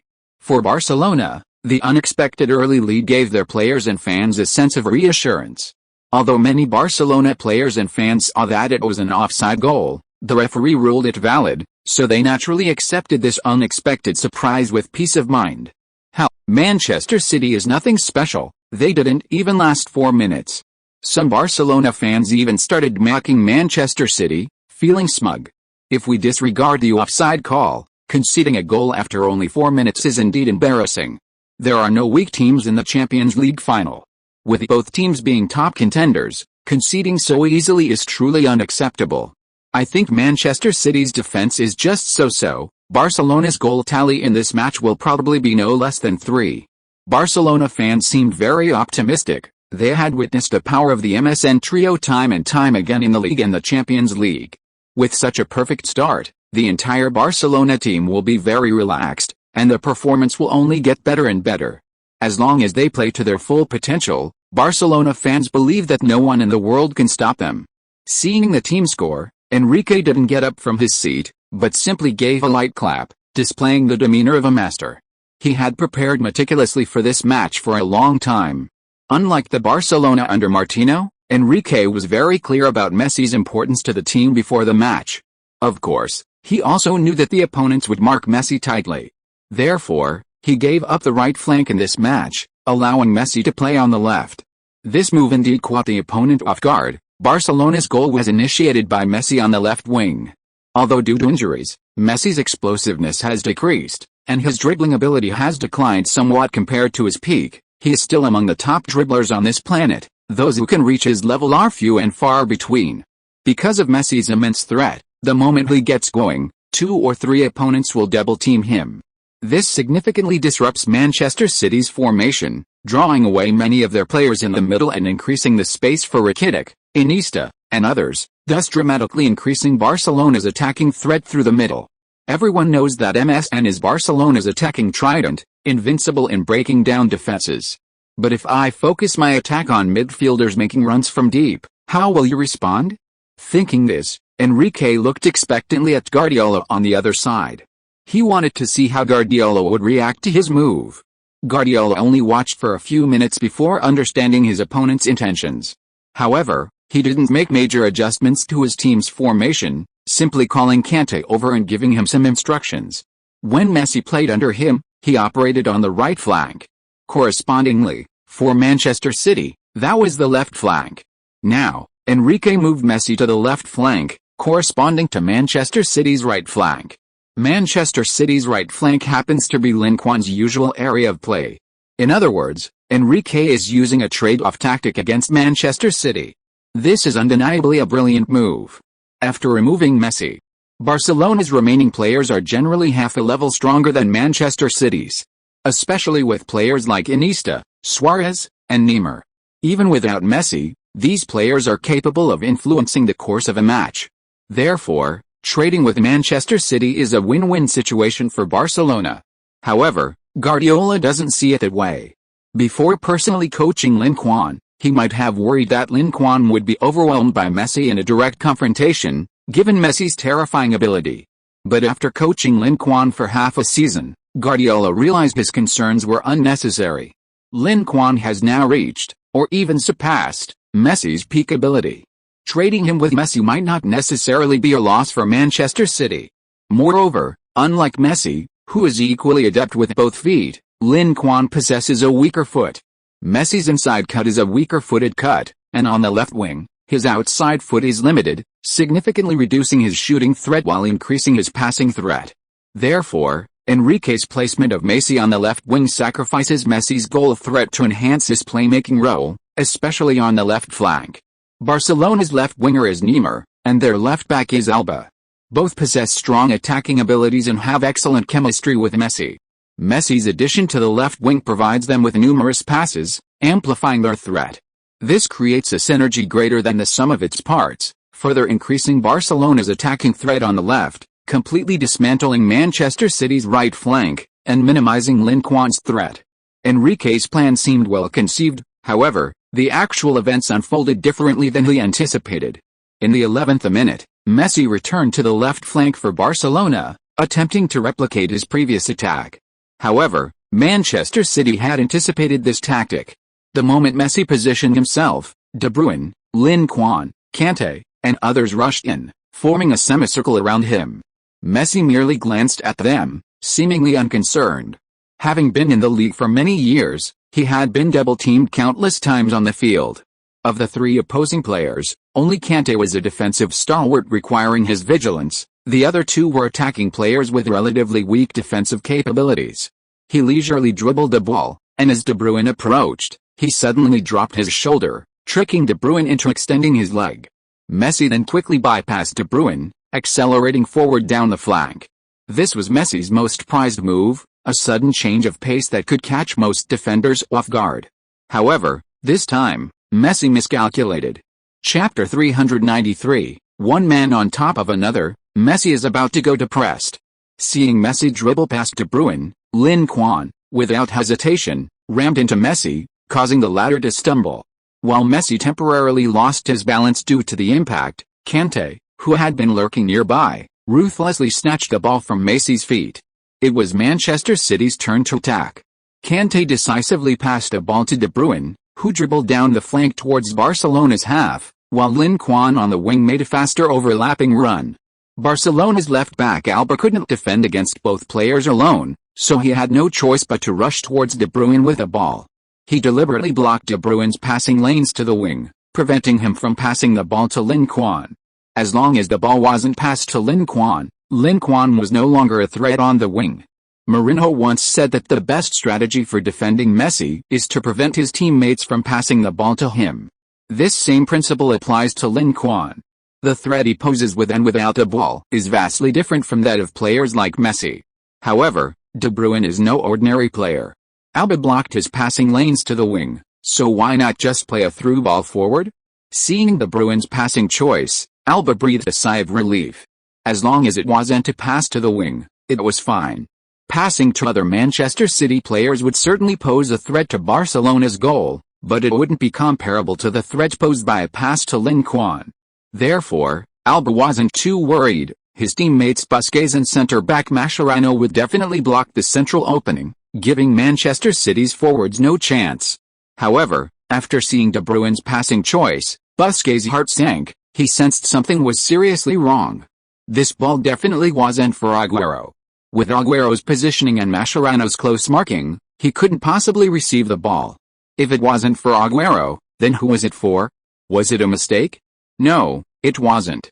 De Bruyne's ability to secure a starting position at Manchester City and be highly regarded by his mentor, Guardiola, shows he's no ordinary player. With Aguero ruled out, only one player can receive the ball now, Lin Quan. Therefore, the ball is passed to Lin Quan. Thinking this, Busquets was startled and immediately abandoned his plan to double-team De Bruyne with Alba, rushing towards Lin Quan on the wing. Lin Quan and De Bruyne have played together for almost 3 years and have excellent understanding. Seeing Alba's defensive choice towards De Bruyne, Lin Quan guessed how De Bruyne would handle the ball. De Bruyne also anticipated Lin Quan's plan, so the two didn't need to communicate and executed a brilliant passing combination. Lin Quan cut inside from the wing and received De Bruyne's pass. However, the moment he received the ball, he caught a glimpse of a figure out of the corner of his eye, Barcelona's number 5 defensive midfielder, Busquets. As expected of Professor Busquets, his football IQ was indeed high. He anticipated his choice. But unfortunately, Busquets was a step too late.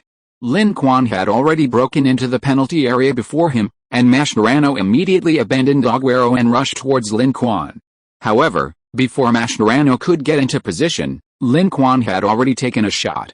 Ter Stegen tried his best to save the shot, but Lin Quan's angle was too tricky. The ball almost grazed his fingers, flew along the post and the inside of the side netting, and into the goal 1-1. Manchester City quickly equalized the score in less than 10 minutes. The Berlin Olympic Stadium erupted instantly. The more than 20,000 Manchester City fans in attendance were jubilant, almost jumping for joy. Such a rapid equalizer completely dispelled their worries. As expected, with Lin Quan on the field, no surprises. On the other side, Barcelona fans couldn't help but feel disappointed. Their hard-earned lead, gained through luck and a referee's mistake, was so easily wiped out. Moreover, Manchester City's counter-attack on the wing was nerve-wracking. Their speed was incredible. Except for a few key players, most of Barcelona's players only had time to retreat to their own half before the goal was breached. If Manchester City continued to produce such high-quality counter-attacks, Barcelona's chances were slim. On the sidelines, Guardiola clenched his fist in excitement after Lin Quan scored. Indeed, Enrique's decision to pair Messi with Lin Quan was a very foolish one. Thinking this, he couldn't help but look towards the Barcelona coaching bench. Guardiola wanted to know if Enrique would realize the problem and make quick adjustments. Enrique clearly realized his choice was somewhat unwise. His initial plan to have Messi on the right wing was to create a synergy between him, Neymar, and Alba, but in reality, it didn't seem to achieve his expectations. The opponents ignored Neymar and Alba, focusing their attention on Messi when he had the ball, often double-teaming him. On the flanks, 3 players pressing is practically equivalent to 6, and even a player as strong as Messi struggled to cope. So, should he move Messi back to the right wing? Enrique hesitated, not making a decision immediately. After Manchester City scored, the game returned to a balanced state. However, even in this balanced situation, Barcelona still held the initiative.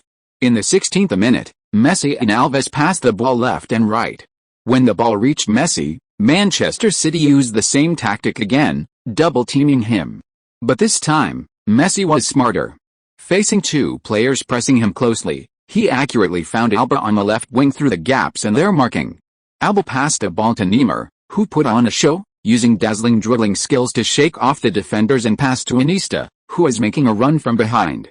Iniesta crossed the ball directly, aiming for Suarez. However, Van Dijk had anticipated Iniesta's pass and stretched out his long leg to block the pass out of bounds, resulting in a Barcelona corner. Although this attack didn't result in a goal, Messi's role on the wing was effective. He successfully drew away a large number of opposing defenders, creating favorable conditions for Alba and Neymar. Furthermore, with Kanté drawn away, no one could stop Barcelona's midfielders' forward runs, greatly increasing the attacking threat of Iniesta and Rakitic. Enrique felt that if this continued, Barcelona would eventually score again. Indeed, having top stars like Messi and Neymar operating on the same wing makes defending them extremely difficult for any team. Both are players with exceptional individual abilities, making them very difficult to defend one-on-one. The best way to limit them is to double-team them. But double-teaming 2 players simultaneously requires more than just one wing. Midfielders also need to get involved. However, this would fall into Barcelona's trap. This is exactly the effect Enrique wanted. In this match, he gave Iniesta and Rakitic more opportunities to shoot, allowing them to take shots whenever they had the chance, leaving Manchester City's defense overwhelmed. I'll see which side Guardiola is prioritizing. Guardiola remained unmoved. He knew how threatening Enrique's attacking system was. But just like Alba's decision to stop De Bruyne from passing to Lin Quan, the ball is far more dangerous with players like Messi and Lin Quan than with other players. Enrique's arrangement sacrificed Messi's attacking prowess for the sake of team tactics. Guardiola, on the other hand, focused on maximizing the advantages of the entire system, trying every possible way to get the ball to Lin Quan for the final shot. Whether their choices were wise remains to be seen until the match ends. Now, it all comes down to whose players perform better on the field. Time ticked by, and soon 30 minutes had passed, with the score still 1-1. For those 30 minutes, both sides launched fierce attacks on the opponent's goal, even creating some good chances, but none of these attacks resulted in a goal. Now, the game has reached the 40th minute, and judging from the score and the situation on the field, the game has reached a stalemate. The defensive trio of De Bruyne, Lin Quan, and Kanté may seem insignificant, but in reality, they are extremely effective. The three have clear roles. De Bruyne acts as the sacrificial lamb, rushing in first to intercept and force Messi to change his rhythm. Lin Quan comes in second, using physical confrontation to disrupt Messi's dribbling rhythm, preventing him from dribbling comfortably. Kanté is responsible for finishing, seizing opportunities to intercept when Messi's rhythm is disrupted. Of the three, De Bruyne's job is the simplest, while Lin Quan and Kanté's jobs are more challenging. Especially Lin Quan, although it seemed like he was just using his body to bump into Messi, even doing so was no easy feat. Messi's footwork is incredibly fast, and he's extremely adept at changing direction. Most people simply can't keep up with his pace and will be outmaneuvered in the blink of an eye, with virtually no opportunity for physical confrontation. But Lin Quan was different. His footwork was just as fast as Messi's, so he was the only one in Manchester City who could keep up with Messi's pace and not fall behind. So Messi was like a piece of chewing gum, impossible to shake off. What's even more infuriating is that this piece of chewing gum was taller, stronger, and physically stronger than him. Therefore, once Lin Quan got on his heels, Messi found it very difficult to break free. In this situation, when faced with Kanté's phenomenal tackling ability, Messi struggled to keep possession of the ball. Of course, this tactic didn't work every time. It succeeded about 5 or 6 times out of 10, but keep in mind, they were facing Messi. A success rate of over 50% when defending against Messi is already quite remarkable. Inside the Olympic Stadium, spectators were amazed by the outstanding performance of Manchester City's diminutive defensive midfielder, who repeatedly dispossessed Messi. Who is this guy? How can he tackle so well? Including this time, he's dispossessed Messi 6 times. That's a bit exaggerated. I don't think I've ever seen anyone dispossess Messi so badly in a match. This guy seems to be someone Manchester City bought from Ligue 1. His name is something like Count. A French player, a little over 1.7 meters tall, playing defensive midfield, and a black guy. He looks so much like Makalil. Now that you mention it, he does look a bit like Makalil, but compared to Makalil at his peak, he's probably still quite a bit behind. A defensive midfielder of Makalil's caliber hasn't appeared in football for a long time. Count's current performance is indeed excellent, but outsiders wouldn't compare him to Makalil anytime soon. On the Barcelona coaching bench, Enrique glanced at the match time and couldn't help but frown. Messi's performance on the right flank is becoming increasingly limited, as the opponent's defensive system is severely restricting him. Even if the black player doesn't manage to steal the ball from Messi, their double teaming and pressing are enough to slow down Barcelona's pace and create more opportunities for their teammates to get into position. This makes it difficult for Messi to create chances through individual dribbling and breakthroughs. As a manager, Enrique clearly sees more than the average fan. He acknowledges Count's strength, particularly his interception and tackling abilities. However, his repeated dispossessions of Messi are not due to individual skill, but rather teamwork. If Messi changes position and avoids being double-teamed, Count, without his teammates' support, is no match for Messi in a one-on-one situation. With this in mind, Enrique made a decision. He stood up and gestured to the players on the field, indicating he would change Messi's position and the team's tactics.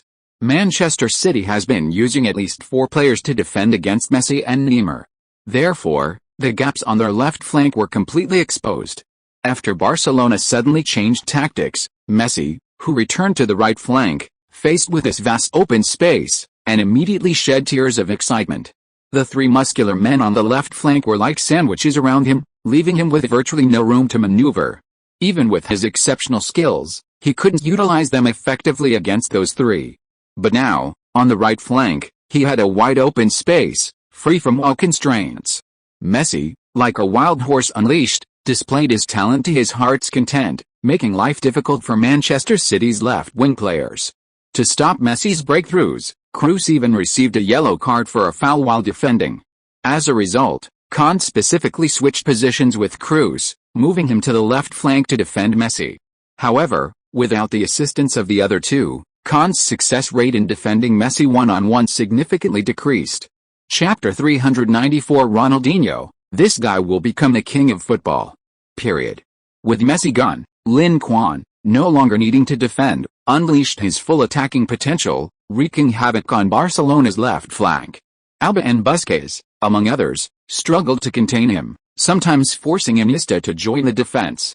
However, this impacted their attack, paralyzing Barcelona's entire left-wing offensive. What was previously a clash of titans, a back-and-forth exchange, had now become a free-for-all.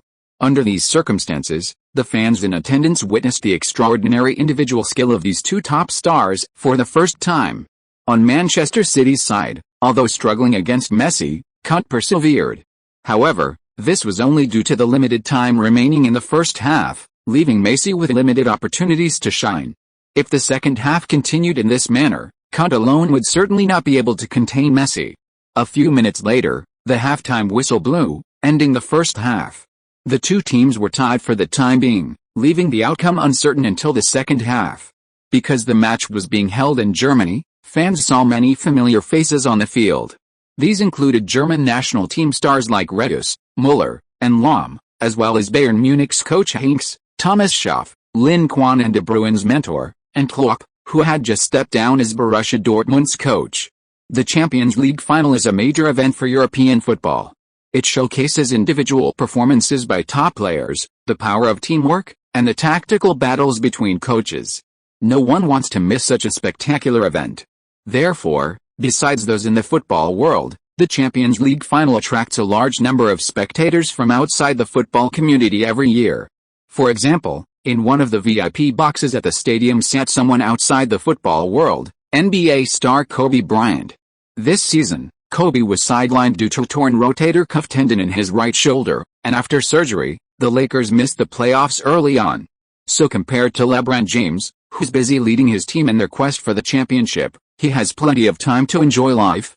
Kobe is a famous football fan, and this game also features his favorite player, Messi.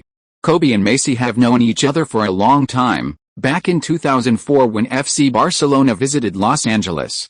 Ronaldinho, then playing for Barca, introduced Messi to Kobe, saying that Messi would become the best in the world, even a football legend. Kobe was very surprised by Ronaldinho's words, because Messi was only 17 years old at the time, and Ronaldinho himself was undoubtedly the best player in the world. But Ronaldinho said, no, this kid standing here will be the best. He was referring to Messi. It was because of this incident that Kobe met Messi, and the two became friends. This game marked the friends' first attempt at the Champions League trophy in 3 years. How could Kobe not be there to witness such an important occasion? However, after watching the first half of the match, Kobe was particularly impressed by one Manchester City player. Hey, Ronaldinho, is that the guy you said has talent comparable to Messi? Kobe asked Ronaldinho, pointing to the Manchester City number 10 leaving the field. Ronaldinho had just terminated his contract with Ecuador in the Mexican League and was currently a free agent, not yet signed with any team. His trip to Europe was twofold: first, to watch the Champions League final, and second, to try his luck and see if he could find a new club. Actually, Ronaldinho isn't that old, only 35 this year. Xavi, who is older than him, is still playing for a top club like Barcelona. At his age, perhaps some teams would want him. Of course, the probability is very small. After all, although Xavi is older, he maintains a good level of performance. Although he can no longer start, he can still be a rotation player or substitute. Ronaldinho, on the other hand, has been away from the top 5 leagues for more than 4 years, and now he's even fallen to the point where he can't even play in lower-level leagues. In this state, let alone the top 5 leagues, Even leagues like the Portuguese Primeira Liga, Belgian First Division A, and Dutch Eredivisie wouldn't want him.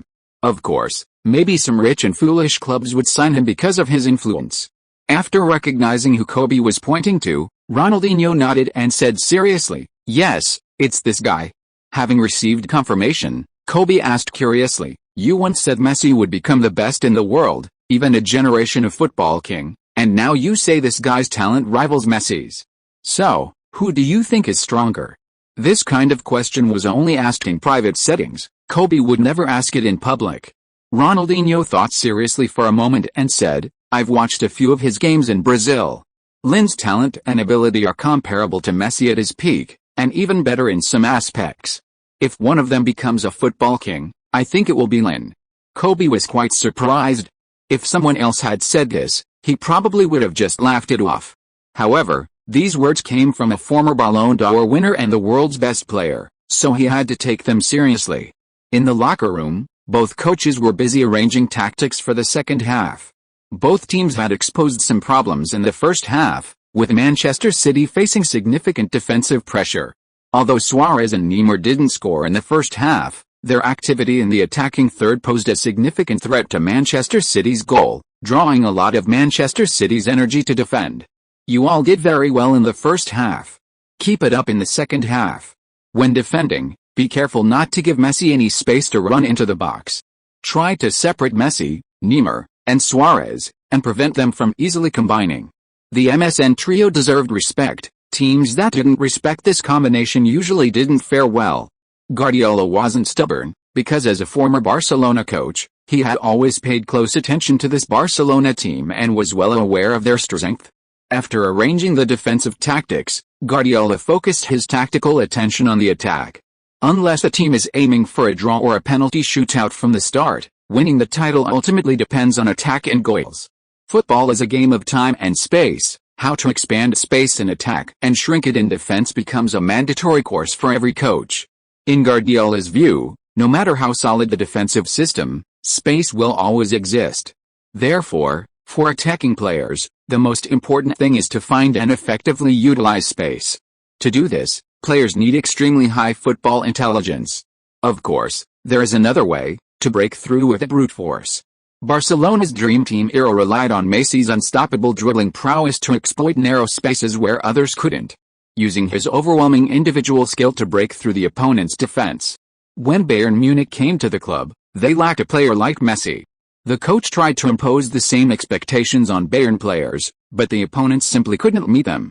So, in the Champions League semi-final, facing Atletico Madrid's seemingly impenetrable defense, they frustratingly failed to score. Since then, Guardiola had a profound realization: players like Messi are rare, and not every team can expect such a dominant figure. Therefore, his tactical research deepened, and he racked his brains to figure out how to fully utilize space on the field. Through tireless research and thought, Guardiola finally achieved some success, further refining the possession-based system he pioneered at Barcelona. Now, at Manchester City, he not only has Lin Quan, a player comparable to peak Messi, but also a further improved possession-based tactic. Therefore, Guardiola is full of confidence for the second half. Meanwhile, in Barcelona's locker room, Enrique is also brimming with confidence. "I figured out their defense, and we still have two trump cards we haven't used. Messi, in the second half, link up more with Neymar and Suarez, and unleash the power of MSN as soon as possible. As long as the three of you play to your potential, we've got this game in the bag." Enrique's confidence stems from the fact that Barcelona only used Messi in the first half. Suarez and Neymar hadn't yet reached their full potential. Once all three players unleash their full potential in the second half, he'd like to see how Manchester City would withstand his MSN trio. The 15-minute halftime break flew by, and the second half quickly began. Neither team made any substitutions, nor were they necessary. This match could very well go into extra time or even a penalty shootout, and they couldn't afford to waste their precious substitutions. After all, this wasn't the era of 5 substitutions per game. As soon as the second half started, the audience's eyes lit up. They noticed that both teams' attacks had become much sharper. Manchester City's positioning seemed promising, but it wasn't immediately clear what to expect. On the other hand, everyone was very familiar with Barcelona's passing and possession system. So, the changes on Barcelona's side were immediately apparent. Suarez and Neymar, who had been somewhat quiet in the first half, became noticeably more active in the second half. Furthermore, Messi's interactions with them became more frequent. These Barcelona forwards, through passing combinations and one-touch passes, easily penetrated the opponent's penalty area, posing a threat to Manchester City's goal. Clearly, this was the effect of Enrique's tactical adjustments during halftime. Is Barcelona finally getting serious? Manchester City seems a bit passive. Yet, they're gradually being pinned back in their own half. During this period, the possession rate between the two teams differed quite a bit, with Barcelona's possession rate in the second half almost exceeding 70%. Wow, as expected of Barcelona, considering their opponent is Manchester City, who eliminated Bayern Munich. This possession rate is truly terrifying. Of course, some people were dismissive. Hell, the game is about who scores more goals, not who has higher possession. That's right, Barcelona has lost before, and their opponents sometimes beat them with less than 30% possession. Regardless of the match, they definitely won in possession.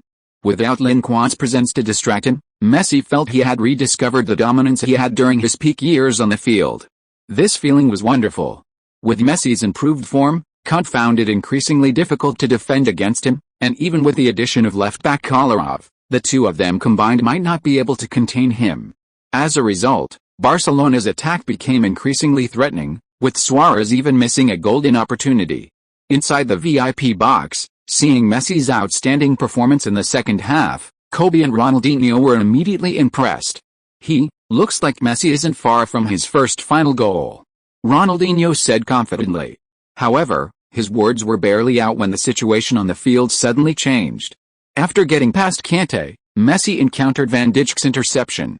Van Dijk remembered his coach's instructions and didn't tackle, maintaining a safe distance and slowly retreating, compressing Messi's dribbling space. With Van Dijk's help, Kante chased back, and the two worked together to steal the ball from Messi. After winning the ball, Kante quickly passed it to Kroos, who was on the receiving end. Before Rakitic could close in, Kroos delivered a precise long pass to De Bruyne in the attacking third. De Bruyne displayed masterful ball control, effortlessly deflecting the ball with his foot while sprinting at high speed, dissipating the force of the ball and allowing it to pass smoothly. He glanced at Lin Quan's position, then unleashed a powerful, low-through ball. The ball slipped between Mascherano and Peak, and a figure darted in from the flank like a whirlwind, receiving the ball in open space behind him. A one-on-one. Ter Stegen immediately rushed out of his goal, arms outstretched, lunging towards Lin Quan. He couldn't give the opponent a chance to adjust his shot. Ter Stegen had watched Lin Quan's shooting highlights for hours before the match and couldn't find any weaknesses. He worried that if he didn't immediately rush out and block the opponent's shooting angle, putting pressure on him, this one-on-one would become a goal. Ter Stegen's judgment was correct, and his choice was sound. However, he seemed to have forgotten one thing. Lin Quan's one-on-one shots were so threatening not only because of his superb shooting skills, but also because of another very important reason: he liked to beat the goalkeeper and shoot into an empty net. Seeing Ter Stegen choose to rush out, Lin Quan immediately cut inside, changed direction, moved laterally to create space, and quickly beat his opponent. The Barcelona goal was now empty, and Lin Quan raised his right foot to kick the ball. Chapter 395. Messi feels like he's been cheated on.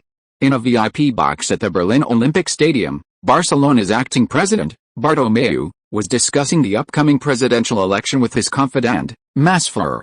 Last year, Rosell was forced to resign prematurely due to numerous scandals stemming from the Neymar transfer saga.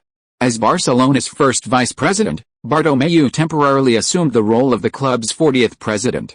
Having experienced a presidency, Bartomeu developed ambition. He was unwilling to remain merely an acting president for a 2-year term.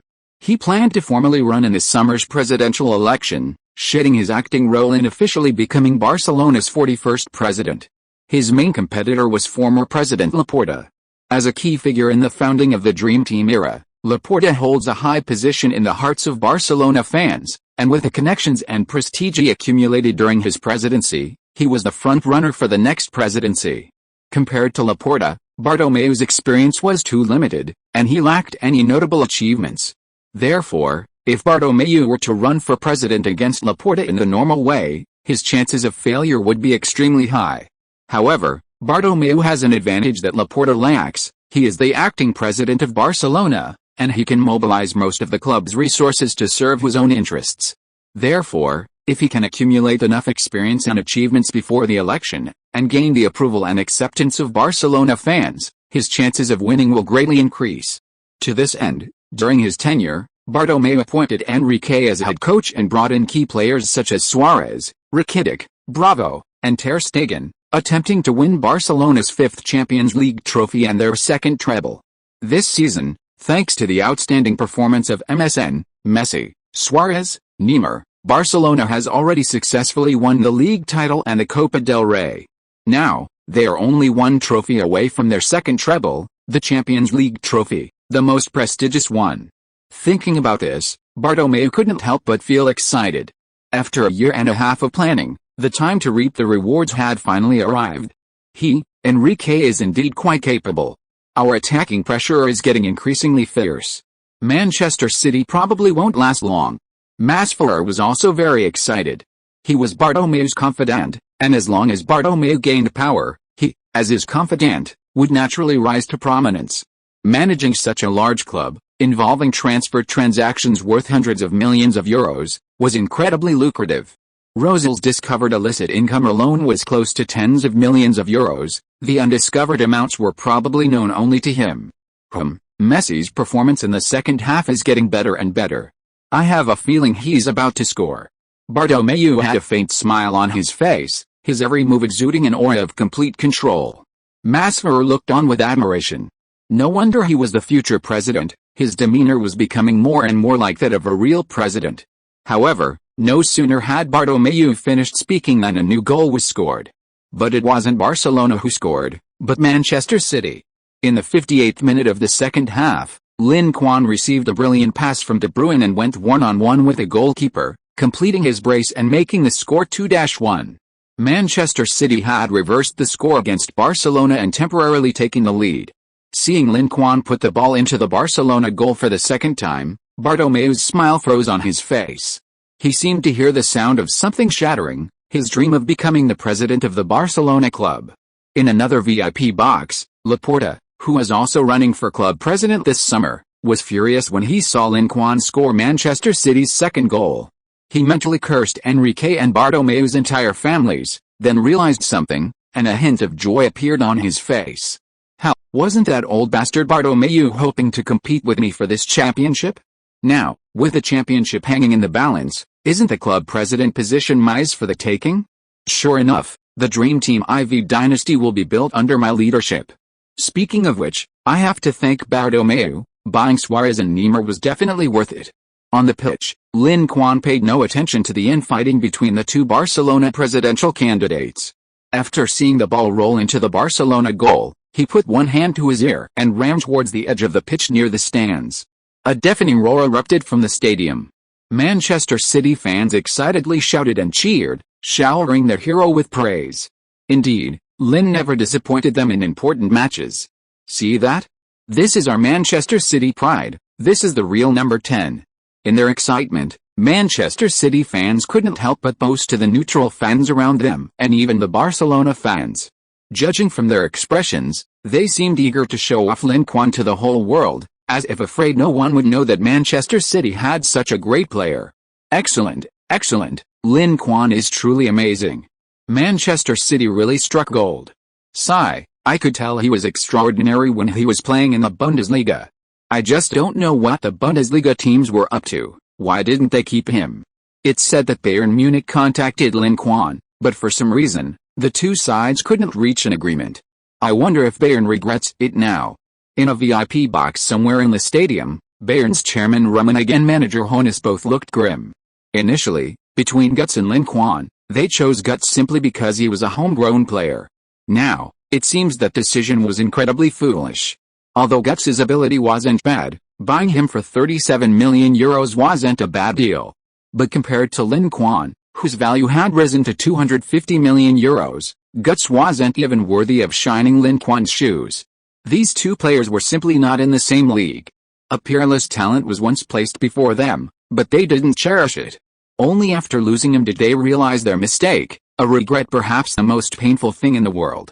If heaven could give them another chance, they would say 3 words to that player: come to Bayern. If they had to put a time limit on that contract, they hoped it would be 10,000 years. Even after retirement, he had to stay at Bayern and become a Bayern legend. However, they no longer had that chance. On the sidelines, Guardiola, seeing Lin Quan's elegant goal, excitedly spread his arms, jumped up, and wildly celebrated with his fists waving. After completing this celebration, he extended both hands, his left index finger extended, and his right thumb and index finger forming a circle, side by side, forming the number 10. After showing this number, Guardiola repeatedly raised his arms, signaling the audience to give Lin Quan, the goal scorer, an even louder round of applause. Holy crap, Guardiola is actually asking for applause for Lingard? Am I seeing things? The last person to receive this treatment was Messi, right? How, Lingard's performance in this match was no less than Messi's at his peak. Besides, he's Guardiola's adopted son, so it's not surprising he's doing this now that he's dead. Damn, Guardiola, tone it down, you're grinning from ear to ear.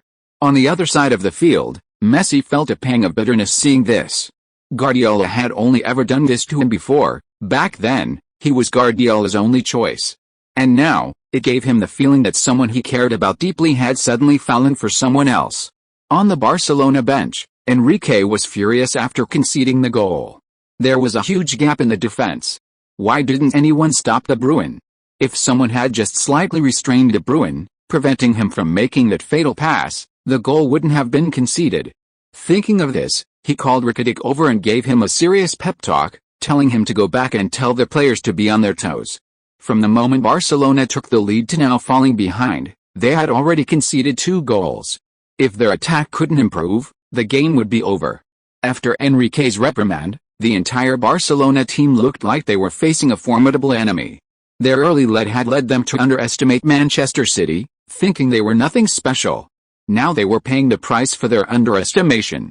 Now that Barcelona was behind, if they didn't want the treble to slip away, they had to fight tooth and nail in the remaining matches. Soon, after Manchester City finished celebrating, the game restarted. Barcelona immediately launched a counter-attack, intensifying their attack on Manchester City. In the 67th minute, Rakitic dribbled past midfield but didn't pass the ball directly to Messi. Instead, he dribbled forward himself, drawing defenders to press him before passing the ball to Iniesta. Iniesta surged forward, beating Kroos and forcing Kant to retreat. Seeing Kant charging towards him, Iniesta dared not be careless. Unsure of his own ability to get past him, he quickly passed a ball to Messi just as Kant closed in. Although Kant immediately abandoned Iniesta and rushed towards Messi, it was too late. Messi received the ball and drove straight in, quickly appearing in the center. At this moment, Suarez and Neymar were both making runs. Manchester City's defense was tied down by these two, unable to spare many players to defend Messi. Van Dijk had no choice but to bite the bullet and go forward alone. Last time, it was by retreating and pressuring Messi's dribbling space that he was able to intercept the ball with Kant's help. This time, Van Dijk wanted to repeat the same tactic. However, Messi wasn't about to give him the chance. Seeing Van Dijk's intention, Messi immediately accelerated, using 2 quick changes of direction to get past the still developing and inexperienced Van Dijk.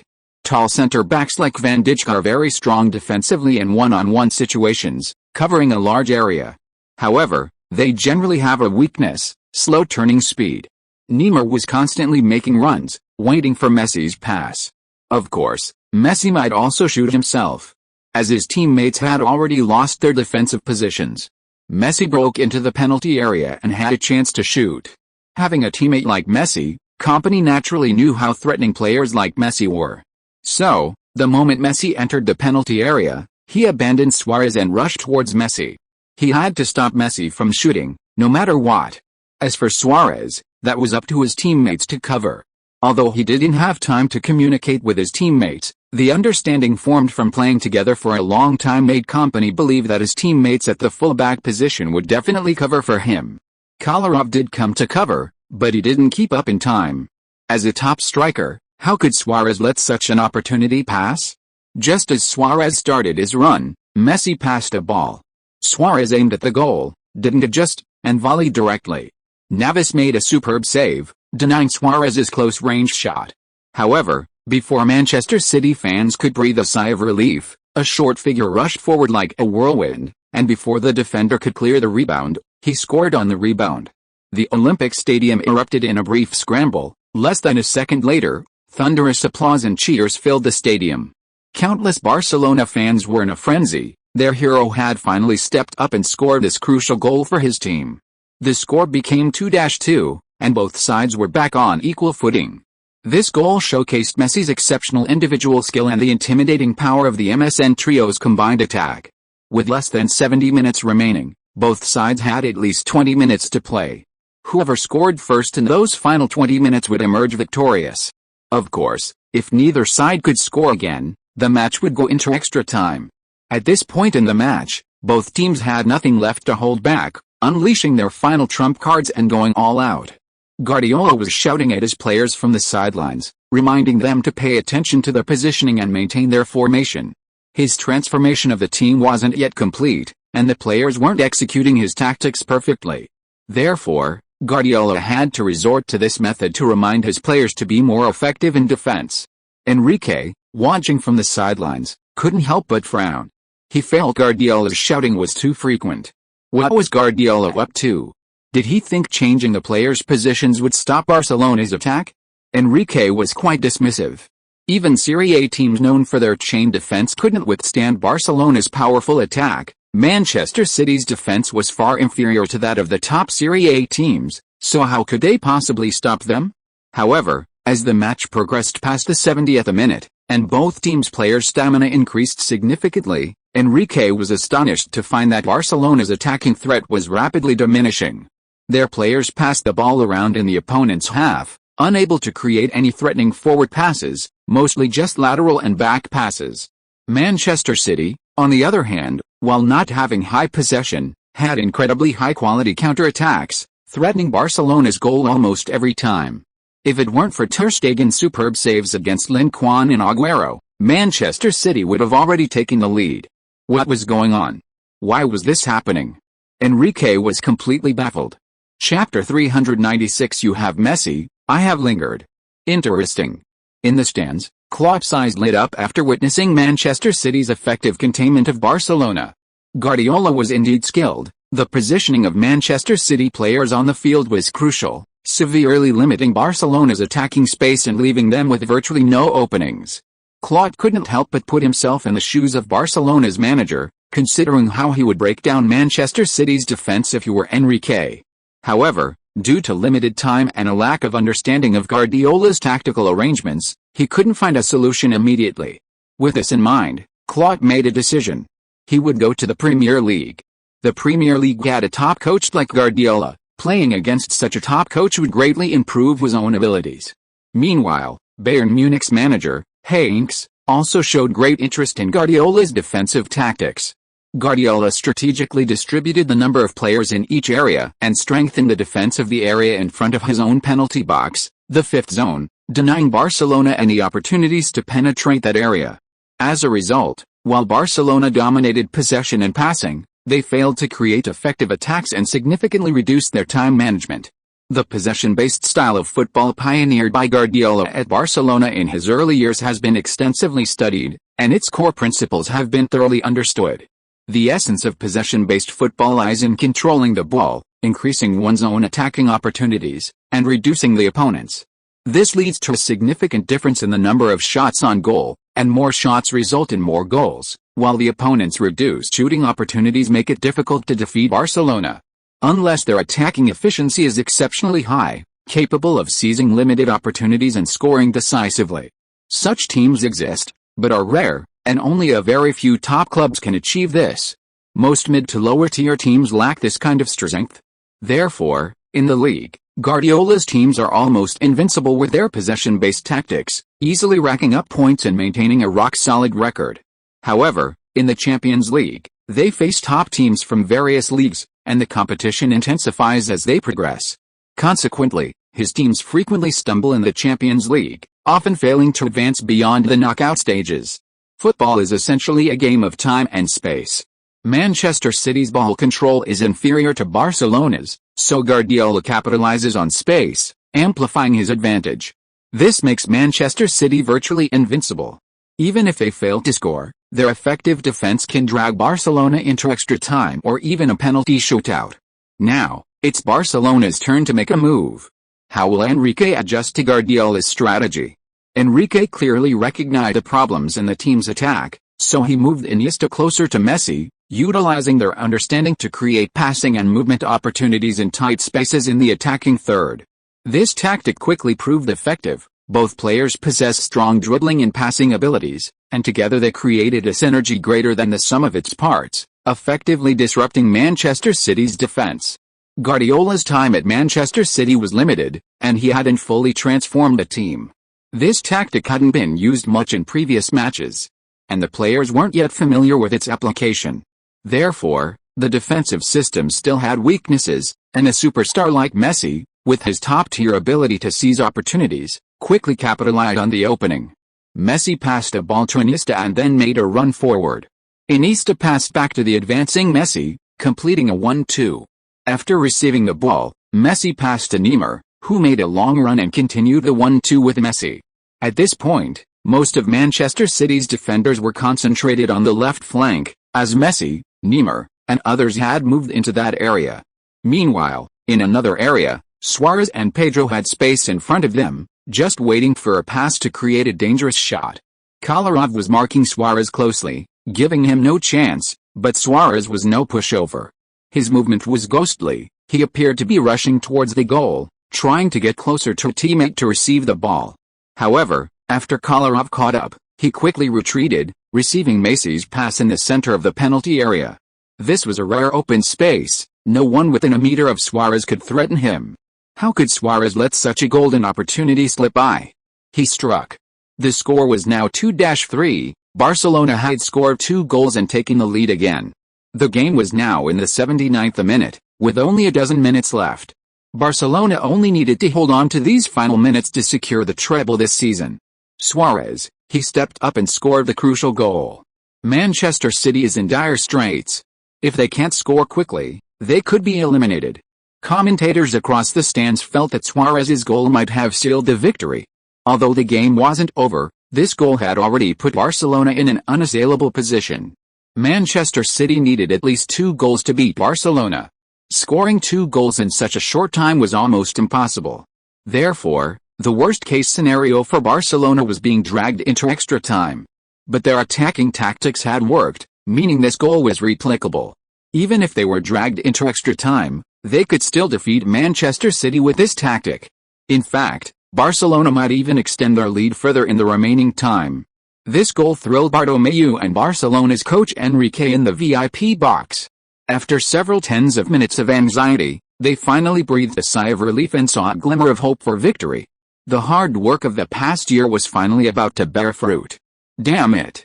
Guardiola's expression changed drastically upon seeing Suarez score, and he couldn't help but curse inwardly. This was the effect Barcelona had tried to achieve in the first half, but they hadn't expected it to come true in the second half. Sure enough, a player like Messi couldn't be tolerated with any defensive intensity. At this moment, Guardiola finally understood what his former opponents felt when facing a Barcelona team with an unstoppable Messi. This feeling was truly unsettling. However, Guardiola didn't give up easily. Barcelona had Messi, but Manchester City didn't have Lin Quan, did they? Just then, Lin Quan looked in his direction, so Guardiola immediately beckoned him to the sidelines. "Lin, we don't have much time, we must score as soon as possible." Lin Quan nodded, indicating that he understood the urgency. However, Barcelona's defense against him in the second half was very targeted. They intensified their interceptions of De Bruyne, David Silva, and others, denying them opportunities to pass the ball to him.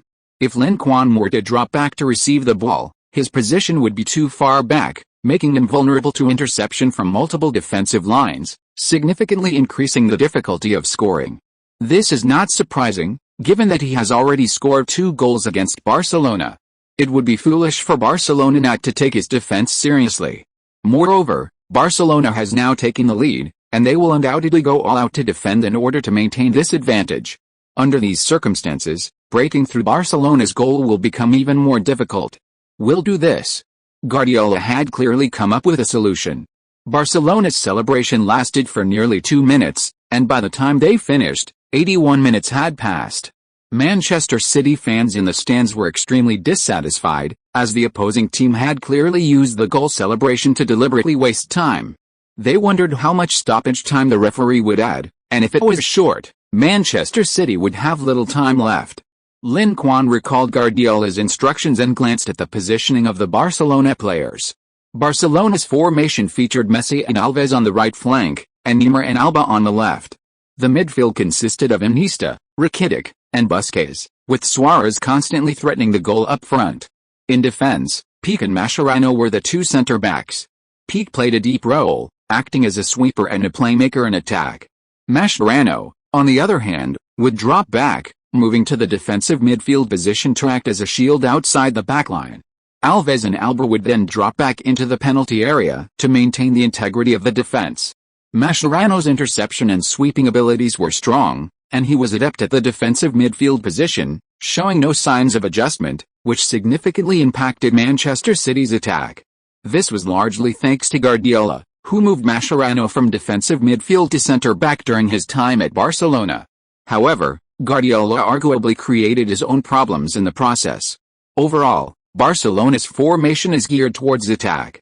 However, on the sidelines, Enrique has already had Barcelona's substitutes warming up. It might not be long before he pulls off attacking players and brings on defensive players, determined to hold on to this point until the end of the match. To equalize as quickly as possible, they need to score before Barcelona strengthens their defense. Alternatively, they could launch an attack after a substitution, when the new players haven't fully settled in and developed chemistry with their teammates. These are the two best opportunities. Missing them will make it difficult to break through Barcelona's defense.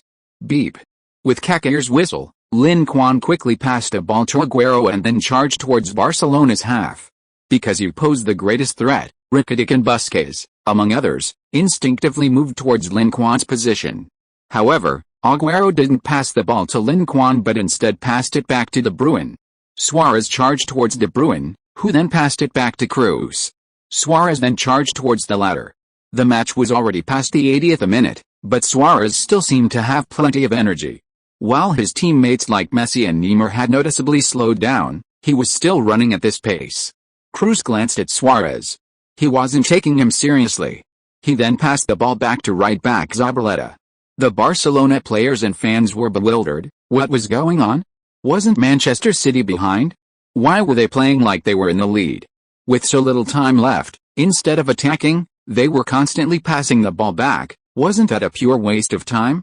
Although they didn't know what Manchester City was up to maintain their formation, the Barcelona players couldn't help but push forward. And just as they moved forward, Zabaleta passed a ball to De Bruyne, who had moved to the right wing. Neymar rushed towards De Bruyne, intending to steal the ball. However, De Bruyne seemed to have eyes in the back of his head. With a quick turn, he elegantly bypassed Neymar. After turning, before Alba and Iniesta could rush in, De Bruyne swiftly launched a long ball. The ball traveled across the entire field, reaching the other wing. A figure appeared in the ball's flight path, effortlessly bringing it to a steady stop. Upon seeing the number on the player's uniform, Barcelona fans were shocked. How did he end up on the left wing? The receiver was none other than Lin Quan. Because Barcelona had been focusing their attack on the right wing, Alves was positioned further forward. He chose to rush towards Lin Quan immediately, attempting to stop him from starting. However, Lin Quan seemed to have no such intention. He took 2 steps forward, met Alves, and then passed the ball directly to David Silva on the wing. David Silva was now unmarked. He received the ball and sprinted towards Barcelona's half. The entire Manchester City team launched a collective counter-attack against Barcelona. Aguero rushed into the penalty area early, ready to receive a cross from his teammate and shoot. Pique firmly blocked Aguero, not giving him a chance to receive the ball. Mascherano also moved closer to Aguero, preparing to double-team him with his teammates. However, unexpectedly, David Silva did not pass the ball to Aguero, but instead dribbled towards the penalty area.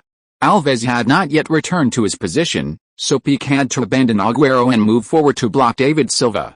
But just as Pique left Aguero, David Silva passed a ball.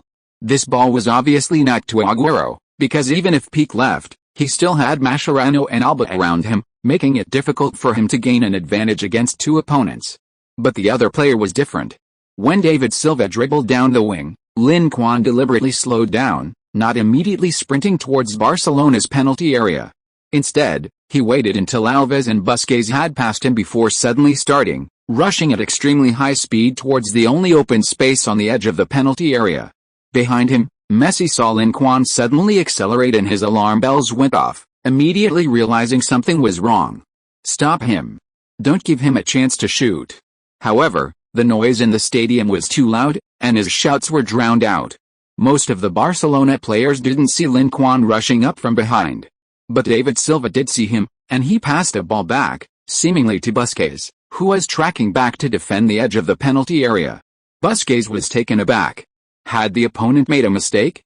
No, definitely not. David Silva, as his national teammate, knew his skill level all too well. Since it wasn't a mistake, someone must have rushed up from behind. Once Busquets understood this, his first instinct was to clear the ball.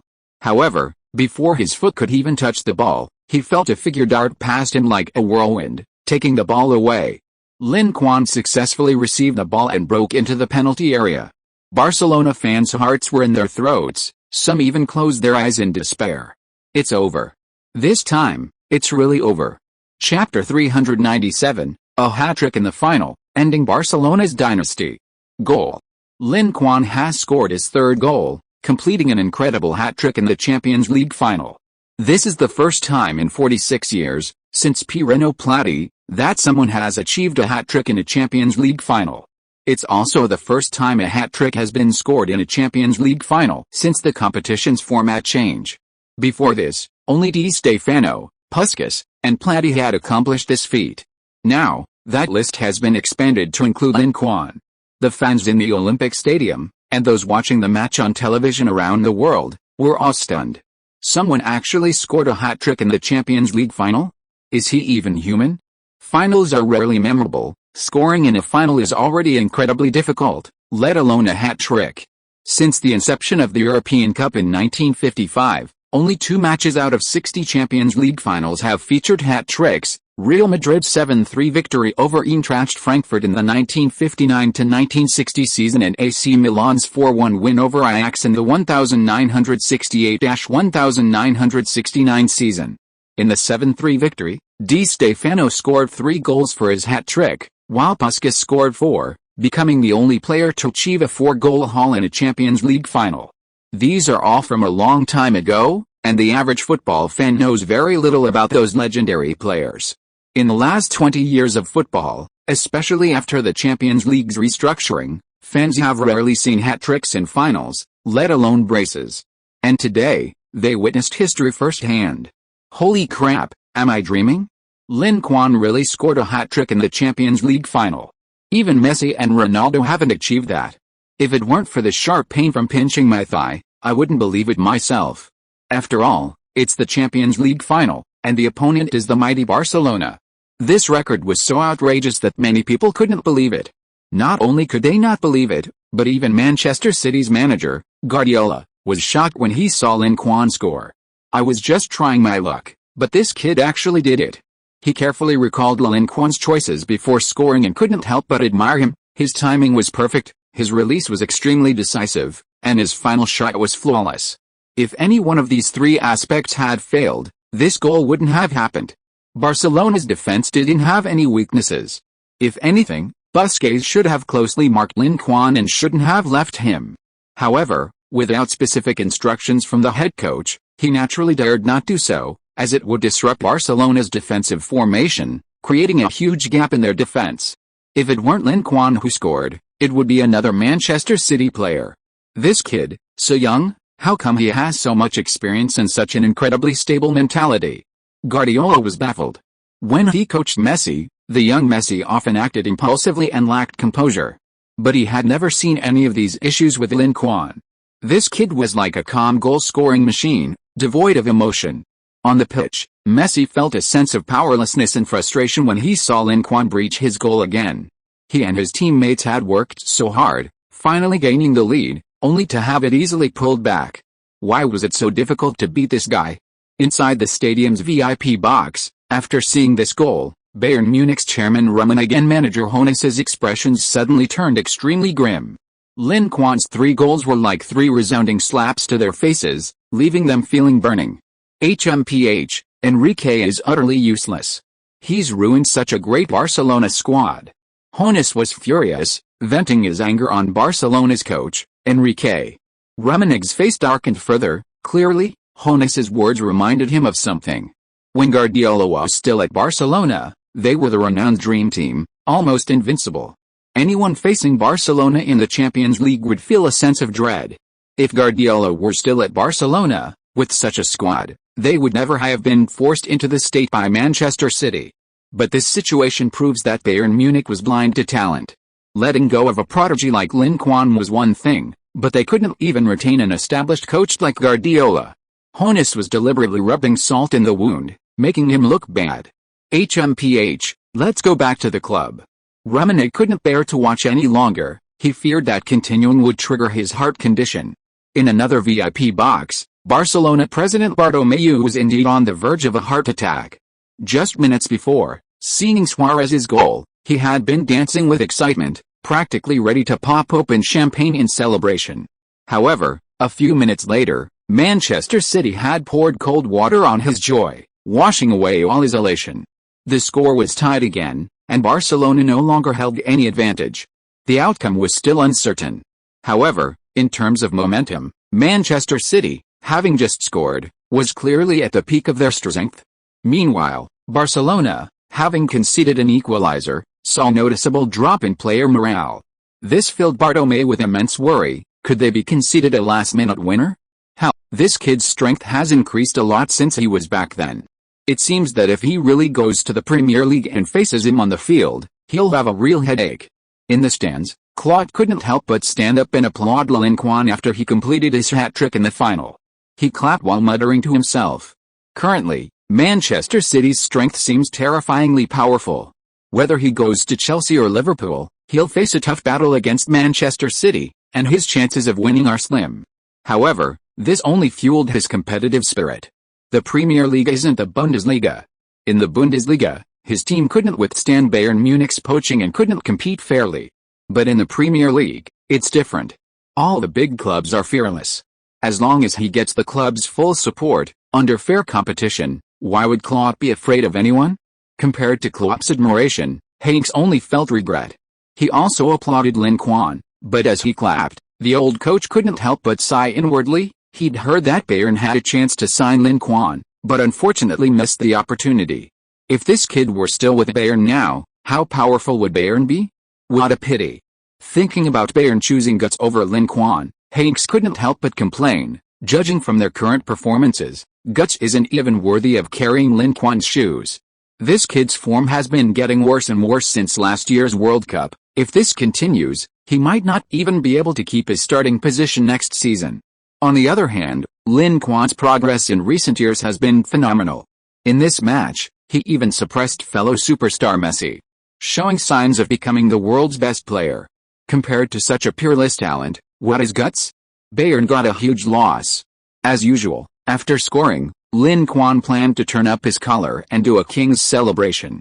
As a result, his teammates got too excited and rushed over, tackling him to the ground before he could even show off, ruining Lin Quan's attempt. Well, a hat-trick in the Champions League final, such a great opportunity to score, ruined by these guys. Who knows if he'll ever have another chance like this. Haha, well done, we've equalized again. Hey Lin, how was my pass? Wasn't it perfect? Lin, your shot was really stylish. I saw Ter Stegen use all his strength, but he still couldn't save it. He was so angry he pounded the grass for half a minute. I feel sorry for the grass for a minute. Brothers, let's seize the moment and do something big. How about we kill Barcelona in the final moments? Good idea. Compared to Barcelona wasting game time with their goal celebrations, Manchester City's celebrations were much more restrained. Their celebrations only lasted about a minute.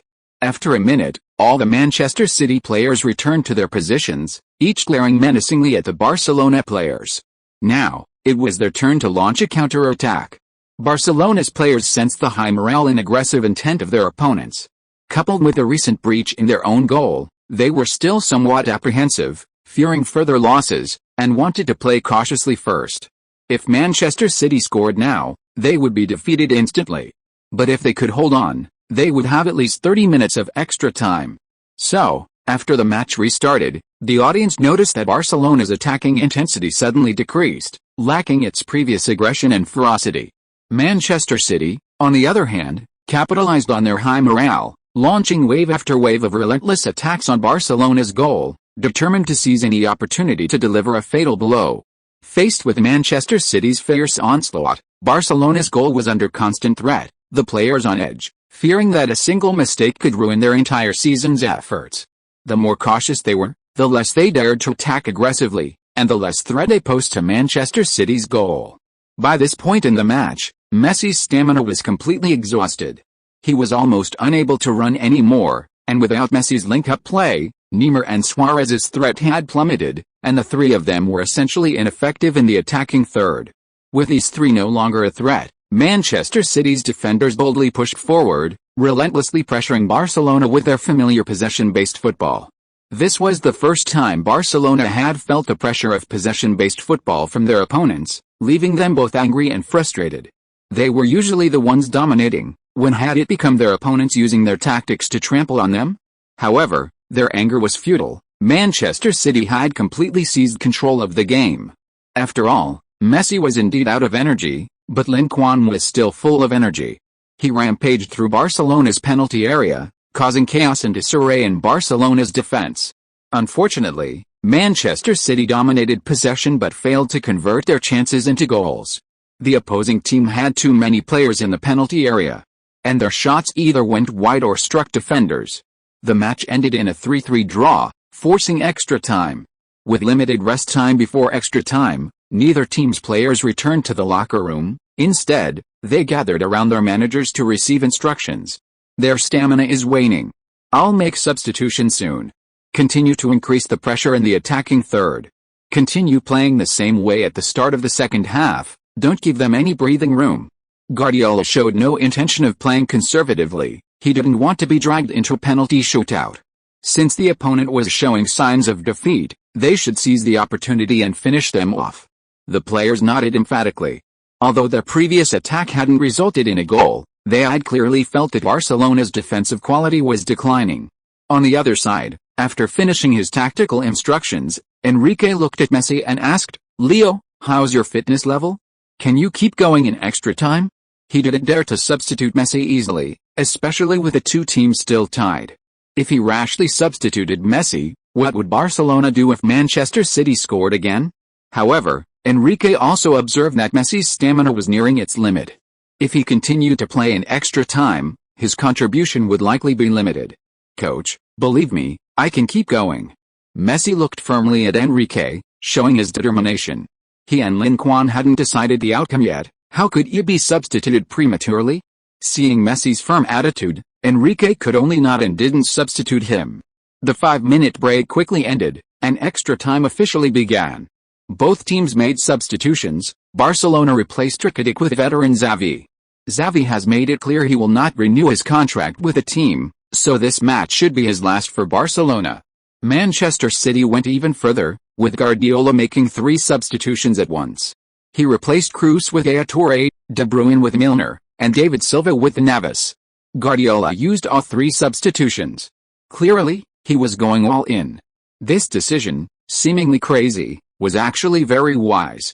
Barcelona's stamina was already showing signs of fatigue, and by bringing on 3 energetic players to intensify the midfield pressure, Barcelona would completely lose control of the midfield.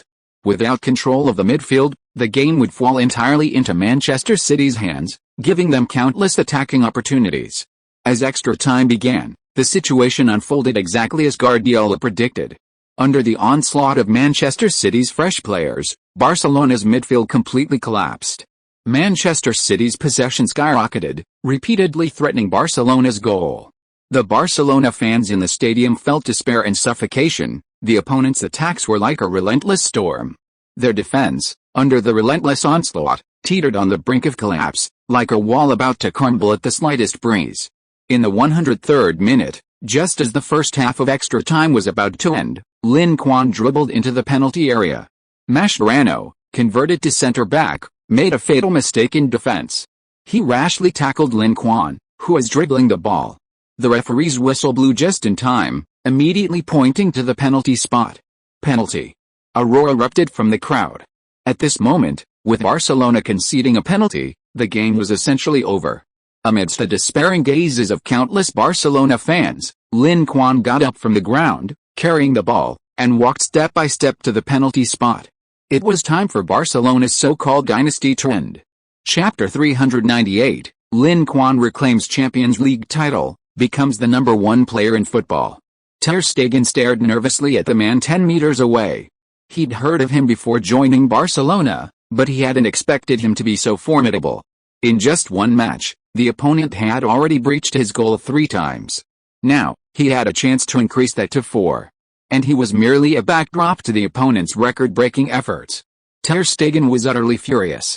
He should have applied for a substitute role. Goalkeepers don't have a high penalty saving rate, usually only 20 to 30%.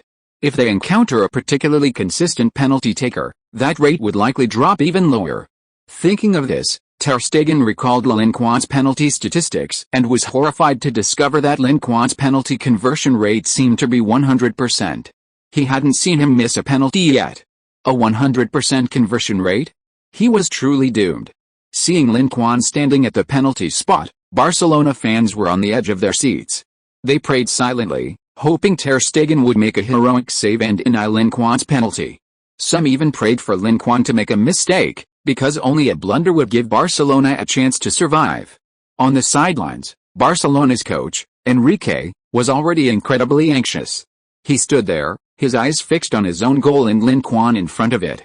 Lin Quan had caused him and Barcelona immense trouble in this match, leaving Enrique filled with regret. He had countless times lamented that if he hadn't gotten rid of this guy back then, Barcelona wouldn't be in this predicament now. While Enrique felt some self-reproach, he shifted the blame even further to Rosell. It's all that idiot Rosell's fault. If he hadn't been so stubborn, Lin Quan would still be La Masia gem, Messi's successor. With him and Messi, Barcelona maintaining a dynasty for 10 or even 15 years wouldn't have been a problem. But Alice, there are no ifs. Beep. Enrique's thoughts were interrupted by the referee's whistle. On the field, with the referee's whistle, Lin Quan glanced at the goal and began his run-up. Here it comes. Ter Stegen's heart tightened instantly, his eyes wide as he watched Lin Quan's every move. Lin Quan didn't suddenly change his rhythm, nor did he make any feints to deceive the goalkeeper. After completing his run-up, he kicked the ball hard. Bang! A loud sound, and the football flew towards Barcelona's goal at incredible speed. Left. Ter Stegen, with his keen judgment, quickly locked onto the direction of the shot. His judgment was correct, he even guessed the approximate location of Lin Quan's shot. But so what? Among the players on the field, seeing the trajectory of the ball, Pique, Xavi, Iniesta, Busquets, and other Spanish national team players couldn't help but feel a jolt of fear, realizing things were about to go wrong. They were all too familiar with this kind of penalty kick, because Lin Quan had scored several penalties in this manner during last year's World Cup, and had even used the same method to utterly defeat Spanish goalkeepers like De Gea and Reina in team training. Sure enough, Ter Stegen's graceful, flowing form, like a great rock spreading its wings, was ultimately futile. The ball grazed the corner of the goal, practically the intersection of the post and crossbar. Ter Stegen's textbook save was a complete waste. Boom. The moment the goal was scored, the Berlin Olympic Stadium erupted in celebration. Manchester City fans were ecstatic, shouting and jumping. Some even dancing excitedly in front of Barcelona fans. Manchester City were in the lead again, incredibly close to their second Champions League trophy. Barcelona fans, on the other hand, were ashen-faced, their faces filled with despair. Anyone could see that the Barcelona players were exhausted, and their morale had clearly plummeted after conceding consecutive goals. At this point, Barcelona no longer possessed the imposing presence and aura of a champion team.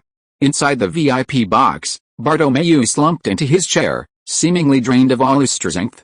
He muttered to himself, "It's over, all over." He could almost see the angry Barcelona fans turning against him and supporting Laporta after the loss. A year and a half of meticulous planning had been wiped out by this one game. On the other side, Laporta's feelings were also complex. Barcelona's loss meant Bartomeu's schemes had failed, and he should have a sure win in the club president election this summer. However, Laporta had a nagging feeling that after missing this chance to win the title, Barcelona might not be able to claim the European Championship again for a long time. After scoring his fourth goal, Lin Quan finally found his chance to show off before his teammates could rush over. He turned up his collar, surveyed the entire stadium, and inspected his territory like a king. Wherever he looked, the fans in the stands rose to their feet and applauded, some even making exaggerated gestures of worship. Truly, a king reigning supreme. This was the first word that came to mind for countless fans. Throughout history, only Lin Quan and Puskas have ever scored 4 goals in a Champions League final. What does a dominant performance even mean? How, this kid, his celebration is too provocative. Isn't he afraid of getting his leg broken? On the sidelines, Guardiola, after his own excited celebration, couldn't help but shake his head and chuckle when he saw Lin Quan's celebration. Although he said this, his eyes were full of doting and pride. Look, this is my son, the best player in football today. Messi? Sorry, not familiar with him. There wasn't much time left in the first half of extra time, and after Manchester City finished their celebration, the referee quickly blew the whistle to end the first half. There was no break in extra time. After the teams switched sides, the game resumed. Enrique made 2 desperate substitutions, bringing on 2 attacking players and launching a relentless attack on Manchester City. However, his substitutions not only failed to have an effect but also further weakened Barcelona's defense. Unable to control the midfield, Barcelona couldn't even maintain their possession-based style. The second half of extra time almost turned into a Manchester City attack-defense drill around Barcelona's goal. Seeing this, Barcelona fans around the world were utterly despairing. Their team was completely suppressed, with no hope of equalizing or winning. Countless fans were silently praying that Messi could step up and save the team. As Barcelona's star player, Messi had an obligation to step up when the team needed him most. Neymar, Suarez, in this crucial moment, Barcelona fans completely forgot about them. Their first thought was always Messi. As time ticked away, Barcelona fans and players grew increasingly anxious. Messi. Messi. Messi. Someone started it, and the Barcelona fans in the stadium began chanting Messi's name in unison. On the pitch, Messi gritted his teeth upon hearing his name called. It wasn't that he didn't want to step up, he was simply exhausted. He had reached his limit to keep going, and what kept him on the field was his incredible willpower and burning desire for the championship. But now, hearing the fans' calls and glancing at the time, Messi realized he had to step up. If he didn't, there would be no chance left. In the 115th minute, after being besieged by Manchester City for 10 minutes, Barcelona finally found an opportunity. Busquets intercepted the ball and quickly passed it to Xavi. Xavi, still sharp as ever, delivered a precise through ball to Messi on the wing. Messi received the ball, dribbled, broke through, and executed the entire sequence flawlessly. Glancing at Manchester City's goal in their empty half, Messi began his sprint. From Lin Quan's goal until now, Messi had been conserving his energy. His current stamina could only support one more sprint and attack. If he missed this final opportunity, Barcelona would be defeated. Seeing Messi running desperately, the fans in the stadium, both Barcelona and Manchester City, couldn't help but stand up, craning their necks and watching the pitch with bated breath. Everyone understood that this was Barcelona's desperate gamble. If this attack succeeded, Manchester City would likely be dragged into a penalty shootout. But if Barcelona's counter-attack failed, and Messi failed to put the ball in Manchester City's goal, then Manchester City would defeat Barcelona and lift the Champions League trophy. Charge, Messi. Danger, retreat. Both sets of fans shouted in their hearts. At this moment, countless hearts were captivated by Messi's frantic run with the ball. Inside the VIP box, Bartomeu, who had been utterly despondent, suddenly stood up, clenched his fists, and stared intently at Messi, who was sprinting forward.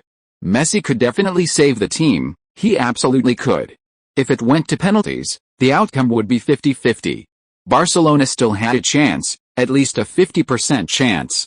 However, just as he was calculating Barcelona's chances of winning, he caught a glimpse of a blue figure rushing towards Messi from Barcelona's half at incredible speed. Bartomeu's eyes widened. He recognized the man's jersey number, 10. It was Lin Quan. The fans in the stadium erupted in shock. How could this be? How could Lin Quan still have such stamina at this point? Was he a monster? Messi, run. Run. Lin Quan is catching up. Seeing Lin Quan getting faster and faster, rapidly closing the gap with Messi, the Barcelona fans shouted anxiously.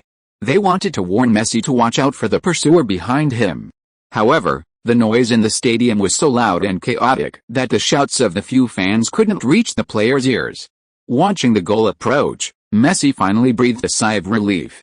Next, all he had to do was dribble into the penalty area, get past the goalkeeper, and put the ball in the net. However, he had already used all his strength to run, and he probably didn't have enough energy left to get past the goalkeeper. Therefore, he couldn't dribble for too long. He had to shoot before the goalkeeper came out of his way. Messi had already planned his next move, but he didn't notice that a Manchester City player had closed the gap to less than 2 meters.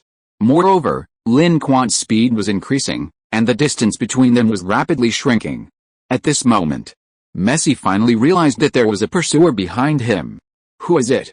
How could they catch up to him so quickly? Messi's first thought was Navas, who had just been substituted on by Guardiola, still had plenty of energy, and was conveniently located on the right wing.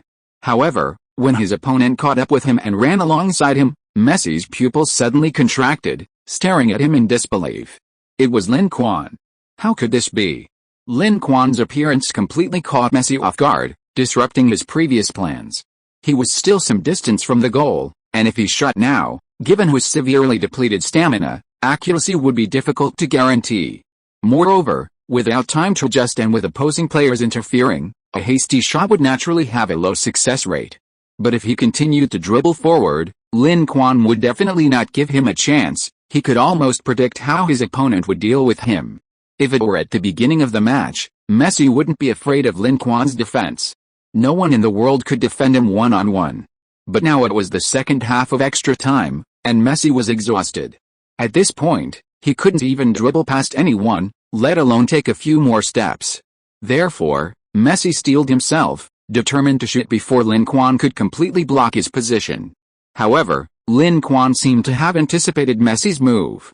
The instant Messi shot, Lin Quan leaned in, blocking part of Messi's shooting angle and using his body to brace Messi, making it difficult for him to maintain his balance. Bang! The ball flew past Messi's feet. Before losing his balance, he managed to complete the shot. However, exhausted and out of balance, the shot went wide of the goal, failing to find the target and resulting in a goal. A deathly silence fell over the stadium.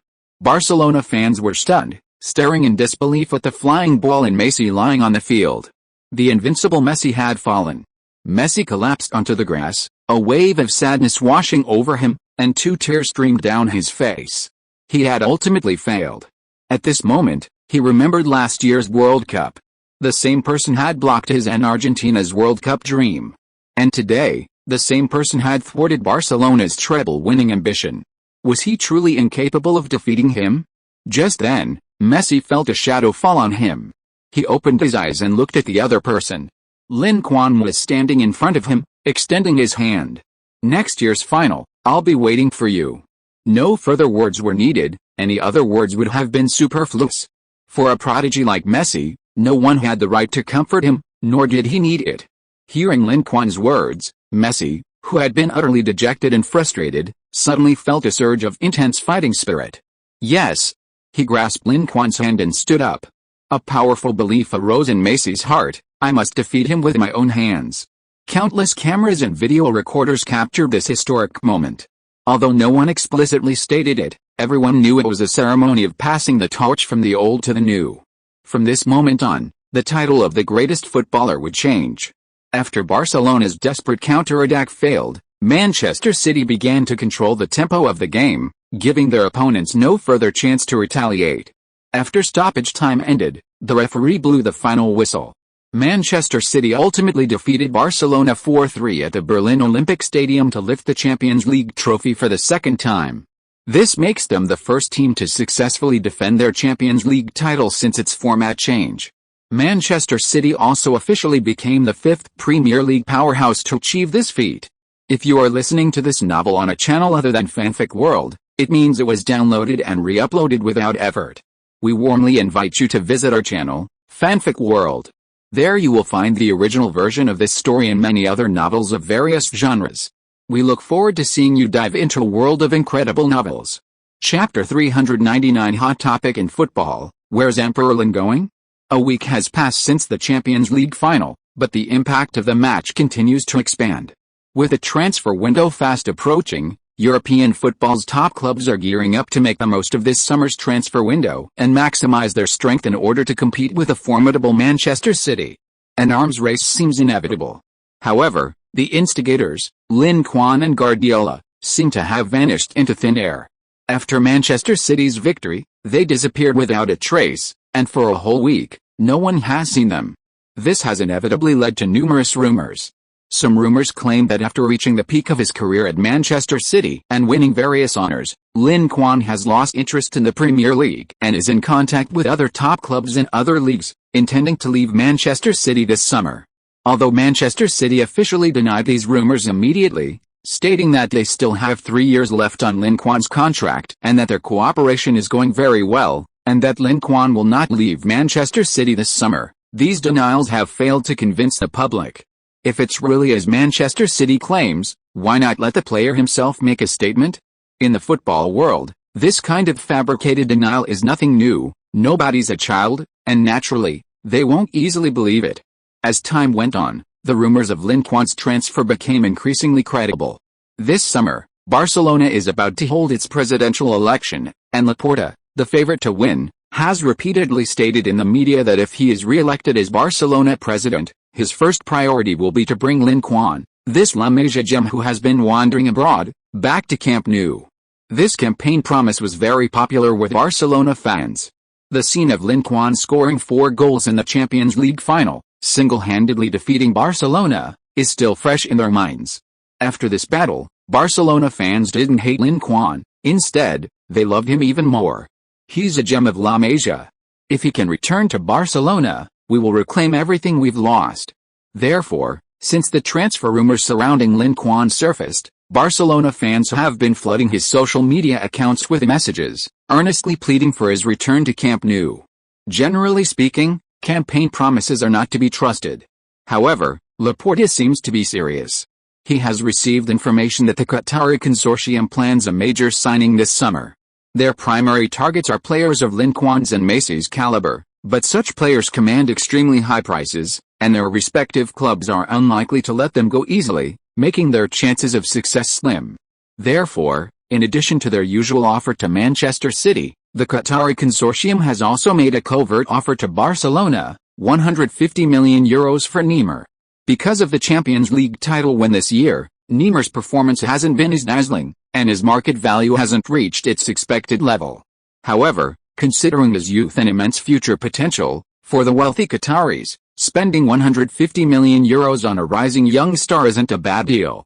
After all, if they want to make a name for themselves, they need to acquire some truly big-name stars. In the entire football world, besides players of the caliber of Lin Quan, Messi, and Ronaldo, there aren't many others who meet their requirements. Considering everything, Neymar is clearly the most suitable candidate. Laporta, upon hearing this news, began to have ideas. If Barcelona had the opportunity to bring Lin Quan back, then selling Neymar would be no problem. After all, Lin Quan's price tag is considerable. Even if the player himself agrees to return to Barcelona, Barcelona can get him for free. Bringing Lin Quan from Manchester City would be impossible without spending €200 or €300 million. Although Barcelona is a top club, its history isn't as deep as its arch-rivals Real Madrid. Even Real Madrid would have to tighten their belts and sell everything they own to buy a player of Lin Quan's value. Therefore, if the Qataris are truly interested in Neymar, Barcelona shouldn't hesitate to take advantage of them and extract some money to cover Lin Quan's transfer fee. Laporta believes that with a player's consent, Barcelona should be able to come up with around €200 to €300 million. Selling Neymar could raise €150 million, and with some additional funds from their own resources, plus selling other players if necessary, they could still scrape together €100 to €200 million. Acquiring Lin Quan would significantly boost Barcelona's strength, not only improving the team's overall performance but also greatly increasing their sponsorship revenue. Laporta has already inquired and learned that Lin Quan's move to Manchester City has brought in numerous sponsorship deals. Besides transfer payments from the Abu Dhabi consortium, this includes a large number of sponsors from China. Although Lin Quan isn't a Chinese citizen, he is, after all, a player of Chinese descent.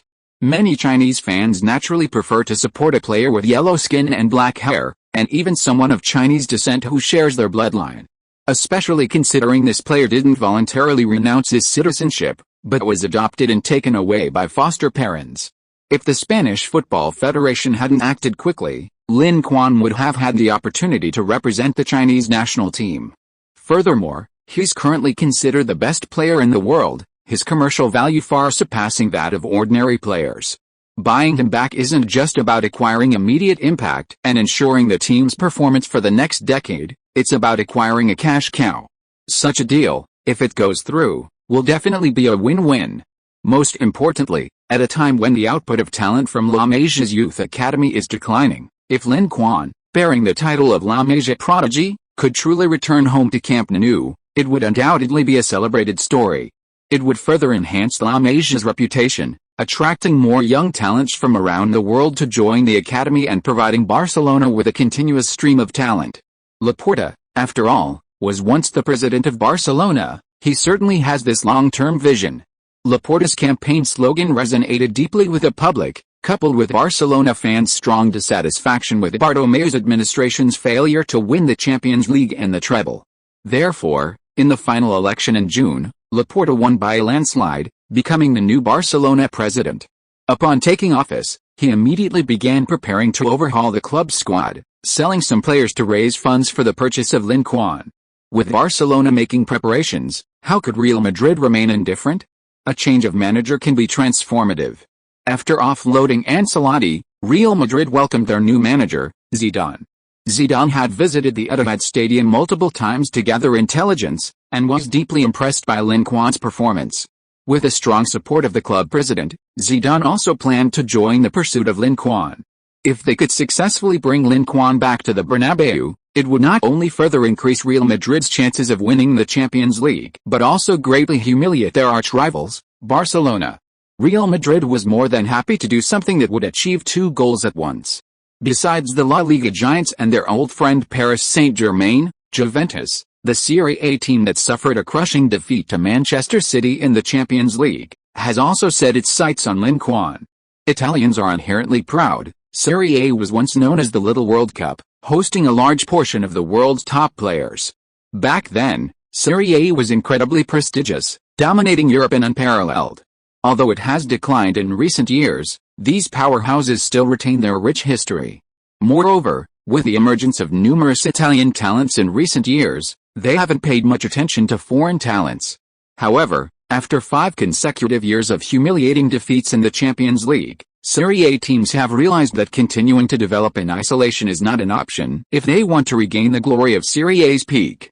The Milan clubs are now burdened with debt and beyond redemption. Even with immense ambition, they are powerless to change their situation. However, the resurgent Juventus is a different story.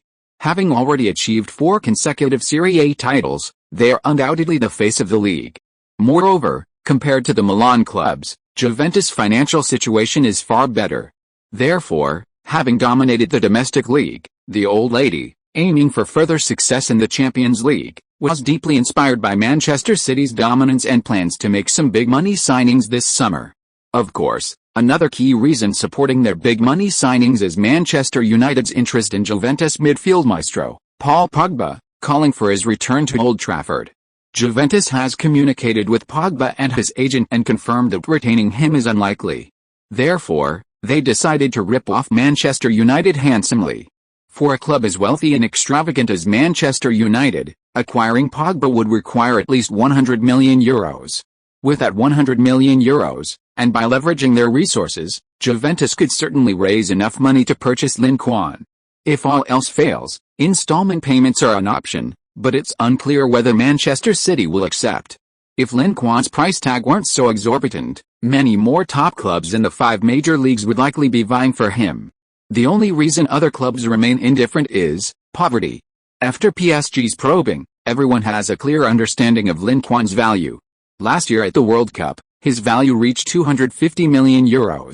This year, With his team successfully defending their Champions League title and delivering such an incredible performance in the final, his value will undoubtedly continue to skyrocket. Therefore, even €250 million might not be enough to acquire him. 99% of the teams simply cannot afford that much money. Some teams aren't even worth that much themselves.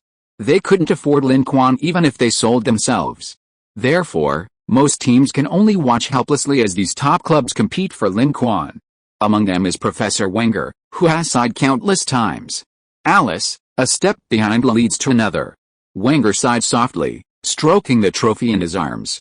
In the FA Cup final, Arsenal finally achieved their goal of winning the title. After securing the championship, Wenger seemed relieved, much more relaxed. Not only him, but the Arsenal players felt the same way. The FA Cup title is highly prestigious, and winning it finally provided a powerful rebuttal to the humiliation of their decade-long trophy drought. With this weight lifted, Wenger's mindset became increasingly peaceful. He was getting on in years, and most of his contemporaries had already retired. He himself clearly couldn't continue for much longer. Therefore, in the final years of his career, he intended to do as much as possible for Arsenal so that his successor could smoothly transition after his retirement. Adhering to the principle of achieving great things with minimal investment, Wenger once again focused his attention on the young talents brought in by scouts. Indeed, nurturing young talents was the most rewarding thing. Transfer rumors swirled, but Lin Quan himself made no response, seemingly vanishing into thin air. This sparked widespread curiosity. Where was Lin Quan? He was no longer in Europe. He had traveled to the Far East with Guardiola and his family. To avoid disturbance, the group had left quietly, departing the day after the Champions League ended. This swift action caught reporters waiting in Manchester and Barcelona completely off guard. They had no idea that the person they were looking for had already traveled thousands of miles away. Besides a vacation, he had also come to fulfill a long-held wish. Standing outside an old, dilapidated orphanage, Guardiola sighed and said to Lin Quan, "This is where Sarah and I adopted you." Lin Quan nodded, looking up at the dilapidated orphanage. It remained much the same as before, though time had left its deep marks. "Actually, we should have brought you here last year, but things got on the way." When they adopted Lin Quan, Guardiola and Sarah had promised to bring him back to find his biological family after he came of age. Last year, Lin Quan turned 18, but for various reasons, he couldn't make the trip. "It's okay, it doesn't matter if we can't find them. After all, they abandoned me back then, automatically severing their parent-child relationship with me. My only parents in this world are the two of you." Lin Quan took the search for his roots lightly. He couldn't possibly have deep feelings for someone who hadn't raised him and had abandoned him. The staff here had changed several times already, and they didn't remember who he was, nor could they find his biological parents. Coming a year earlier wouldn't have made any difference. The group left the orphanage and inquired at the local Human Resources and Social Security Bureau. Because they didn't know Lin Quan's parents' names and the years had passed, their efforts yielded nothing. Before leaving, Lin Quan donated yuan 1 million to the orphanage, considering it a way to settle a karmic debt. He had once been one of these adopted children, and he hoped this money would help them. After leaving the orphanage, the group flew to the capital. There, a friendly match between Spain and China awaited them. Chapter 400, Lin Quan trends on Weibo. When news broke that Spain would be playing a friendly match against the Chinese national football team, it immediately attracted widespread attention. Spain is currently the undisputed champion of football, while the Chinese national team is an absolute underdog, struggling even to qualify for the World Cup. In recent years, with a continuous deterioration of the Chinese team's performance, including a humiliating 1-5 defeat to Thailand 2 years ago, the outside world, especially in European football, has viewed China as a football wasteland. Although China has a large population, more than all of Europe combined, its registered players are probably fewer than those of a small European country. Playing against such a weak team would not only fail to provide any training benefits but would also lower their own level. Therefore, major footballing powers are not very enthusiastic about playing friendly matches against the Chinese national team. Especially for world champion Spain, if they wanted, there would be a long line of countries wanting to arrange a friendly match with them. They have absolutely no need to play a friendly match against a third-rate team like the Chinese national team. But they couldn't help it, the offer from the other side was simply too much. Spain not only accepted the invitation from the Chinese national football team, but also sent their entire starting lineup to China. On June 12, the Spanish team arrived in China by plane. A large number of fans and reporters had learned of the team's itinerary beforehand, so they all flocked to the airport to welcome them. The entire arrival hall was packed, with countless fans wearing all sorts of jerseys: Spain's red jerseys, Manchester City's sky blue jerseys, Real Madrid's white jerseys, and Barcelona's red and blue jerseys. These fans weren't necessarily true fans of the Spanish team. They were perhaps more interested in one or several star players, such as Lin Quan, Iniesta, Casillas, Ramos, and so on. Amidst this diverse mix of colors, several people wearing Werder Bremen's green jerseys appeared. These people were undoubtedly fans of Lin Quan. The reporters, however, didn't care about such distinctions. They set up their cameras and microphones, ready for action. They were prepared to take 360-degree, no dead-angle photos of the entire Spanish team. Of course, they could just take a few pictures of everyone else, but they wanted to take more of Lin Quan. After all, he had disappeared from Europe for almost a week. Everyone was wondering where he had gone. This time, with the news that Spain would play a friendly match against the Chinese national team, everyone was curious whether Lin Quan would appear. The result disappointed them and countless fans at the stadium. Lin Quan was not on the Spanish private jet. Isn't Emperor Lin here? Damn, if Emperor Lin isn't here, then I've lost a lot of money buying tickets from scalpers at high prices. Although the match was to be held at the Bird's Nest, which can accommodate 100,000 fans, the number of domestic fans far exceeded expectations. The tickets released by the organizers were immediately snapped up. Unable to buy tickets on the official website, fans had no choice but to buy tickets from scalpers. Damn it, no one knew where these scalpers got the tickets. They not only had them, but they could even choose the seats, and some people even got adjacent seats. Although buying tickets from scalpers at exorbitant prices was painful, the prospect of watching the World Cup champions, Spain, perform right at home, especially getting a close look at the legendary Lin Quan, was incredibly satisfying for many fans who couldn't travel abroad. However, the fact that Lin Quan hadn't even come with his Spanish team left them feeling cheated. Damn it, refund us. Organizers, refund us. Without Lin Quan on the Spanish team, what's the point of watching? Protests erupted online and offline, with countless fans, especially those who had bought overpriced tickets, filled with righteous indignation, feeling betrayed. While the Spanish team boasted many stars, the vast majority had come specifically for Lin Quan. If he wasn't there, they wouldn't want to be ripped off. The organizers, Zingayao Group, were in a very awkward position and had to send people to the Spanish team to inquire about the situation. Coach Tony, you're not kidding us, are you? Lin Quan really coming? Zhang Shan, the deputy general manager of Zingayao Group, asked anxiously. Lin Quan was the main character. Without him, the show couldn't go on. Coach Tony nodded. Of course, we've already spoken to him, and he's on his way to the team's assembly point. Hearing Coach Tony's words, Manager Zhang breathed a sigh of relief. He immediately sent someone back to the public relations department to inform the fans that Lin Quan was on his way and would definitely be at the Bird's Nest Stadium. Upon hearing this news, the fans breathed a slight sigh of relief. However, many people still expressed doubts. Do you think this is a trick by the organizers? They're lying to us that Lin Quan isn't here, just to keep us from getting refunds, and then lure us to the stadium? Impossible. Don't the Spanish team train before the tournament? Once they start training, we'll know whether Lin Quan is here or not. That makes sense, but will it be too late to get a refund by then? Just as the outside world was buzzing with discussion, Lin Quan, who had been silent for a long time, finally posted something. He posted on both Twitter and Weibo, "Riding the high-speed rail feels great." The post also included a video of a coin standing upright on the windowsill of the high-speed train, remaining upright despite the train's high speed. On Twitter, after Lin Quan posted his update, it immediately attracted a large number of fans to comment below, "Holy crap, Lin Wang is back from the dead." Lin Wang finally posted something. He's been gone for almost a week. Brothers, Lin Wang's IP address shows he's in China. Looks like he really went to China for a friendly match. So he went to China. No wonder we haven't seen him for so long. By the way, is this China's high-speed rail? It looks so advanced. Judging from Lin Wang's video, This high-speed rail is going 350 kilometers per hour, faster than most of our European high-speed rail. Not only is it fast, it's also more stable.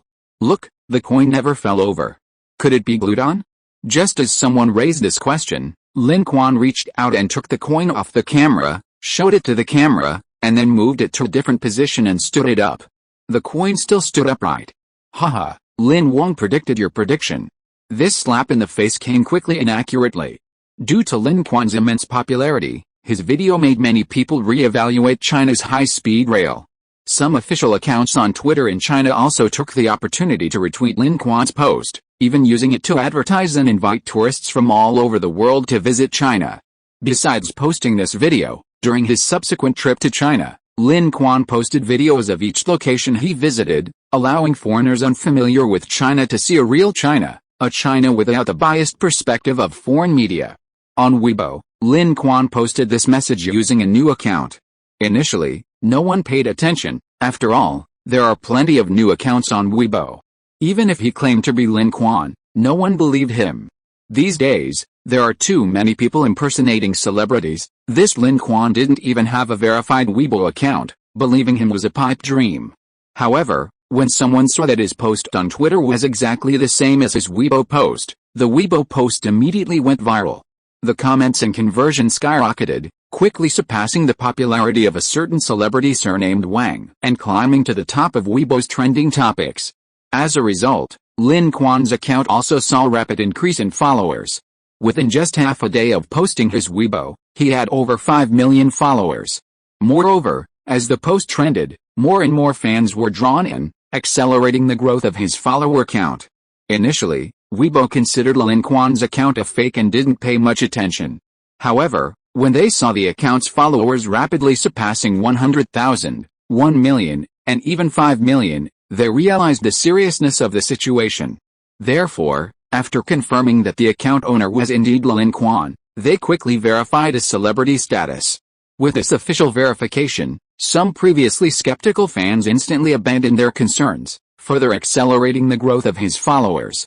That evening, when Lin Quan and Guardiola arrived in the capital, his newly opened Weibo account already had over 15 million followers. While this number isn't particularly large, many domestic celebrities have more followers on Weibo than Lin Quan, some even exceeding 100 million. The speed at which he went from 0 to 15 million followers in a single day is unprecedented. Moreover, unlike those celebrities, Lin Quan didn't use any methods to buy so-called zombie followers. The vast majority of his followers are real people, as evidenced by the number of comments and reposts under his posts. Under Lin Quan's single Weibo post, the number of comments exceeded 1 million, and the number of reposts exceeded 500,000. This fan activity is far higher than that of celebrities with hundreds of millions of followers. Of course, it still can't compare to a certain celebrity surnamed Lu. After all, that person's single Weibo post has 12 million comments, unrivaled. In the capital, inside Zhangjiao Sports Culture Company, Limited, Chairman Wang Hai had just received calls from several CEOs of domestic companies. These CEOs, after witnessing Lin Quan's influence and appeal in China, immediately expressed their desire to cooperate with him. However, they had no connection with Lin Quan and couldn't find his agent's contact information. Therefore, they wanted to try and leverage Zhangjiao's partnership with the Spanish national team to facilitate a collaboration between them and Lin Quan. The promised benefits were substantial, and Wang Hai was quite tempted. He then called over Zhang Shan, who was in charge of organizing the friendly match, and assigned him the task. Mr. Wang, this matter might be difficult. Lin Quan's endorsement fee is not low. These companies are clearly trying to get something for nothing. Zhang Shan scoffed at their ideas. Did they think this was a domestic player, so easily manipulated? I don't think this will succeed either. I mainly want to use this opportunity to get in touch with Lin Quan. Wang Hai smiled slightly and said, our domestic market is so big, and Lin Quan happens to be a player of Chinese descent. Compared to other European players, his prospects in the domestic market are much greater. Therefore, shouldn't we have a dedicated domestic management team? Mr. Wang, what do you mean? Zhang Shan was stunned, staring at Wang Hai in disbelief. I want to cooperate with him and help him connect with domestic business partners. Zhengaiao Group isn't among the strongest companies operating sports and cultural businesses in China. Compared to the truly top companies, they are only rising stars, lacking experience and a broad business scope. However, their boss is quick-witted, has excellent vision, and a keen market sense. In Wang Hai's view, Lin Quan is not only young but also very capable. Building a good relationship with someone like him would make future business development in Europe much smoother. Establishing a deep partnership with Lin Quan would undoubtedly be a huge help to boosting the group's business. As expected of President Wang, he could see such a business opportunity. Zhang Shan was very impressed and readily accepted the task. He immediately went to visit Lin Quan. Using his position as a sports event organizer and a loyal fan of Lin Quan, Zhang Shan easily met with him. "Hello Mr. Lin, I'm Zhang Shan from Zhengaiao. This is my business card." Zhang Shan didn't waste any words and directly stated his purpose. Lin Quan was a little surprised after hearing this. Wang Hai's mind was indeed quite sharp. He hadn't really considered this aspect before. Whether it was business in Europe or Asia, Lin Quan had left it all to his agent, Per. He rarely interfered himself. Per's agency was relatively small, and his network wasn't very deep. Therefore, the vast majority of his business was in Europe. In Asia, unless the client actively sought cooperation, like Huawei, they hardly ever proactively expanded their reach. This wasn't entirely Per's fault. Lin Quan was mainly rather laid back about business matters. He didn't enjoy attending commercial events everywhere. Daily training and matches were already tiring enough. Wasting time shooting commercials and attending commercial events would only make him feel even more tormented. However, no one turns down money. If the price was right and the cooperation was relatively easy, Lin Quan didn't mind earning some extra cash. The domestic market was developing rapidly, with numerous companies investing heavily in sponsoring the World Cup every year. Therefore, the commercial prospects here were vast, and sponsors were very generous with their money. Coincidentally, Per had absolutely no connections in the domestic business, so Lin Quan would be more than happy to have someone in China willing to handle that for him. Therefore, he agreed to Zhang Shan's suggestion and agreed to meet with Wang Hai of Zhengaiao after the friendly match. Before that, he needed to understand Wang Hai's strength and background. End of this chapter. Thank you so much for reading until the end. Don't forget to give it a like. Looking for more exclusive content and immediate access? Subscribe to our Patreon. Remember, every like, subscription or donation encourages us to continue. Thank you all. See you in the next video.